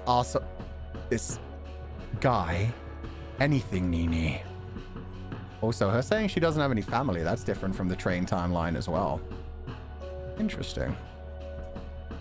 Nini held on tight to the front of her dress and shook her head adamantly. I didn't do anything to Rene. Really? Fine. The body was light in his arms as Sev reached down and picked her up. I'd rather wait for her to wake up, but we're running out of time. Her face was calm, and her chest slowly rose and fell. She's not hurt, at least. Mika, I really didn't. It's okay. I believe you. Renee must have just been getting a little tired. She fell over. And I tried to help her, but... You did a good job. Don't worry. No blood. She didn't seem to hit her head. She's just asleep. She really did seem awfully small in his arms. Awfully vulnerable. As the tunnel rounded, finally their destination came into sight. A large wooden door engraved with markings both foreign and ancient looking. Sev's eyes turned to take in the spectacle. Although spiderwebs and dust littered the surface, underneath that you could tell it was a masterpiece. With a low, drawn-out creak, Mikhail pushed the door open. As Nini passed, she looked up at Sev with pleading, sorrow eyes. He couldn't meet those eyes. Oh man, he really doesn't trust her. That's so fucking heartbreaking. Especially if the theory does pan out true. This is so soul-crushing. And yeah, at least each of the daddies are taking care of one of their daughters. You've got Seb carrying his daughter after already like having so many touching moments with her, and Mikhail like trying to protect his baby girl. The only person he could confide in is unconscious. Yeah, no, it's understandable. And he doesn't trust anyone. There are people like with memories around him that he doesn't understand. It's getting weird. Plus the fact that Nini just suddenly ran over to Rene and was like, Rene, quick, let's go this way. Like it did feel a bit suspicious. I mean, as soon as we met Rene, I was like, nope, she's creepy. She's probably evil. Everything packed up in a cute package is normally evil in these kinds of stories. The air was musty with the smell of old books left for so long, and dust which blew into the air as the trio walked into the room. Carefully, as if he was putting down a prized possession, Sev set down Rene on a low bench. She slumped to the side, still fast asleep. Wow. Nini tentatively tiptoed further into the library. Her fingers danced along the spines of the books before she spun one of the globes in the center of the room. Her gaze traveled ever upwards, landing on the ceiling that was decorated with paintings of all kinds. Glorious battles of love. Peace hard won. Where is this place? Place someone... Torty. God damn it, 1 second.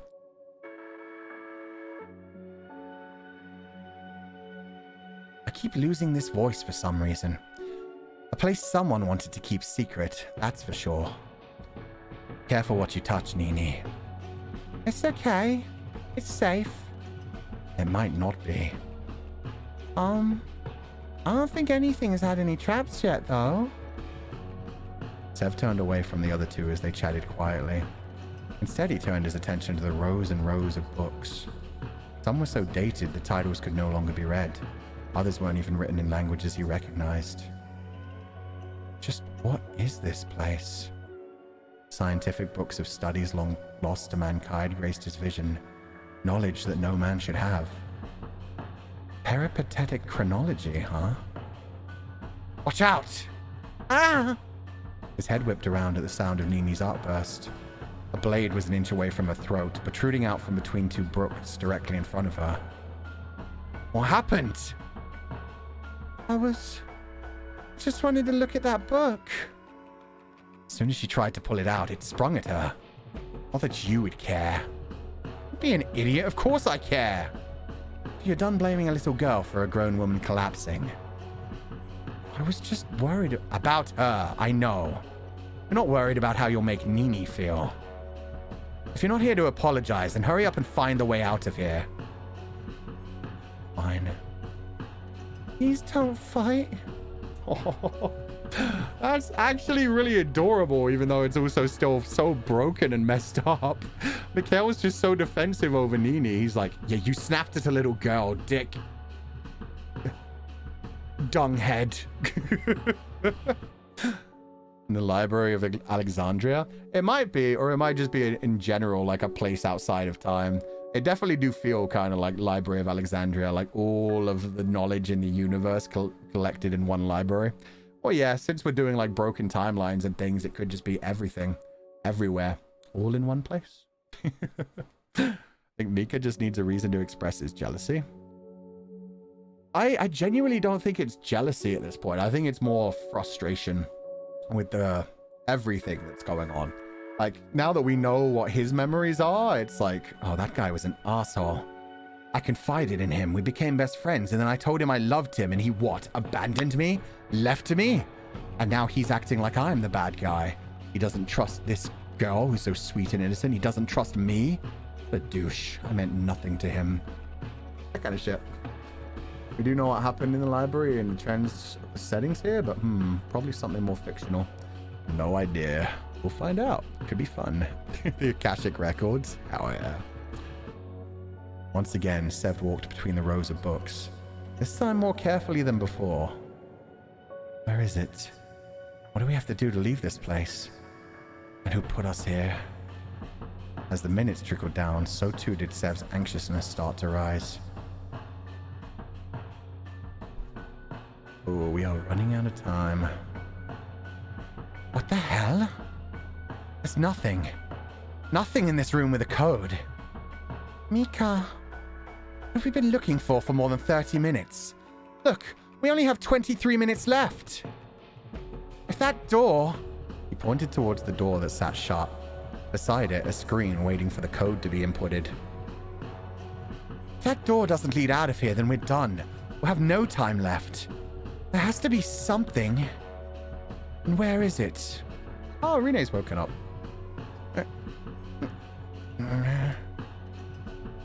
Renee, you're okay. Sebastian? I'm here. He rushed to her side. She clutched her head as if the ache was too much to bear. Where are we? In a library. But we found it after you. She looked around with newfound clarity in her eyes. Under the church. How... Where was I? Renee, are you okay? How much time do we have? A little over 20 minutes. Shit. Is that the first time? Okay, no, that's the second time. She sweared. The first time was when Mikhail pissed her the fuck off. That's still adorable, though. What happened to you? I don't remember. I was walking. Nini said something to me, then my head... It started feeling like it was going to burst open. And everything went black. Oh, so it wasn't actually her remembering things and trying to tell Nini. Nini told her something that she couldn't handle. It's even more interesting. And maybe Nini just realized if she shares that information with them, they'll just pass out as well. Okay. Stay there and rest. We'll find the way out. I'm fine. You're not. Why are you acting so serious? Because the situation is serious. Didn't you say that making jokes was your way of dealing with things like this? Did I?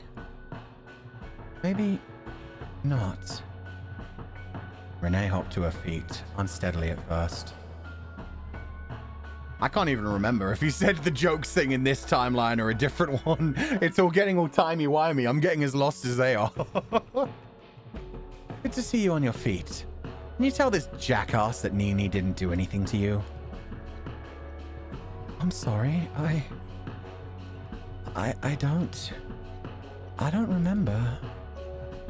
Nini looked down at the ground. Her shoulders slumped. It was on the train timeline? That makes sense. That explains why she doesn't, she isn't sure. She's like, I thought you said that. Have you found the code yet? I haven't found a damn thing. What's that? She pointed toward the blade, which still stuck out of the bookcase like a store thumb. This place is booby-trapped. Nearly got Nini when she touched the books over there. Renee hobbled forward until she stood directly in front of one of the aforementioned bookcases. And one by one, she pulled the books from their places and dropped them to the ground. Renee, wait. You could get hurt. It's okay. Look. Behind the books on the now empty shelf was a note stuck to the wood. Book 1 is in the 3rd position. The books in the 1st and 2nd position add to 9. I need my notepad. Clear notes. No, not that. Fuck. How do I? Books in the 1st and 2nd position add to 9. 1st and 2nd position. 1 and 2 add equals 9. Fuck. What was the one before this? Book 1 is in the 3rd position. Okay. Book 1 is in the 3rd position. What? 1 is in 3rd position? So is that 1 or is this going to be 1? Fuck, I'm not even going to be able to math this out, am I? Book 5 comes before Book 2. I'm sure they'll like write this down all on the screen for me, right? Surely. Book 6 is 2 positions away from Book 5. Book 7 is in between Book 2 and 4. Book 8 is only beside one other book. So Book 8 is at one corner, one side. They were in the wrong order? It looks like it. Look, the books have numbers and letters along their spines. If we can put them in the right order, it might give us the password. All right, let me give it a go. Okay, so the word they have to spell a word too. That's helpful. Okay. What do I remember? 1 and 2 equal 9. But in what way? I can't even check my history. You're bullshitting me. Oh, that's such bullshit. I can't even see all the other hints because I didn't write them down. What the fuck? Okay. All that I have. 1 and 2 added to 9, and 1 is in the 3rd position. 1 is in the 3rd position. 1 is in the 3rd position. So this should be number 1? Or is this, does this go into the 3rd position? That could be either way. That's either there or this is there. Oh my god. 1 and 2 add up to 9, right? Yeah, 1 and 2 add up to 9. So there's only so many combinations that can make that. But we have up to 8. So we could have 8 and 1. But we've already got 1 over there. Okay, so it's not that. It could be 7 and 2. It could be 6 and 3. It could be so many things. But it has to make a word, right? It has to. So TSO? No. STO? STO. STO could work.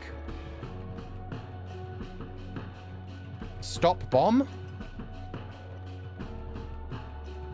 How about that? I'm not good at puzzles, but I'm good at English. Stop bomb. I probably should have saved before I decided that was correct. Fuck me. This might be a dead end. Stop bomb. Oh, okay. If they're actually saying it out loud, I think I got it right. Oh my god, the fucking guesswork. We had 2 possible letter combinations. Stop bomb. That's a very specific password. As long as it's getting us out of here, I don't care what the passcode is. Nini rushed over to the door, jumping at the panel beside it.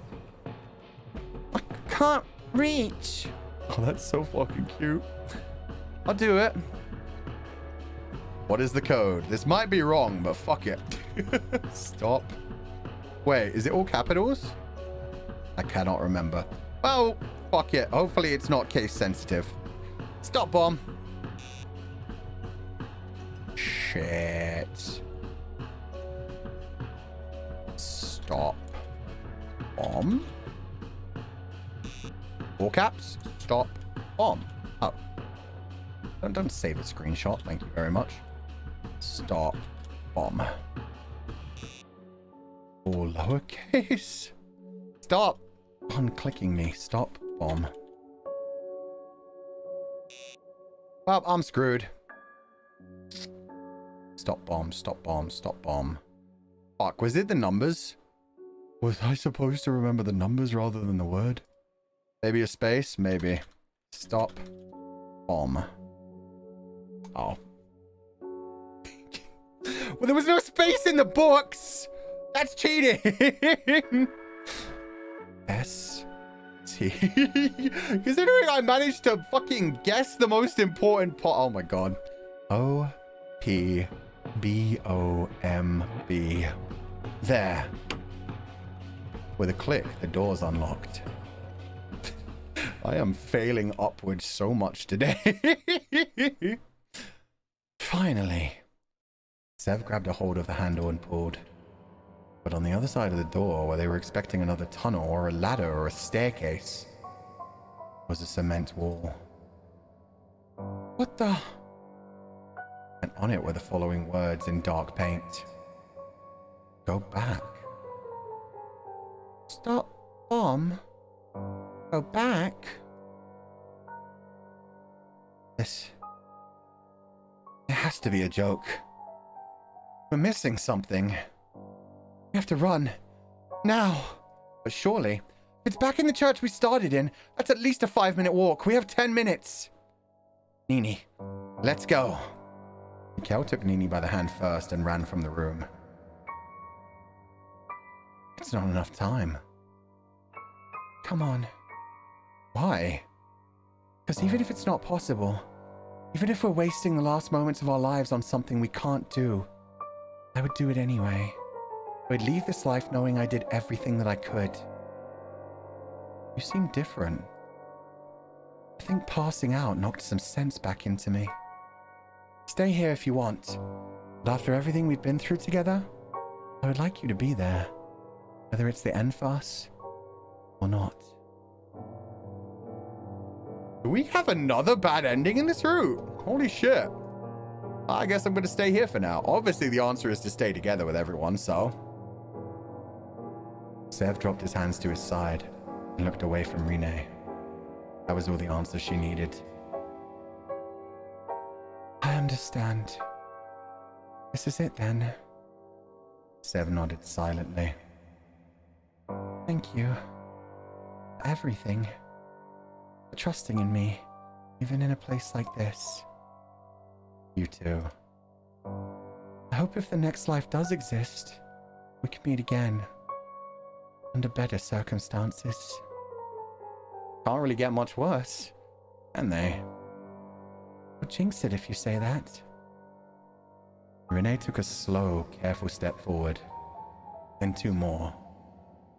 Then ran to wrap her arms around Sev's shoulders. Thanks, Sev. No, thank you. Good luck. She didn't waste another moment. Rene, with an expression both complex and simple all at once, turned and ran from the library. The room was once again silent.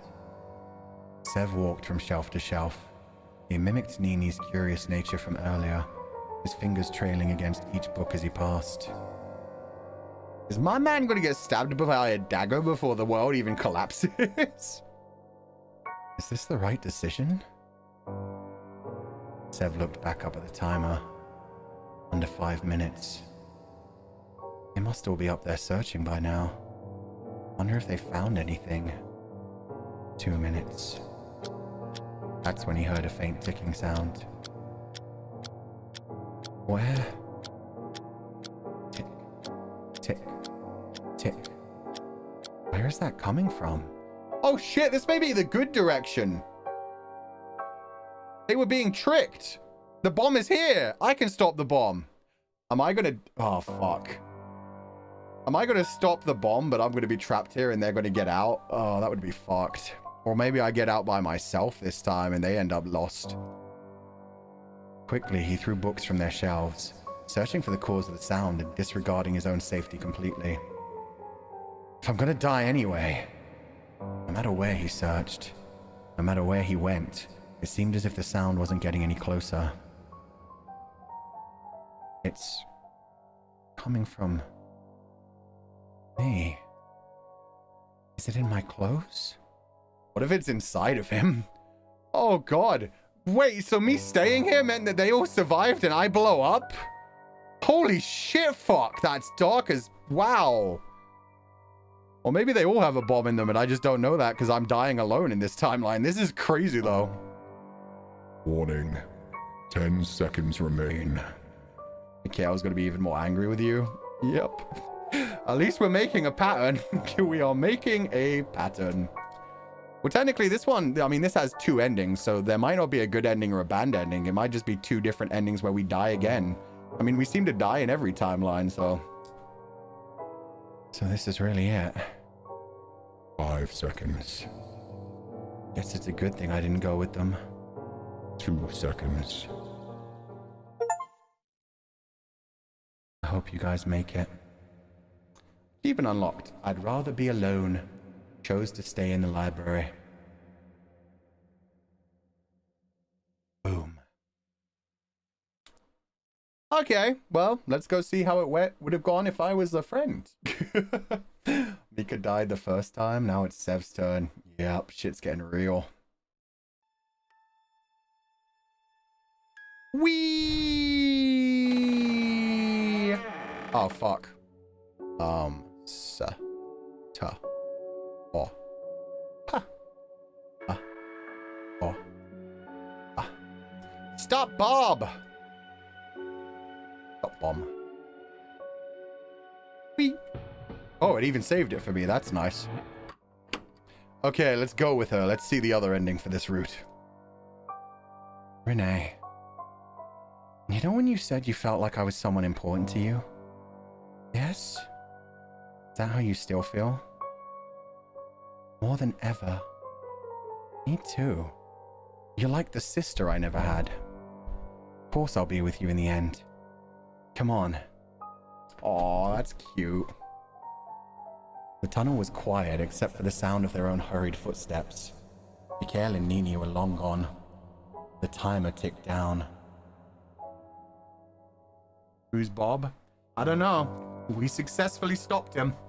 He will never destroy Nini again. The room was still just as empty as before. Nothing moved on the other side of the window. The timer ticked down. As the two ran, each step upwards made their legs ache, but yet they persevered onwards. The timer ticked down. Bobbert! Oh my... We were right about the middle name, and Mikhail's the secret bad guy. Stop, Bob. It makes sense now. Neither of them spoke up. At this point, all they could do was run. Run as if nothing else in the world mattered. The timer ticked down. Each rung was cool to the touch, already having forgotten the warmth of the previous hands that had sat upon it. They climbed up, up, up, faster and faster as the timer ticked down, down, down steadily. 5 minutes remained. The room had already been turned upside down. Mikhail and Nini combined had begun to search every single inch, every crevice, every place hidden in the shadows for what would be their demise in less than 5 minutes. It's not here! It has to be. Where have you searched? Everywhere. No. They tore through the room, searching, begging, pleading, with themselves, with each other, with whoever put them in this situation. 2 minutes remained. That's when Nini started to cry.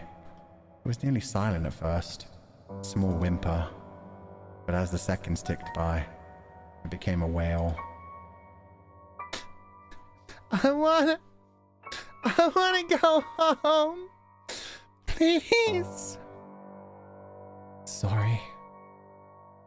It's over. Not yet. You said... I would leave this life knowing I did everything I could. We've done everything. And we failed. Even if we found it at this point, does anyone here know how to deactivate a bomb? Come with me. She led Sev by the sleeve, approaching the spot where they had met nearly 2 hours ago.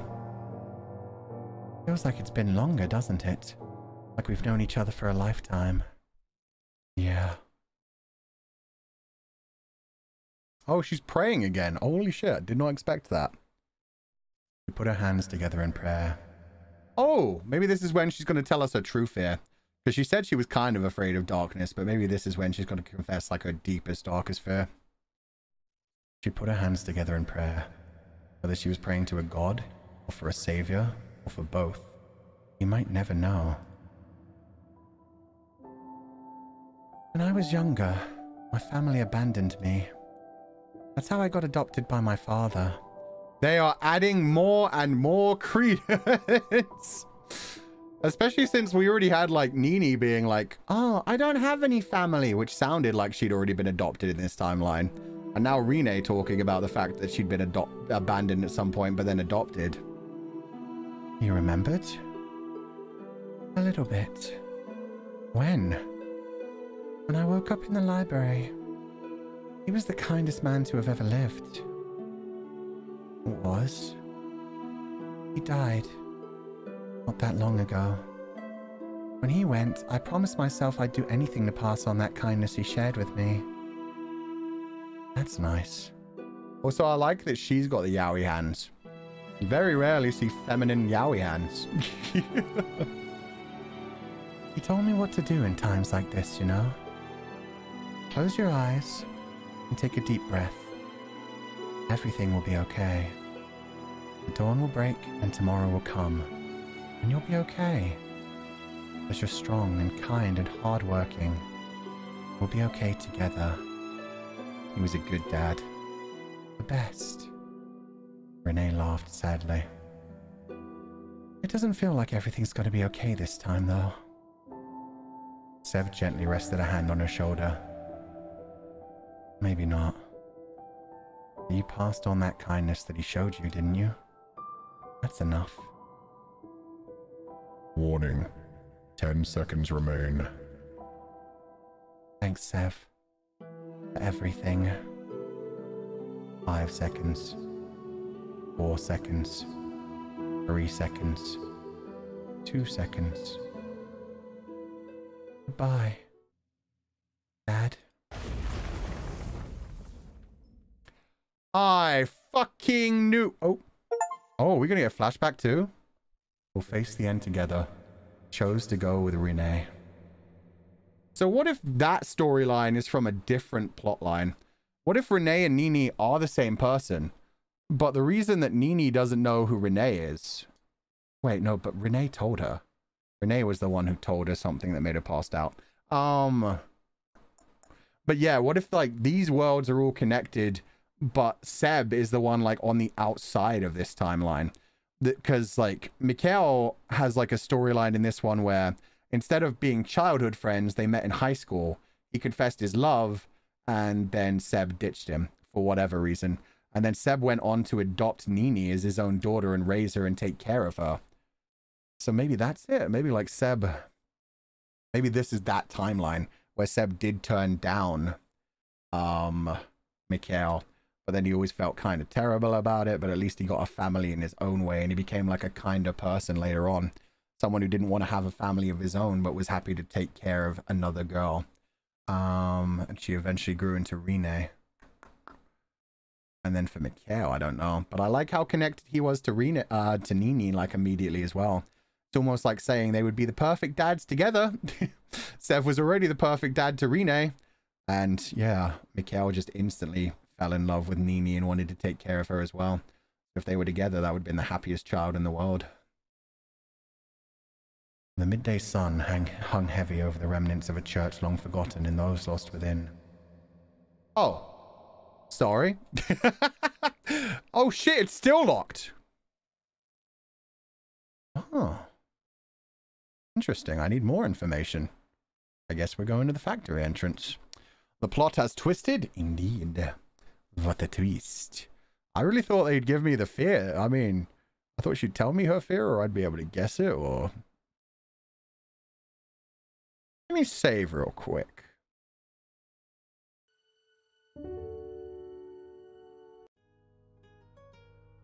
Yeah, I don't care.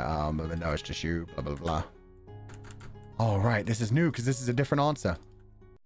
Yeah, it was only 2 different words.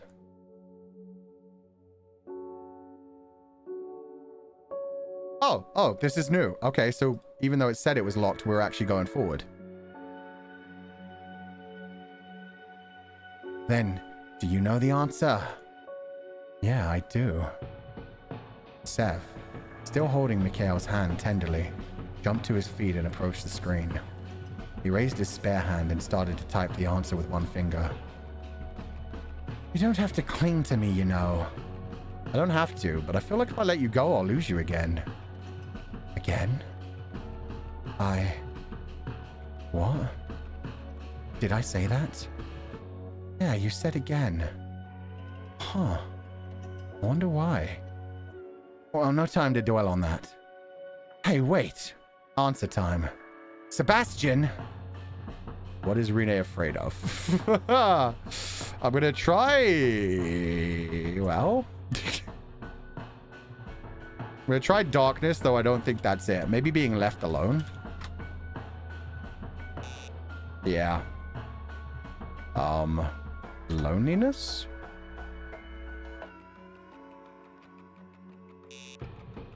Abandonment.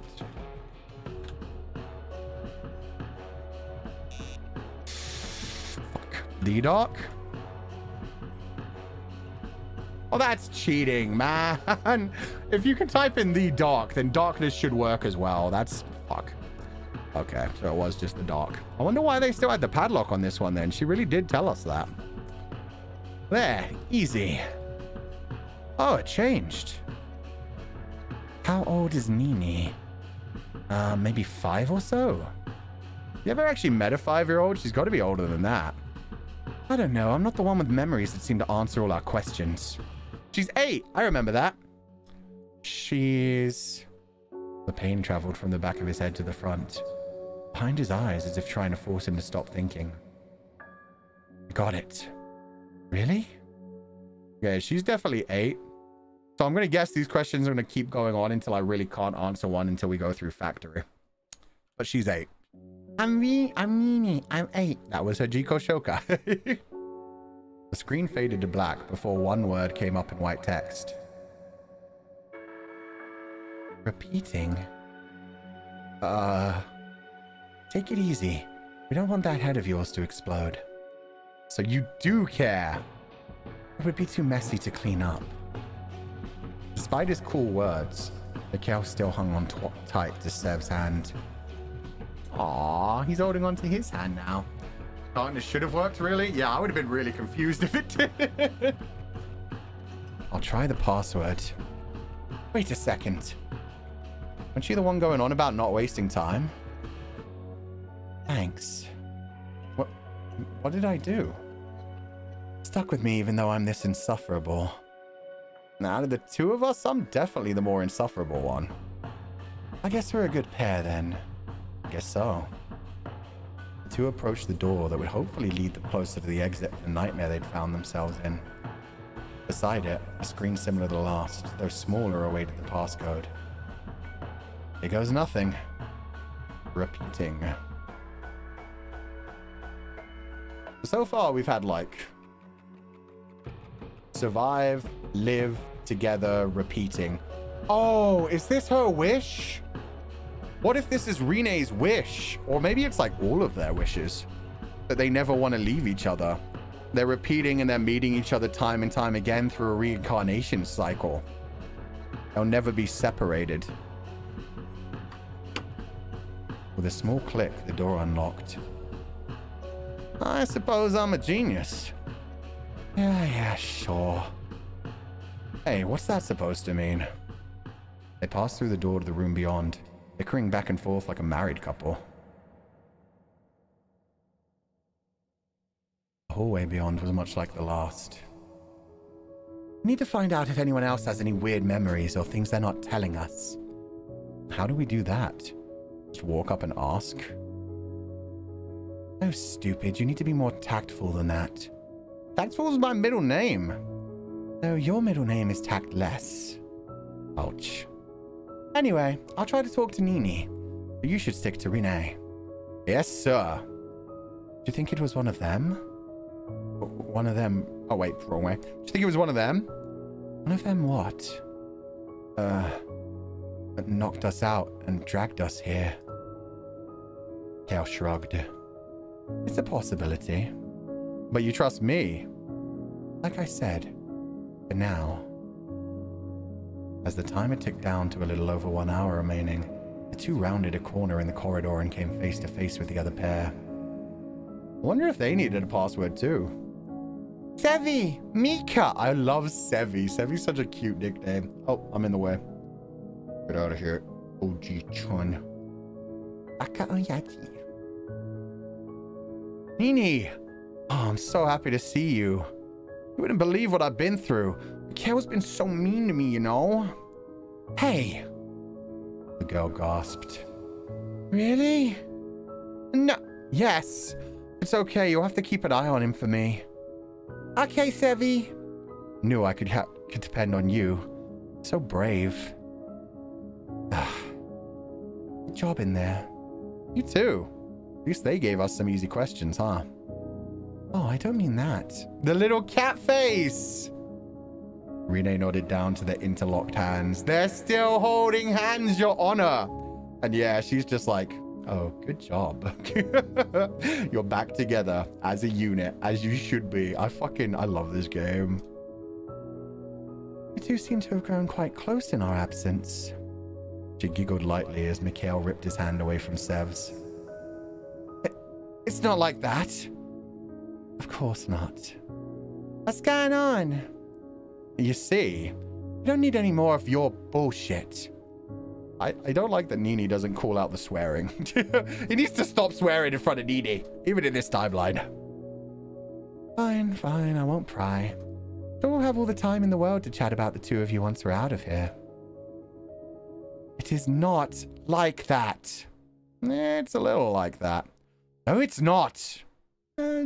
Just a little. No. The two of you make quite the unlikely pair. I give up. Escape yourselves, assholes. I love Mikhail. All of the characters in this is such love. Maybe it is like multiple timelines. Like maybe these 3 people, if there is 3 people rather than 4, maybe they've just all been interlocked. There's timelines where like Mikhail takes care of Nini. There's timelines where Sev takes care of Nini. Ultimately, if they just all 3 came together, they'd be a perfect, like, complete unit. But in every timeline, there's been something holding them apart. Mikhail sped up, quickly leaving the rest of the group behind. But he wouldn't be alone for long. I'll go get him! Nini, wait! And then there were 2. But it was already too late. She broke into a run, chasing after the black and white boy. There's really no stopping kids when they set their minds on something. That's true. Sure she'll be a lot of trouble for her family in the future. Yeah, I bet. Both of them should really know that. Can I ask you something? She beat me to it. Go for it. I want you to tell me about your life. My life? Before all of this. Please. I'll show you mine if you show me yours. Deal. It's not exciting or anything. I grew up in a little house in a small town. No brothers or sisters. My parents divorced when I was 10. I went to local schools all the way up until university. But then I left home. I think I had a neighbor. We were always together. Sorry, things are kind of fuzzy right now. So, you've had your fair share of struggles along the way, right? Of course, who hasn't? It's all been worthwhile, right? Yeah, all of it. Every moment. Your turn now. Well, I was adopted when I was 8. Exactly how old Nini is. My father and I lived in a big house in a field, pretty much in the middle of nowhere. Just the 2 of us. He would drive me to school every morning and come pick me up, even though it took hours out of his day and I could have caught the bus. He would bake for me, even though he couldn't cook. Fuck, that's such a cute moment as well. Man can't cook, but he's doing his best to put food on the table. Every year he would hand make my birthday cake, you know. And it was always terrible, and I loved it so much. He sounds like a great dad. I couldn't have asked for better. I only wish I could have done more for him, to make him happier, because I could tell he was always so full of sorrow in the moments where the dew would cling to the grass. In those hours as the sun rose, it would brighten up just for me, but I could still tell. Oh, this is such a beautiful story just by his fucking self. Just the idea that he'd lost his love, that he'd like fucked up, that he'd hidden who he was from the world, that he was doing his best to be a happy, like Genki, full energy dad. And yet she was still able to see it when she came down in the morning. She could see him like thinking about the pain and sorrow. I'm sure you did enough. She shook her head. When I asked him if it was all worthwhile, do you know what he said? Yeah. All of it. Every moment. Before Sev could think of how to respond, they finally reached an open doorway at the end of the hallway. Beyond, faint voices could be heard. Guess we found them. Renee sniffed, wiped at her eyes with dark sleeves, and smiled at Sev. Yeah, looks like it. Come on, we better hurry up. She's trying to give him a happy ending? Yeah. She's trying to bring them all together to a happy family. That's so fucking cute. Ooh, that's a lot of graffiti. Slim something? Slim Jim. I'm not going to even try to read the rest of this. The room was large and spacious, and would have once been a ballroom that would rival that of royalty, yet now had fallen into disrepair just like the rest of the house. Slim Shady, god damn it. The walls and ceilings seemed like they could collapse at any moment, and were adorned with graffiti boasting all kinds of colourful language. Further into the room, Nini was hanging off of Mikhail's arm as if he was a set of monkey bars. That's so cute! Are you kidding me? Oh, he's doing the bicep curl with the child thing. I'm going to take a look around, okay? Got it. I'll go bother Mikhail. Of course you will, Sev. Alone, Sev bounded up to the man and pulled on his long sleeve. Can I take the other arm? No, you cannot. Oh, don't be so cold. Do you miss me? Not one bit. You have the time to play around, and you have the time to search for the next door code. And what you're doing isn't playing around? I don't play around. Sure you don't. The sound initially seemed to come from the stage, as if a phantom band was playing a tune for their arrival. But soon after, the sound moved, as if it came from the very air. They were breathing it. It was all around them, that gentle tune. See? I told you. Ghosts. Sure, there's a perfectly reasonable explanation. Ghosts! That's not reasonable. I love it. Family is so cute. Anyway, we're busy, so maybe you should go look somewhere else. Guess he's not done interrogating her. Yes, sir. You got it, sir.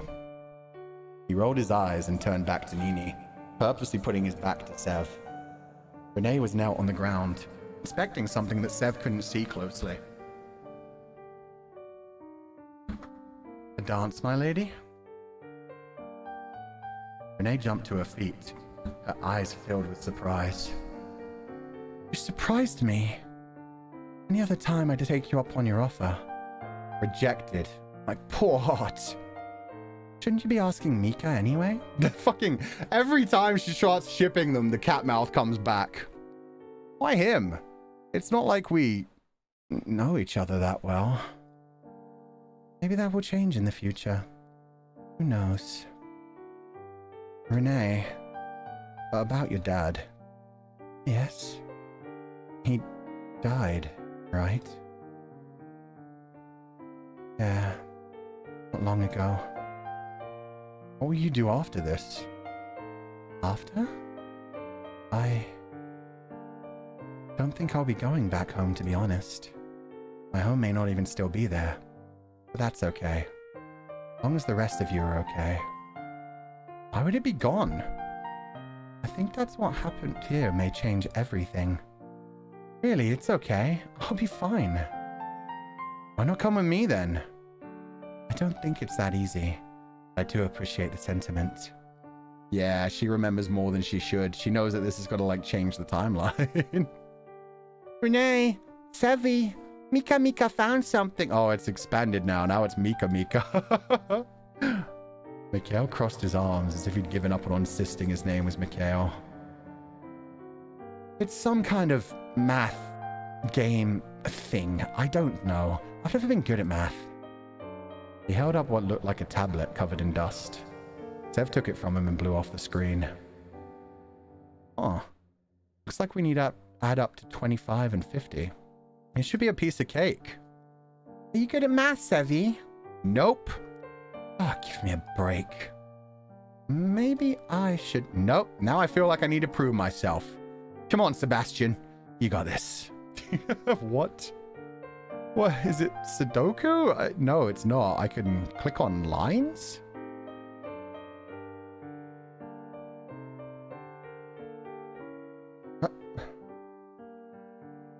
Oh, I have to make the... Okay, I have to make the numbers connect. I get it now. Go back. I can't go back. Fuck! Oh, restart. Okay, so I need to make this add up to 25. 8, 10, 16. Follow. 2, 5, 8 is 15. 17. Shit, so close. 2 and 5 and 7. That's 12. 14 plus 5. 14 plus 5. 19 plus 6. That's the way to go. Boom. 25 done. Okay, now I need to get it to 50. Do we start at 25? Let me just save over this one now. We either start at 25 or we have to add all of these to 50. I don't know which one. I'm going to say we're at 25. 28. No, it won't be that way. I know how these things work. 29 plus 5. 34 plus 7. 4 plus 7. Ew, my brain. 41. 43.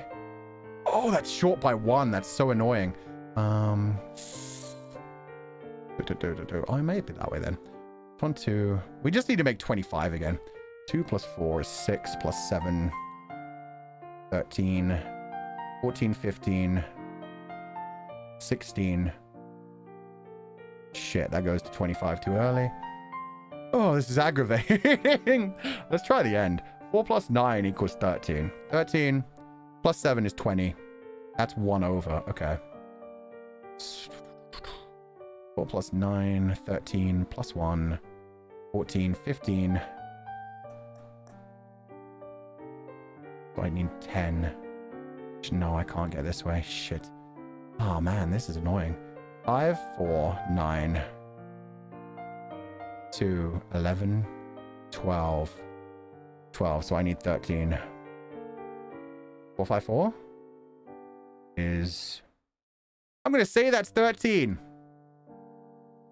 I can't math it out because I'm dumb. No. Shit. Shit. Oh, wait, it wasn't even that way, was it? It was this way. 6, 7. I'm like, nah! Damn it.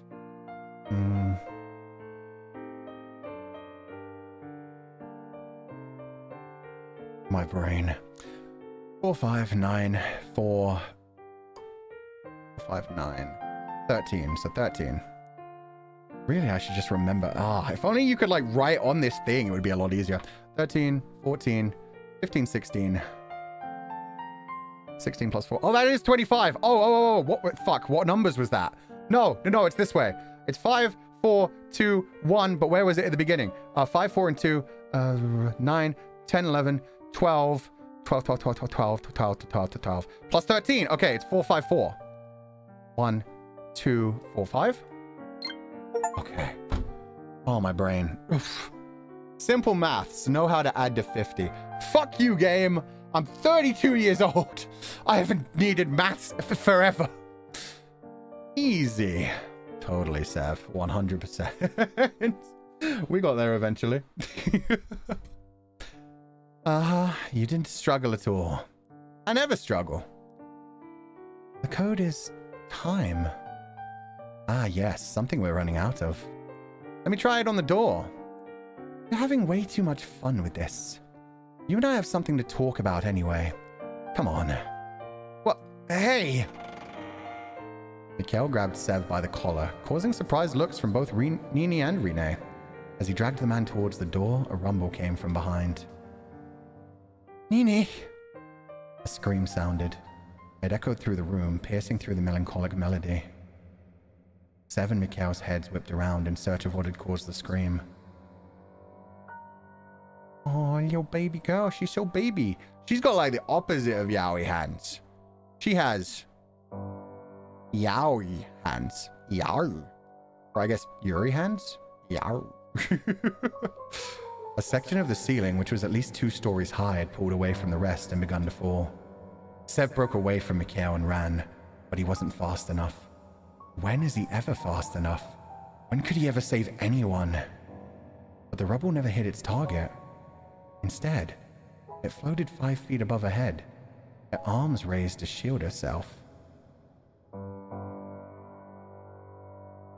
Yeah, that's kind of weird. Oh god, you got a Spy X family shit going on right now? Then it floated back upwards until it reattached itself to the ceiling. Nini? No,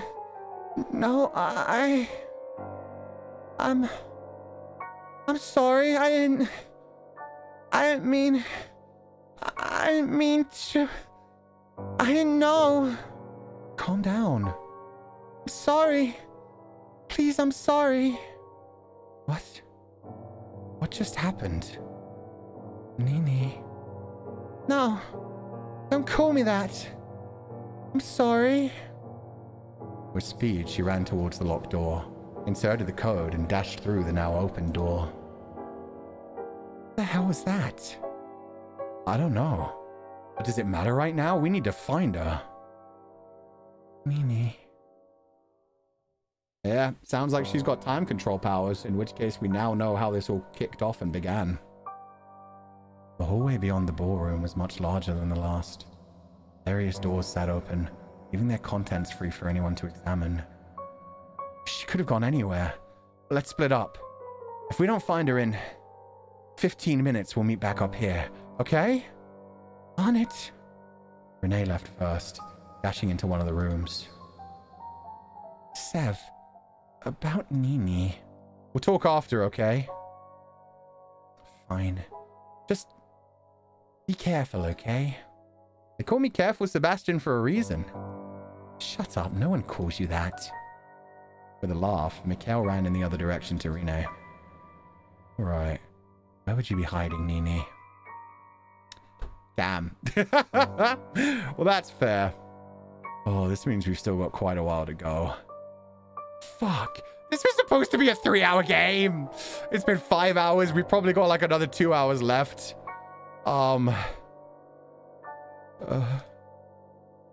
Hey.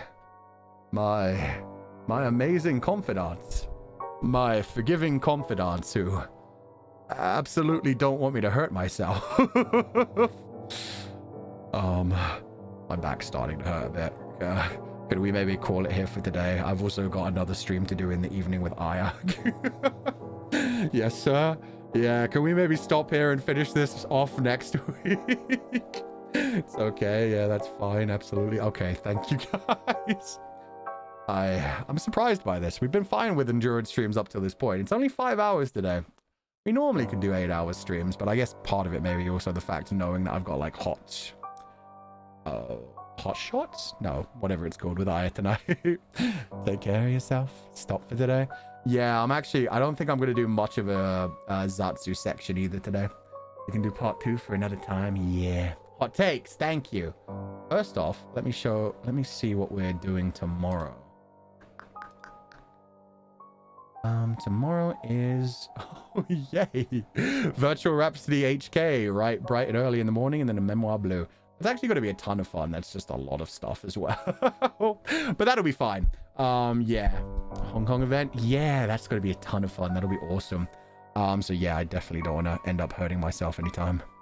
So yeah, I think we'll actually just wrap up for today. I'm sorry that I'm having to disappear so soon, but I need to lay down for a bit. We've been doing a lot of long streams, but it's okay. Thank you guys so much for being here. This game has been incredible. I guess part of it is also the fact that I'm seeing every bad ending. Like normally I just have the excuse of like, well, I talk a lot and I do silly voices. But yeah, we're also seeing all the bad endings and everything. It adds to the story. It adds to the flow. But yeah, we'll stop for today. Shit, I've already done my schedule for next week. 1 minute, I'll figure it out offline. But thank you guys so much for being here. I hope you all enjoyed the stream. I had a wonderful time. I'm really excited to see how this ends. This has been so freaking good. The writing has been good. The angst is incredible. The romance is going pretty damn hard depending on some of the routes.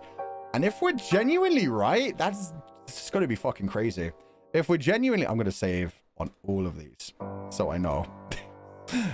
All of them are the same thing. This is what we load into. But yeah, I'm really excited to see if it pans out and we're right about like Nini and Renee actually being the same person. Now, yeah, it looks like I thought it was Renee that knew everything all along. It looks like Renee is just like remembering more of her memories than Sev and Mikhail are. It looks like Renee's learning more of her memories than she is, and Nini is the one who's actually like the spirit or whatever, the part of her that is trying to keep them here, is trying to find them a happy ending, is trying to make them stay together forever and be happy. Maybe she just needs to learn the same lesson. Maybe that's going to be the lesson. Maybe it isn't going to be, hey, let's get a happy ending where we stay together forever. Maybe it's going to turn into one of those stories where it's more, she managed to turn back time and she's continuously turning back time and kept them in a time loop because she wants them to just stay together forever. No deaths anywhere. Meanwhile, the lesson that we have to learn is the same lesson that Renee learned from her father, from Sev, which is just straight up, it was all worth it anyway. Even if it's not the perfect life, even if we didn't end up together married, at least I raised a daughter, at least I did love, I had happy memories, I wouldn't want to change a thing. Maybe that's what Nini is going to have to learn, that she can't stay locked in the past and keep trying to change things.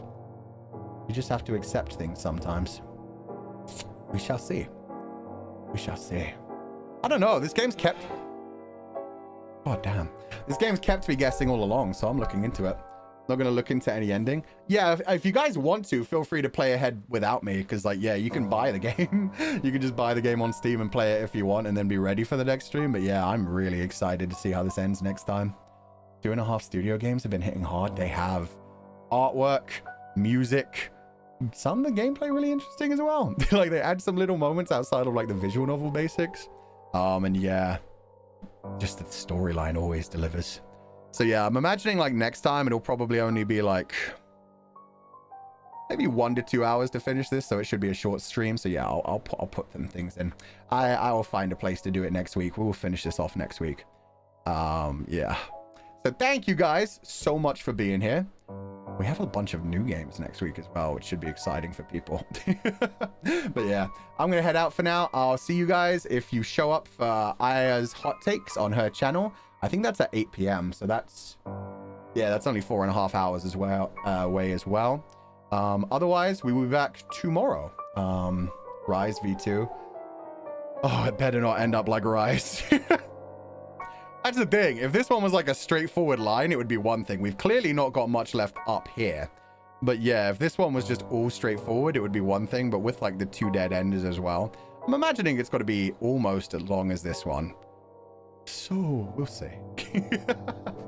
But thank you guys all for being here. I'm gonna head out. Tonight, hot takes with Aya at 8 p.m. EDT. Tomorrow, Virtual Rhapsody Hong Kong. If you've bought your online tickets, you can watch it online. If you're showing up offline, I can't wait to see you there. There's so many fans coming and like sharing so many like fan-made merches and stuff with each other, which I'm so excited for. And yeah, just doing it with Pio-chan is going to be a lot of fun. And then after that, we're going to play a Memoir Blue on the channel.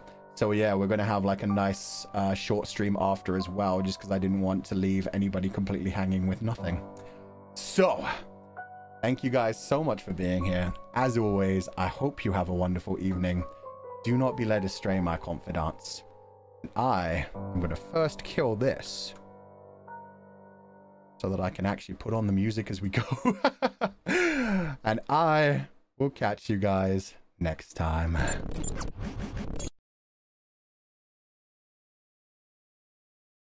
Oh, it's muted. Oh, that was... I'm just failing all over the place.